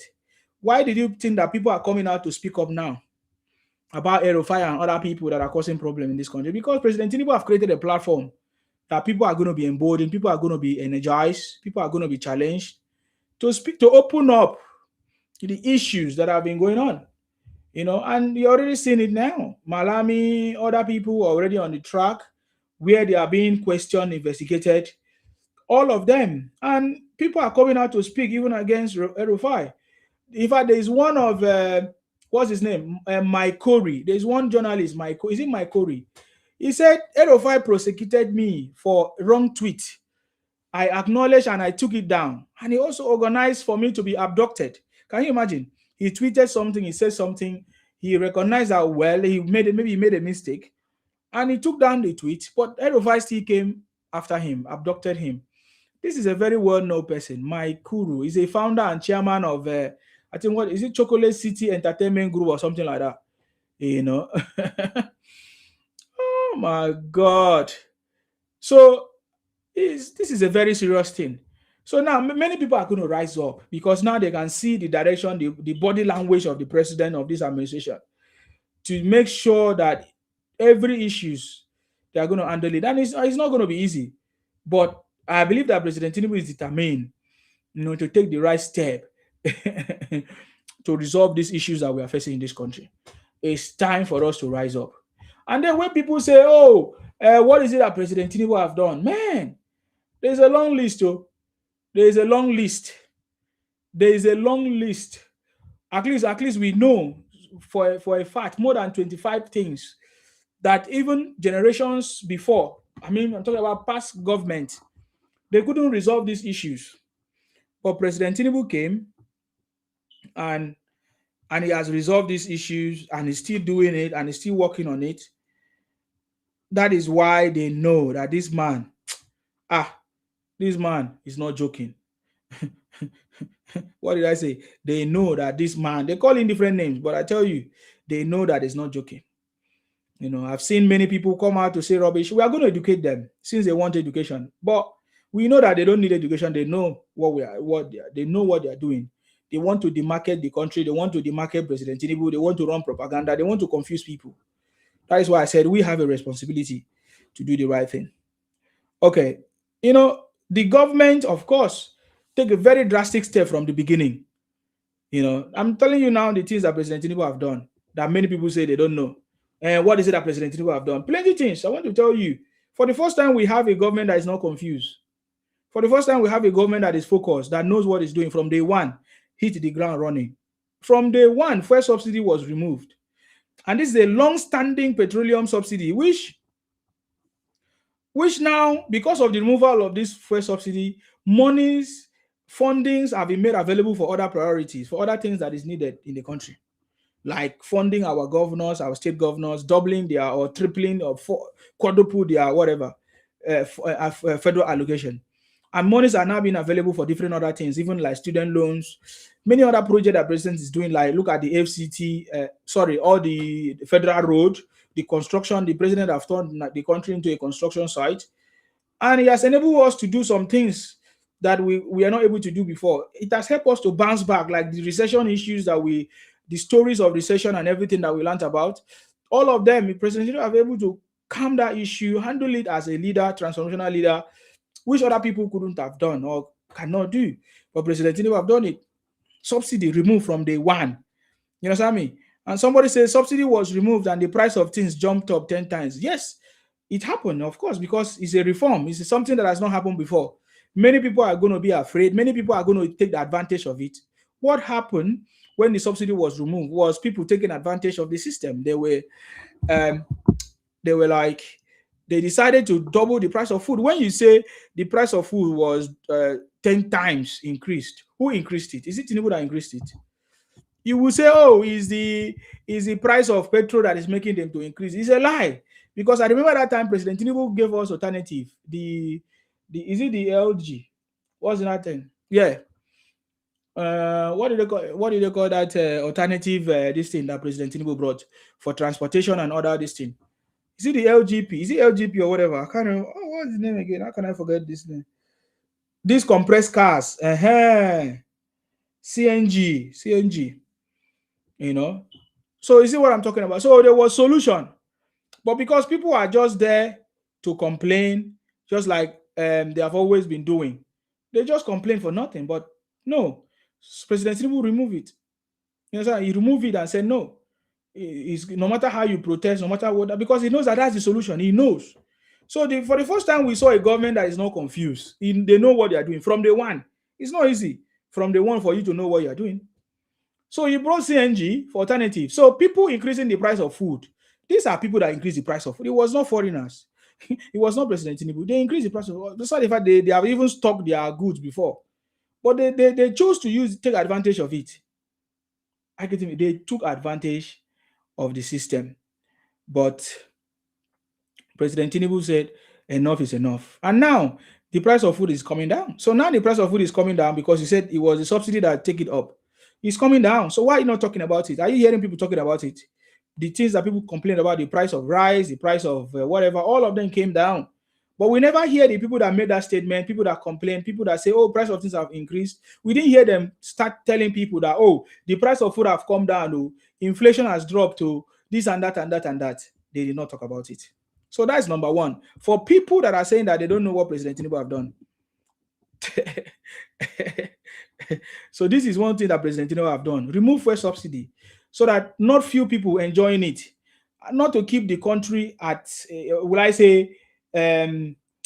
do I call it? At always keeping the country in a very negative, not just negative, at the mercy of borrowing, and all of that for the wrong things. You understand me? Keeping the country at the mercy of borrowing for the wrong things. Now, this subsidy has helped in a lot of ways. Who is this guy? Ken Nolly say, I wish to see you one-on-one. You go collect. Look at it. That's the only thing you can say now. You can only talk rubbish. You think that you're a monopoly of violence or whatever. If you see me one-on-one, you won't even come close to me. You can never. You can never come close to me if you see me one-on-one. So stop wishing. The way to do it, first of all, come on live with your real name and come on put on your camera. You can't even put on your camera or come with your real name to talk to me. You say you want to see me. Price of bag of rice was 24K during Buhari and less than 10K during Jonathan, because you don't know what we are saying. You're talking like an idiot. Then why don't you go and live with Buhari or go and live with Jonathan according to you? How old are you now? Are you still 15 years? As at when Buhari was in power, you were how many years? Now you are more than 30. You still want to buy the price of food less than whatever. Are you okay? The economy of Buhari and Jonathan, all of them were subsidized economy. You people don't know English. People don't understand English. You are foolish people, man. I don't have say if you are poor, you are poor. If you are stupid, you are stupid. We say that subsidy has been removed, and you still want the price of food to be the same. Are you normal? We want to solve the problem of our economy. We want to solve the problem of our economy. Say some of them never purchased a bag of rice in their life. Why should we even be buying bag of rice? I live in the UK. I don't buy bag of rice. But people in Nigeria say they want to buy bag of rice, especially all these boutique criminals. So I'm telling you, is it that you don't understand English? Is it because we say fuel subsidy was removed? We are saying that any subsidized things, when Tinubu came, he removed it. He removed even the Naira. He removed, thank you. Say, I be 5 kg in UK. Even 5 kg of rice, man. You know, when I used to be a child, before, I used to eat all those. Now I'm getting old. I don't eat much of those kind of carbohydrates anymore. And that is why we need to, a lot of education is lacking. Okay. So you can't buy 50 kg of rice. Are you normal? You're not a normal person. Head tone or whatever. It's a frustration finish you for UK. I beg. I don't know those ones that they talk about. You are jealous because you know we are dealing with you guys. So all those illiterate people that are saying that they don't know what President Tinubu have done, they are illiterate. They are poor people. They are stupid, foolish people. They are blind and they will remain blind forever.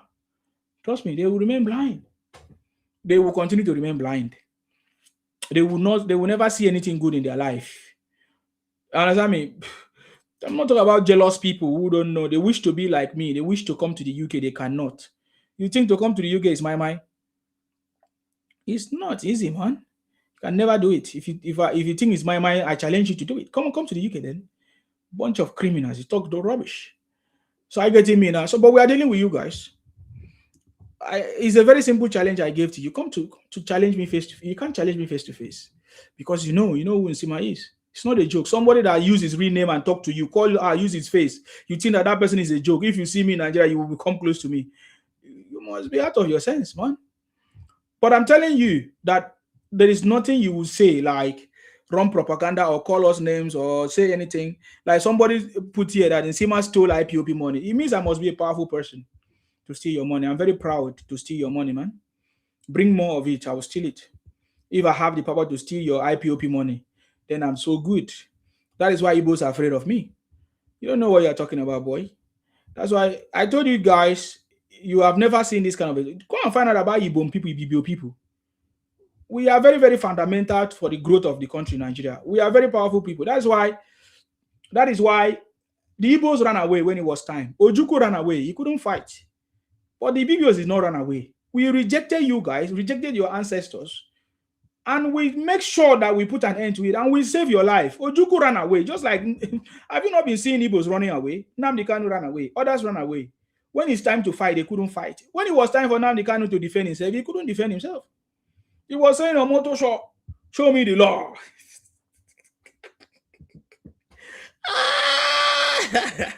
He couldn't fight. All those noise.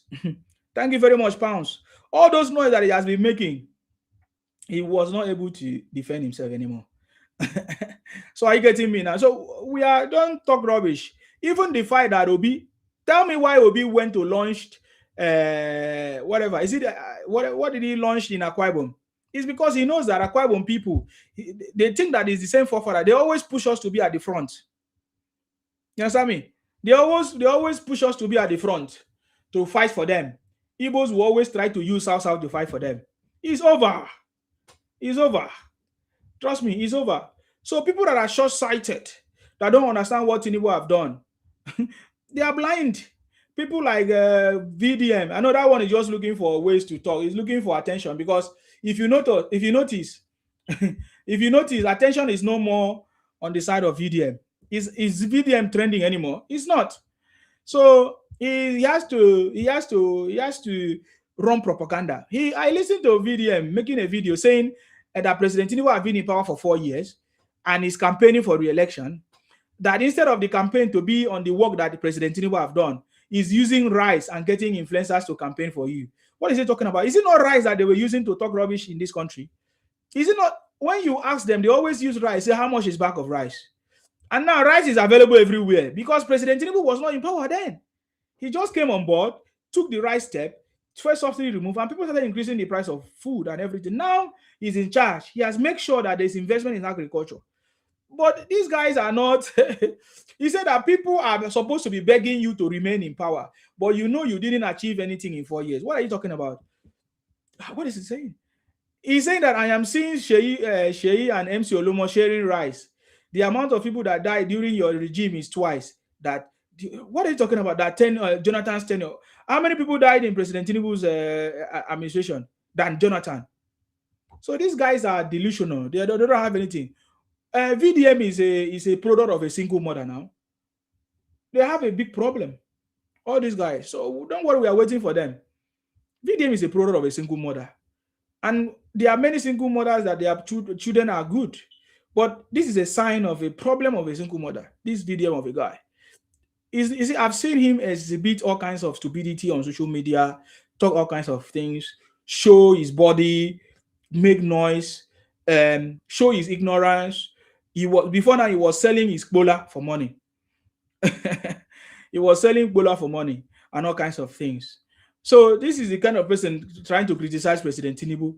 It's not a problem. See, let me tell you who President Tinubu is.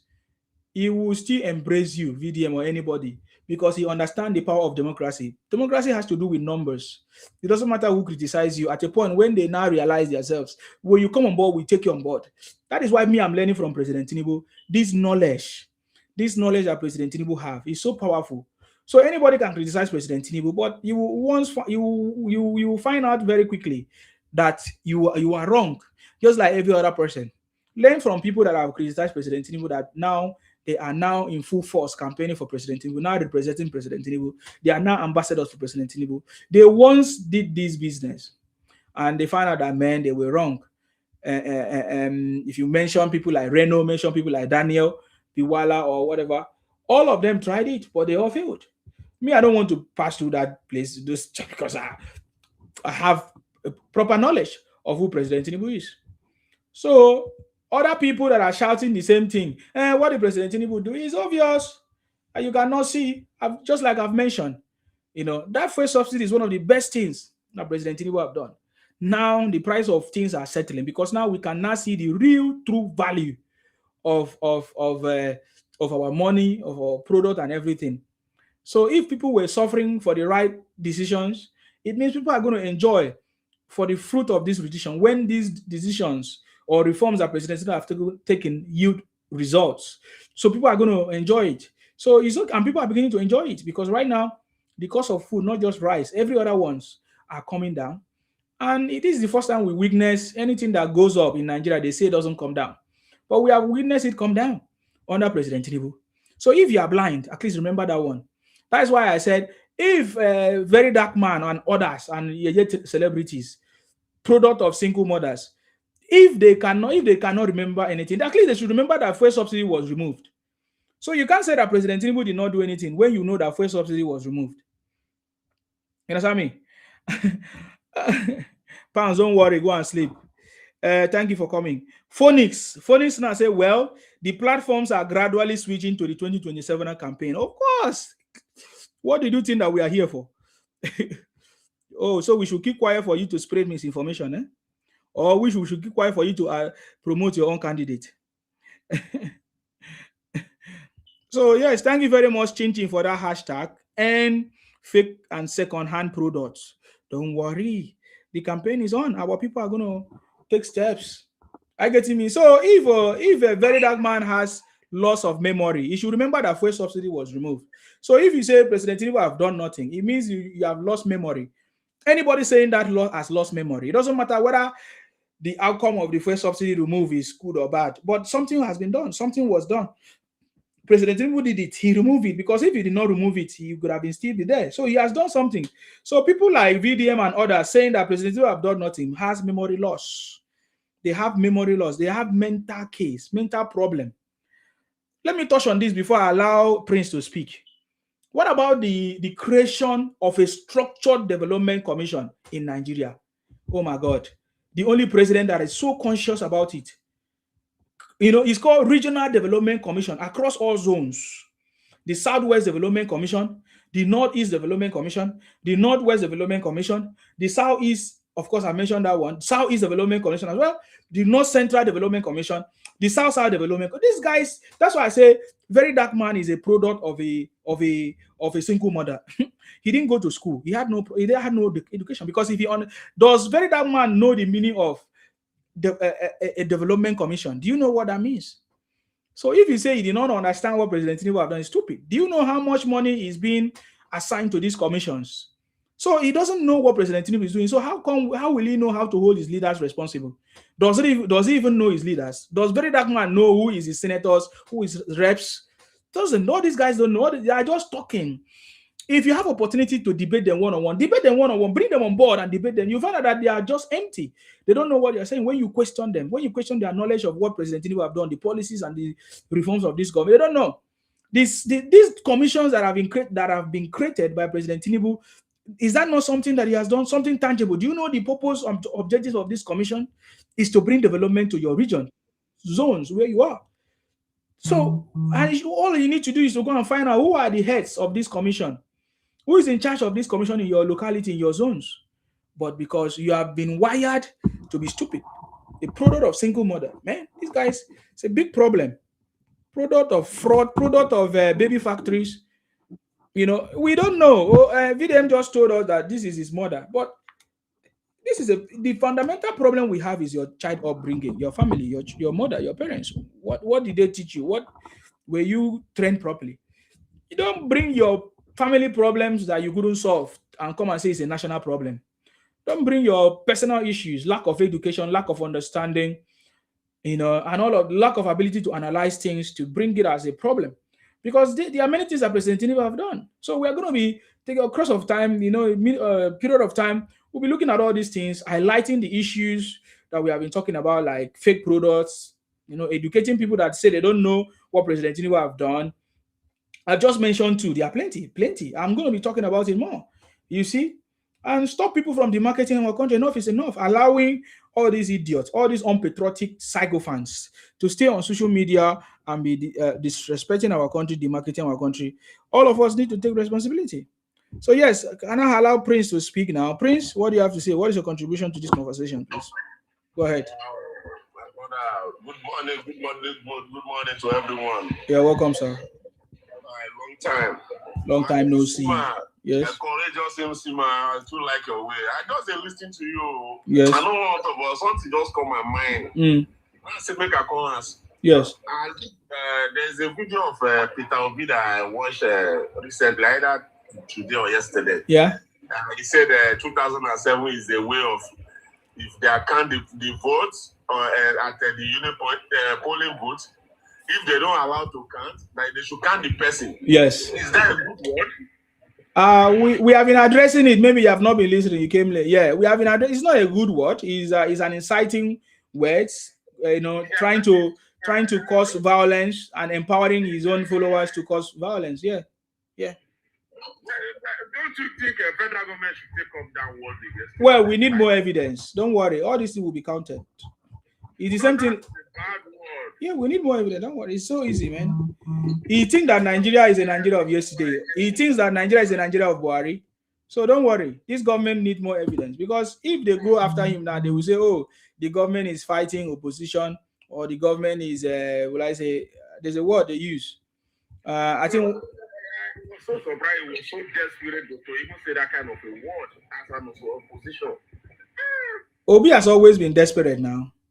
You have forgotten. Desperate now. It's even more than desperate now. Yes. That word is very, very insightful, man. Exactly. You can't be person.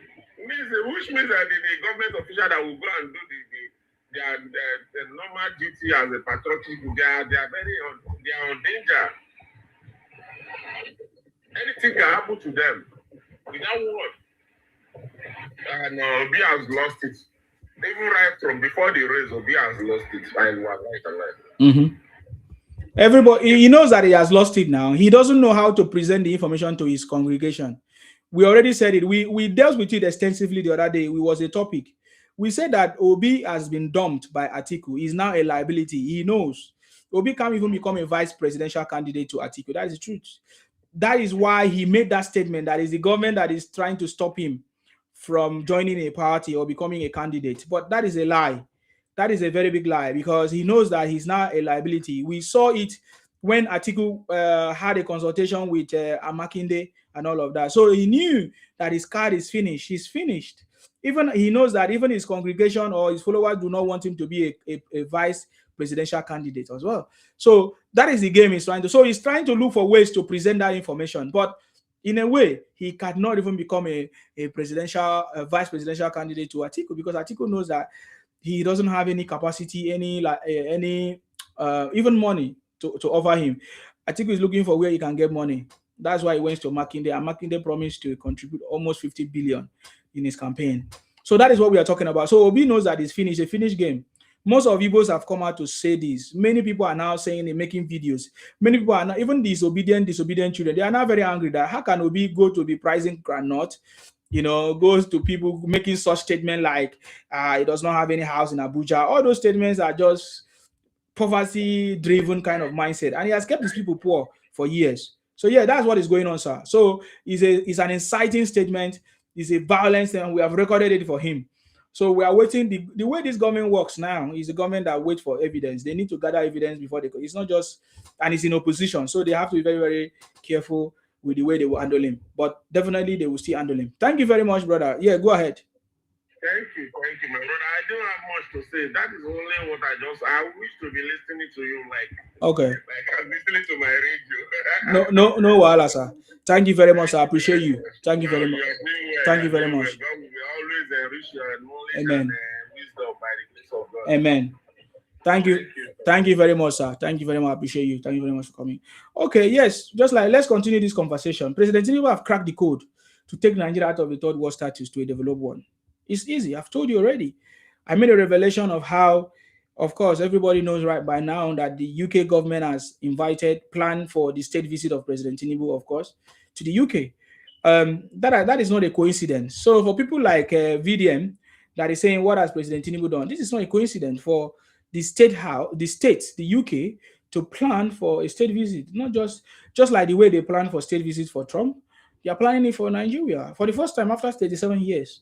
That means that something is brewing, something is coming up. So the President Tinubu have cracked the code. So VDM, I know VDM don't know this. VDM and others, the celebrities and other people, they have all surrounded themselves with fake news, fake information, or maybe they choose to be deaf and dumb, or they choose to what they listen to. They choose to use whatever material for a purpose. But all this is going to fail, I can guarantee you. Trust me. Even VDM knows what happened to him last time when he went there to protest under hunger protest, fake protest. He ran away in that protest. Ever since then, he has never joined. He has never joined protest anymore.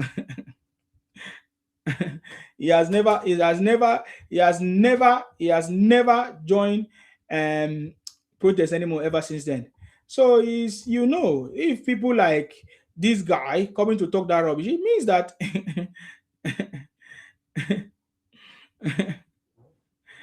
so you see, these guys, all their work, all their propaganda is failed. Just like I said before, all their attempt is failed. They think that people are foolish.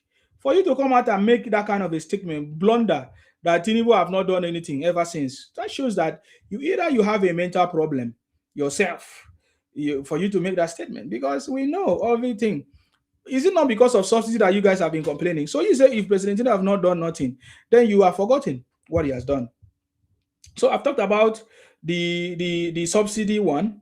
He has removed subsidy. I talked about the commission, the creating of the different commissions, development commissions, so that we can bring development to our space. How else are you going to bring development to your space?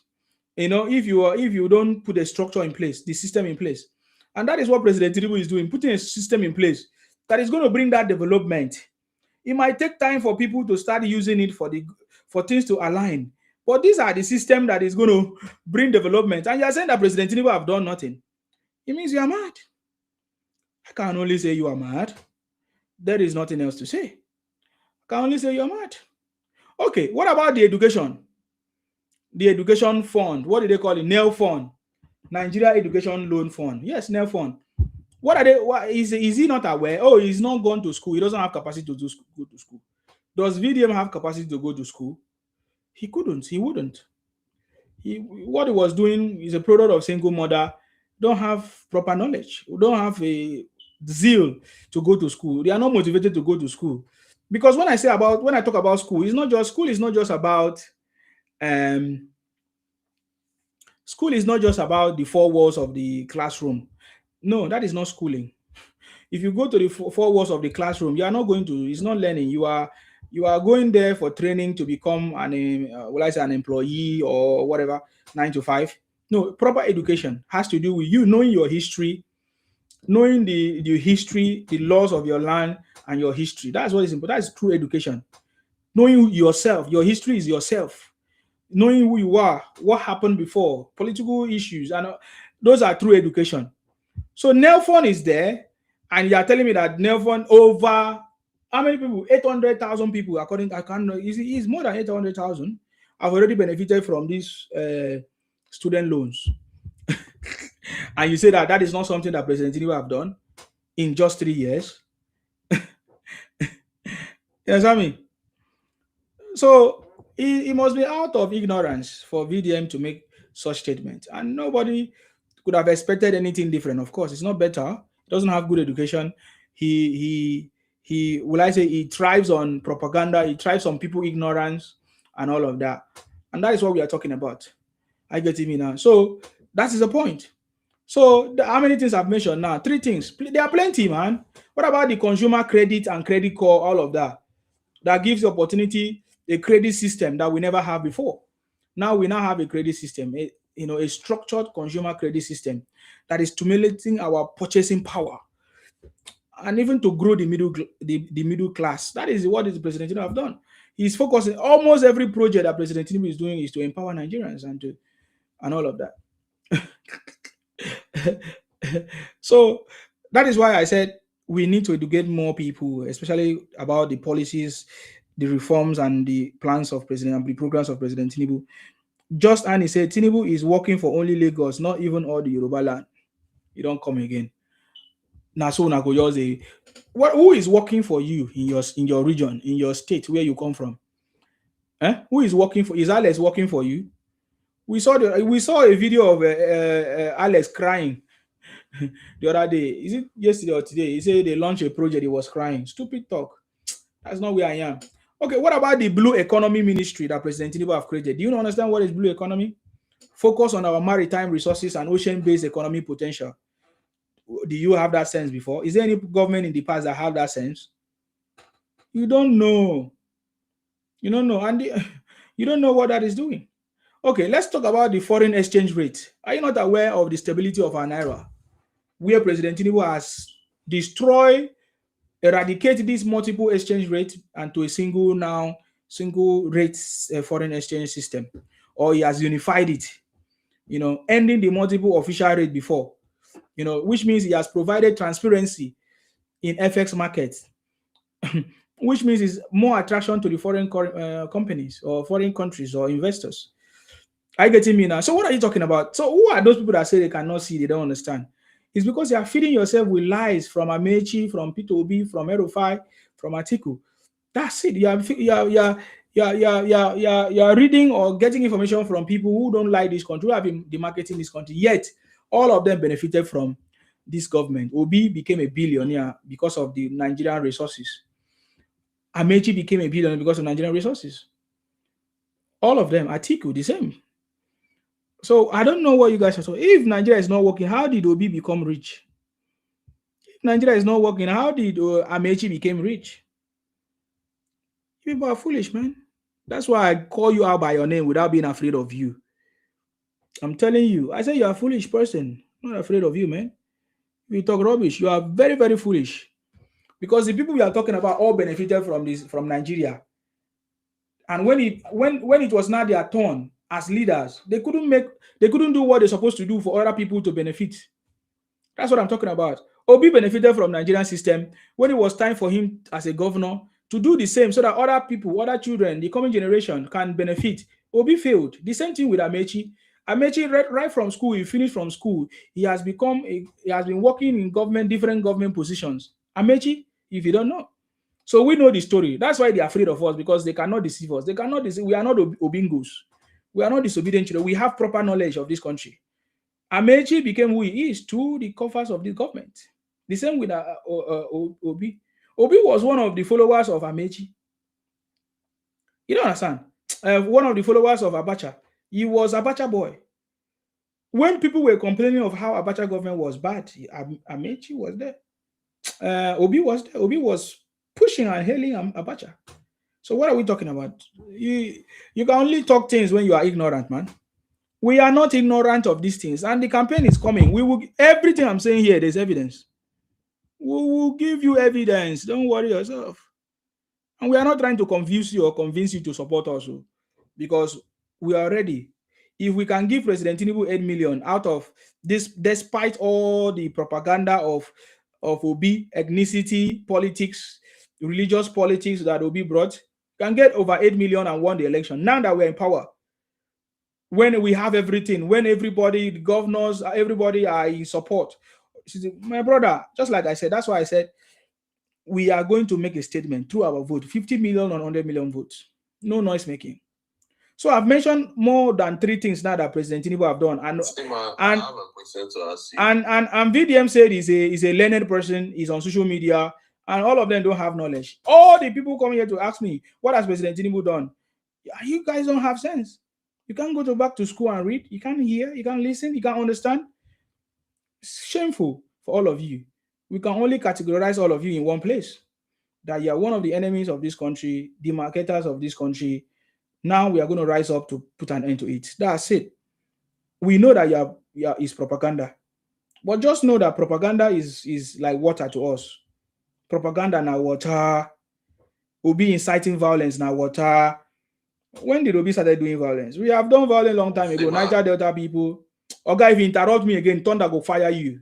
Come Nigeria, come they do these contents now.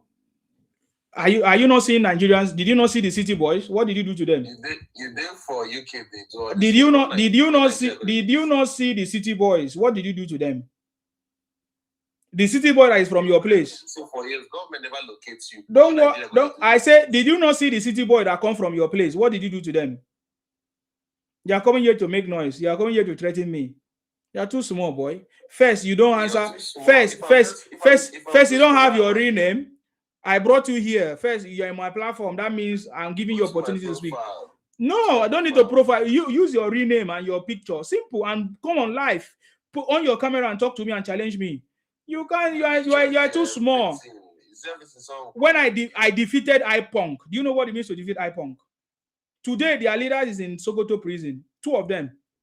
And you are here making noise. You think that you don't know that I play a very vital role?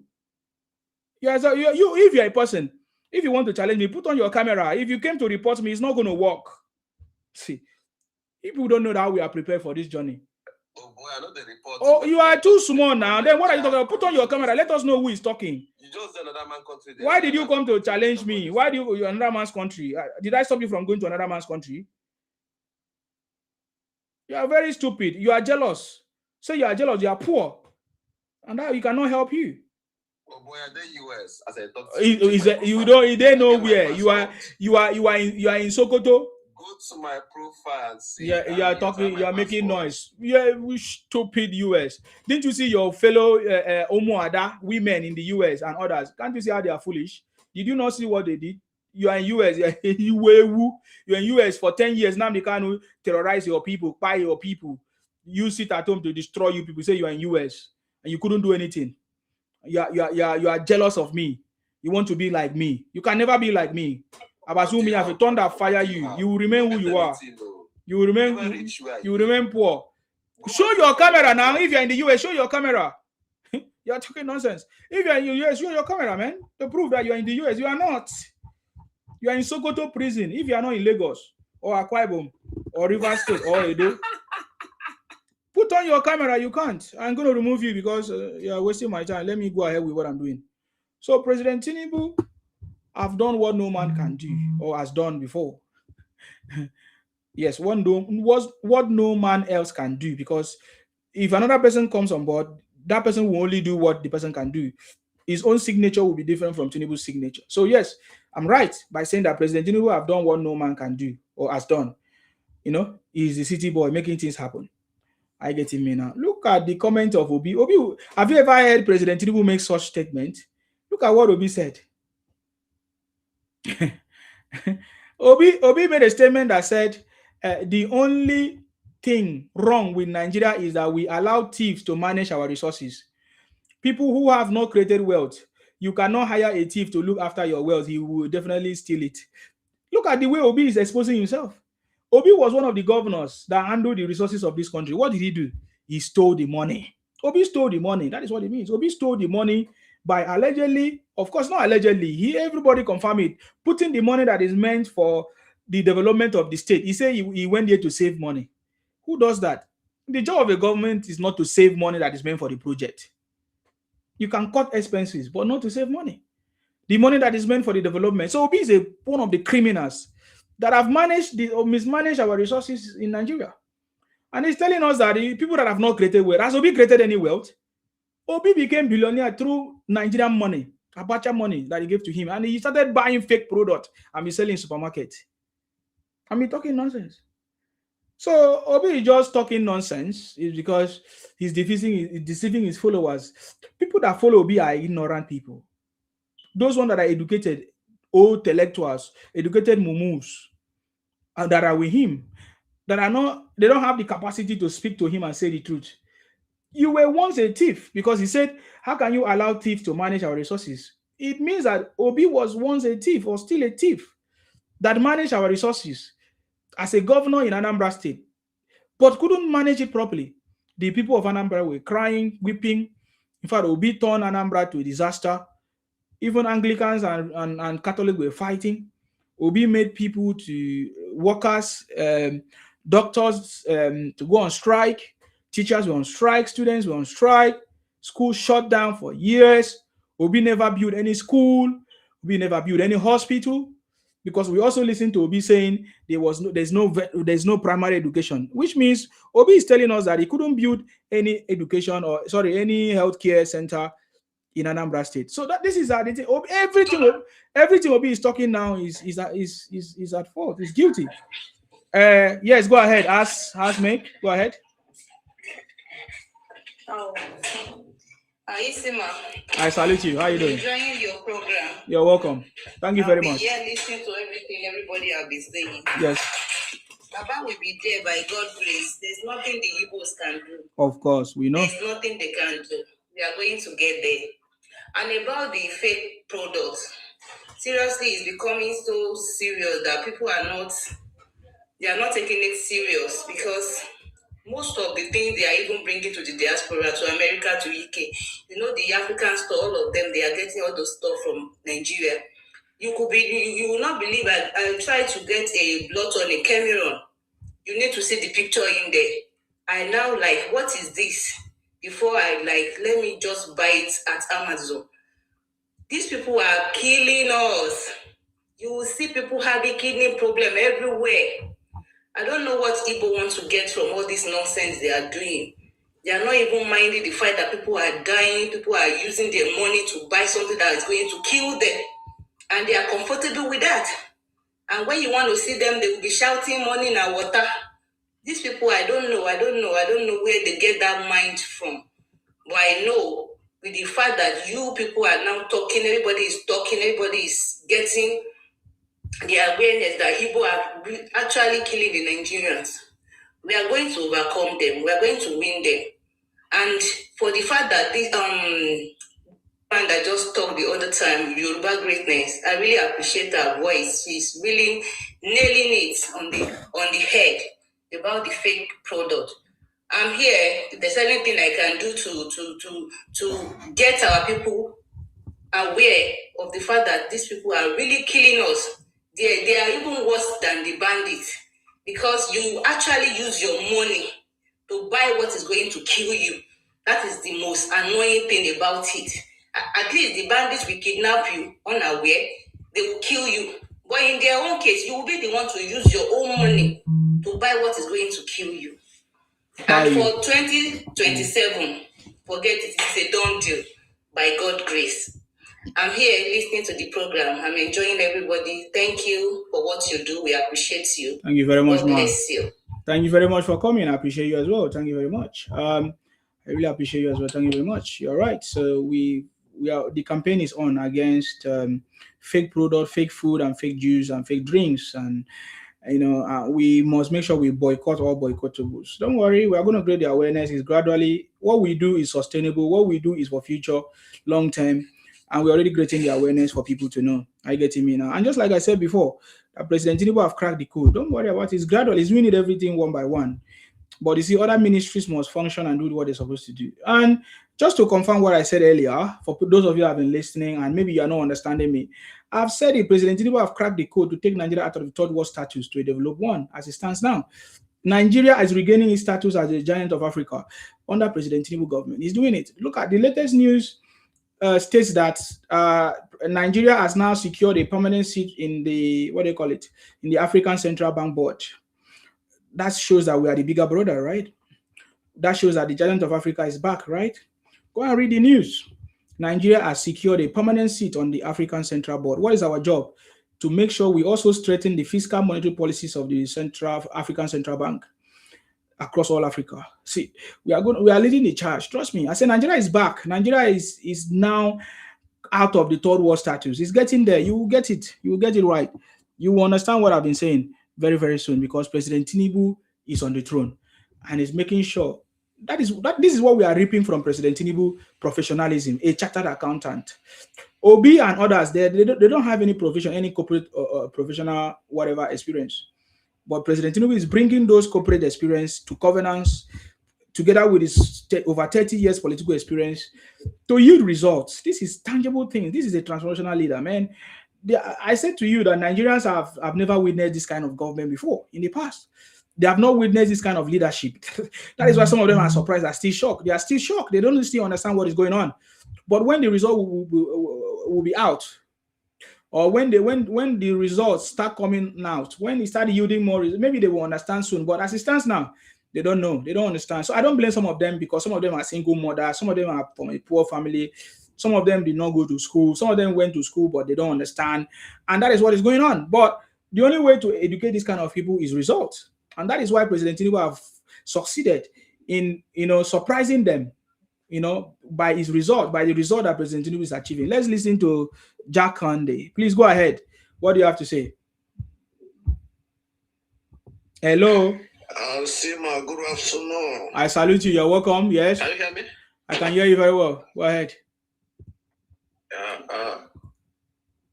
If your Papa doing well, Papa don't need all those money throw out now, if he's doing well. Which money? Which money? Which money is throwing out? Which money are you talking? Which Oga, you don't speak anyhow on my platform. You don't listen to me. I'm gonna cut you now. When you make a statement, you explain. Don't just make propaganda or bogus statement. You say those monies that President Tinubu is throwing away. What money? Be specific. If not, we drop you. We don't need misinformation here. To explain now. Do you know Tinubu make P2B offer day before yesterday by his go and meet Ale Soti in Abga State day before yesterday? Do you know? That is another propaganda. That's a lie. That is a lie. That is a lie. That is a lie. That is I will remove you now. You don't do that on my platform. I say that is a lie. That is a lie. that is a big lie. Big lie. Don't if you repeat another lie here, if you repeat another lie here, I will bring you down. You stupid motherfucker, Iboti criminal. You understand me? If you repeat another lie, now, if you repeat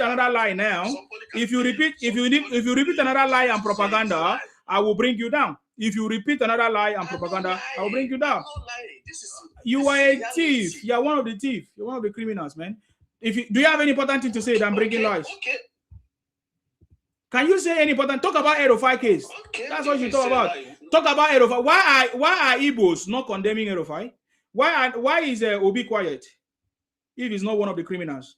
Can you talk about it? You can't. Igbo criminals. You came to report my page. I can leave you there. Nothing will happen. Report from now till tomorrow. I'm telling you is a reality. You are a very foolish person. You think that we are afraid of you guys?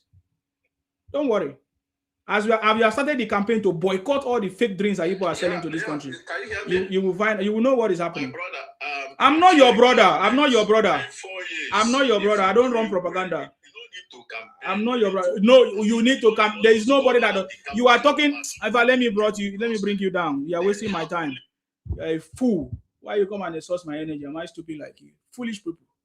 Because you are doing well, you will not campaign. Are you stupid idiot? Where are people learning from? That's the same way you guys come and say, oh, there should be real-time e-transfer of election. They are very foolish. They are poor homes. Check all of them, poor homes, because their mentality is poor. All of them, Natasha. Look at Natasha causing another problem in the house now. Very poor home. Aisha, that one have mental problem. Aisha have mental problem. I'm telling you, all of them have it. Where do you learn it from? Where do you learn it in the world where there is a real-time transmission of results? Where do you learn it from? Where do you learn it from? So when somebody is doing well, cannot campaign. You are fully foolish. Very, very foolish. I've never heard that you are doing well, you will not campaign. What are you talking about? Especially when there's misinformation everywhere, when opposition are on the rampage. Yeah, I'm very, very okay, Cloud. If you are okay, come and challenge me. You are not. I will listen from the things you will say. We hear from you if you have sense. Look at the things that comes out of you guys' mind or your heart, because they say heart of the heart, the mouth speak it. These are stupid things that you guys are saying. These are stupid things that you guys are saying. You know what I mean? If we are talking nonsense, coming here to run propaganda, say Tinubu go to meet Obi. Who is Obi? Talking nonsense. Okay, guys, let's move forward. So President Tinubu have done a lot of things which the Igboti criminals and others cannot see. They talk nonsense. They say, why would Tinubu campaign? Foolish. I don't know where they learn their theory from or political knowledge. They lack political knowledge. Prominent people, even in the developed world, campaign second term. We saw Trump campaign. We saw even Obama campaign. We saw Biden campaign. We saw many people campaign. We saw even in the UK, they campaign. Everybody campaign. Doesn't matter what time. It's time for campaign. There's a specific period meant for campaign. And you're saying that Tinubu will not campaign. The same thing VDM said. These guys are foolish people. They copy the same thing from their foolish leaders and foolish brothers. I think VDM said the same thing, that Tinubu should not campaign. That people should be the one to beg him. Where has it ever happened before? You campaign. Because there are so many things the opposition are doing. With misinformation, you campaign. But these guys are stupid, man. They are living in a fantasy world. That's why they wish Obi will win election when it does not have capacity. These guys are criminals, man. And me, I'm not afraid to call them out by their name. They live in a dream world, a miracle world. Fake bishop and pastors miracle world, church world. I know what I'm telling you. Because I remember when Obi was prayed for that he will win election. It's a religious war. Did Bishop not pray for him? Did he win? Foolish things, man. You're wasting your time. I'm telling you, you're wasting your time. We are going to, because we have not been speaking up. They say that when the righteous people keep quiet, it's only righteousness that exalts a nation. When good people do not talk or keep quiet, then what will happen? Evil things will happen. And that's what is going on. So for now, we have realized, Nigerians have realized that it's time for us to speak up, not to keep quiet anymore. And Cloud said, do you have electricity right now? Yes. There's electricity everywhere in Nigeria. In fact, in some areas, they are complaining that the price of electricity is high. I say you have not started. When you start having constant electricity, you will pay. You have to pay for it. You're talking about electricity greatly increased. Nigeria today, the power supply is so increased now because there are different. Thank God, somebody said there's light here, there's light in Lagos, there's light everywhere, even in Akwa Ibom, we have power plant. In fact, our plant is powered by gas. Though we need to increase the capacity. We have electricity. It's only the infrastructure. The government have the power now. The state governors, the local government, even individuals, private businesses, companies have the power now to generate electricity. We don't have the electricity problem. We have structure problem. Who is going to invest in infrastructure and equipment that is going to supply us 24 hours electricity? You understand me? So Christian Lee said that is a big lie. Are you being serious now? That is the truth. He said, are you being serious? People are giving reports where they are now, there's electricity. Where you are, there might not be electricity because the government there or the leaders there are not doing what they're supposed to do. And you guys are foolish too because you are not able to hold your leaders accountable to do what they're supposed to do. We'll tell you the truth here, man. All you need to do is to buy the equipment, invest in equipment that can sustain 24 hours electricity. Most of these, these companies that have been given all these distribution companies, they don't want to invest. They don't want to invest in equipment and all of that that will have 24 hours electricity. Are you okay? Get out of here, man. You don't know what you're talking about. You think this is time that you can't be talking nonsense for where we are. Electricity have greatly improved, and now you don't have any excuse. If you feel like you don't have electricity, it's not the responsibility of the federal government to give you electricity, because it's out of is it concurrent whatever list. It's now something that everybody can do. So that's why even the federal government themselves, they procured, I think what they call it, solar panels. You see, Nigeria could have been a country that will be supplying electricity to everyone in the world. That is a bigger investment. That's another angle of investment. We don't even need to depend only by oil or on oil.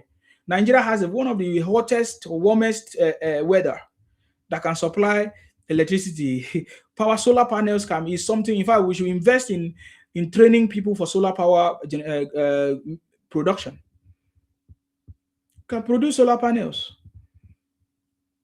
because we have the weather.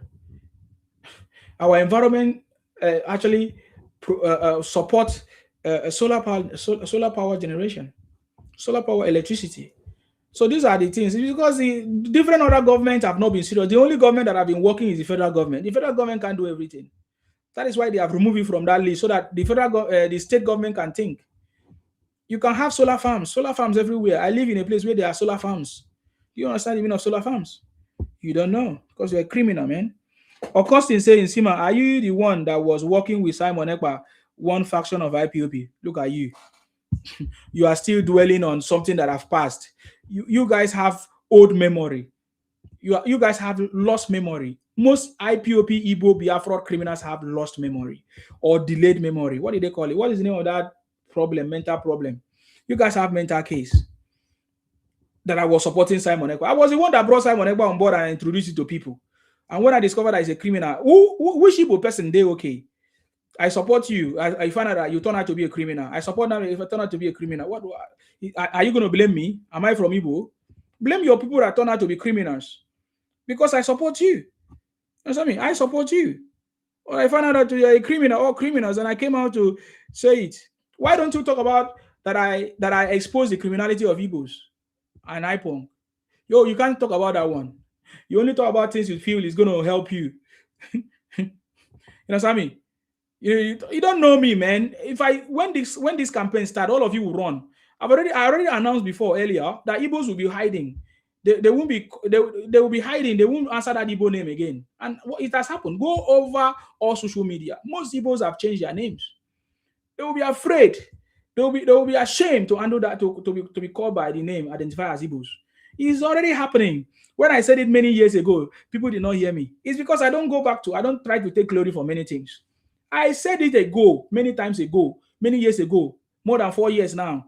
When I exposed the criminality of IPON, Nnamdi Kanu, all of them, including Simon Ekpa, I told them that if care is not taken, this is your impersonation. You Igbos will be ashamed of their names, and they did.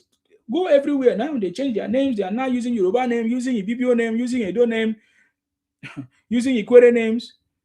It's over. It's over. It's over for you guys. So you are talking nonsense. You are still dwelling on the past when we have moved on. That shows how foolish and backward Igbos are. Igbo criminals, especially Igbo. I'm talking about Igbo criminals because there are so many genuine Igbo now that are coming out. Abi, let's hope. Let's hope. But I know what I'm telling you. I'm not afraid to say it because I have evidence. Are you getting me now? So these guys have been doing this nonsense for so many years. For so many years, boy. For so many years. And we have been keeping quiet. So we are dealing with it one by one. So just like I said, Nigeria is back on track. President Tinubu have cracked the code to take Nigeria out of a third world status. I've just told you the news that has broke out now. African Union now, President Tinubu have given us a permanent seat there just to bring our knowledge, physical monetary policies to straighten it across every country in Africa. That tells you that Nigeria is regaining its power or its rightful place as a giant of Africa. Why President Tinubu take us of the third world status? Because right now, the whole world is now standing still. They are witnessing what is going on, the reforms, the economic growth that is going on in Nigeria, and they want to come and invest. Simple as that. President Tinubu have put a system in place. The tax reform system also helps to prove to the whole world that we have a transparent system, consistent system that encourage or promote investment for investment. That's what is going on. I'm telling you, I'm giving you proper information that you don't know. Anyways, you listen to people like Obi that will use, nobody wants me to be presidential candidate, playing the victim game. It's not today. I know you guys. Igbos play the victim game. You are talking about rigging elections. Don't worry. When it's time, the campaign have not started. We have videos of Igbos rigging election across the country. They use us as a joke. You say we they play for you. We are not playing for you. We have videos of Igbos rigging election for Obi across every country. In Lagos, Igbos were rigging election for Obi. In Anambra, the southeast, we have videos rigging election. We'll talk about it. If you are talking about rigging of election, you guys are number one. We have evidence of you guys rigging election. And you guys are saying you want to use electronic transfer to promote. You are lying. You don't have any excuse. If we now start promoting electronic transfer, now you guys will cry. You say, "Oh, we want to use real transmission to steal election." You will just be looking for things to cry. Always having the Igbo mentality of victimization. You will never hear Igbo man go straight and talk something and stand for it and be bold. You always look for who to blame. Oh, they are after us. They want to buy us. Oh, they are strangulating us. They don't want to invest in our region. Federal government is not helping us. Nonsense talk. When will you people rise up to be strong and to be sincere to yourself? We have many videos, just like I said, because I see one of the bone of contention is about rigging of election, that they want election to be free and fair. But you guys were the one rigging election. Igbos were the one rigging election. Igbos were sent across every state of Nigeria to rig election. You're talking nonsense. Is it? I call it out the way it is, boy. Because we now have evidence of everything, man. Evidence of everything that Igbos were sent across every country, to every part of the country to rig election. I can play a video of one of your noble, will I say, popular Nollywood actor or Igbo actor. What's his name? He said that Igbos should stay where they are and rig election. Yes, and vote. That's what he said. So, and then we found out that when they voted where they were rigging election. They were rigging all the thumb printing, double thumb printing. Even one Igbo woman was caught in Lagos somewhere wearing all these Christ church something to rig election, to do a work for Labour Party at that time for Obi. Talking nonsense. Let's go to the number 4 things that President Tinubu have done since Igbos are blind. You understand me? You will be doing rubbish. All you guys know, you want to call for protest to destabilize the country, this and that. It's not going to work. Come out on the street. We will deal with all of you. Come out on the street and talk rubbish. We will deal with all of you. We'll deal with all of you. It's small.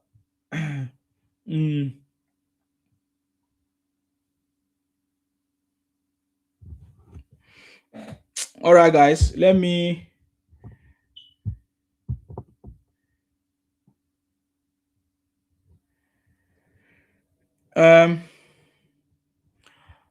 Let me go and sleep, guys. We'll come back again. We'll continue to pray for our president for more knowledge, understanding, and pray for his team. May God bless our president, His Excellency Asiwaju Bola Ahmed Tinubu. May God bless our vice president, of course, Kashim Shettima, GCOM. May God bless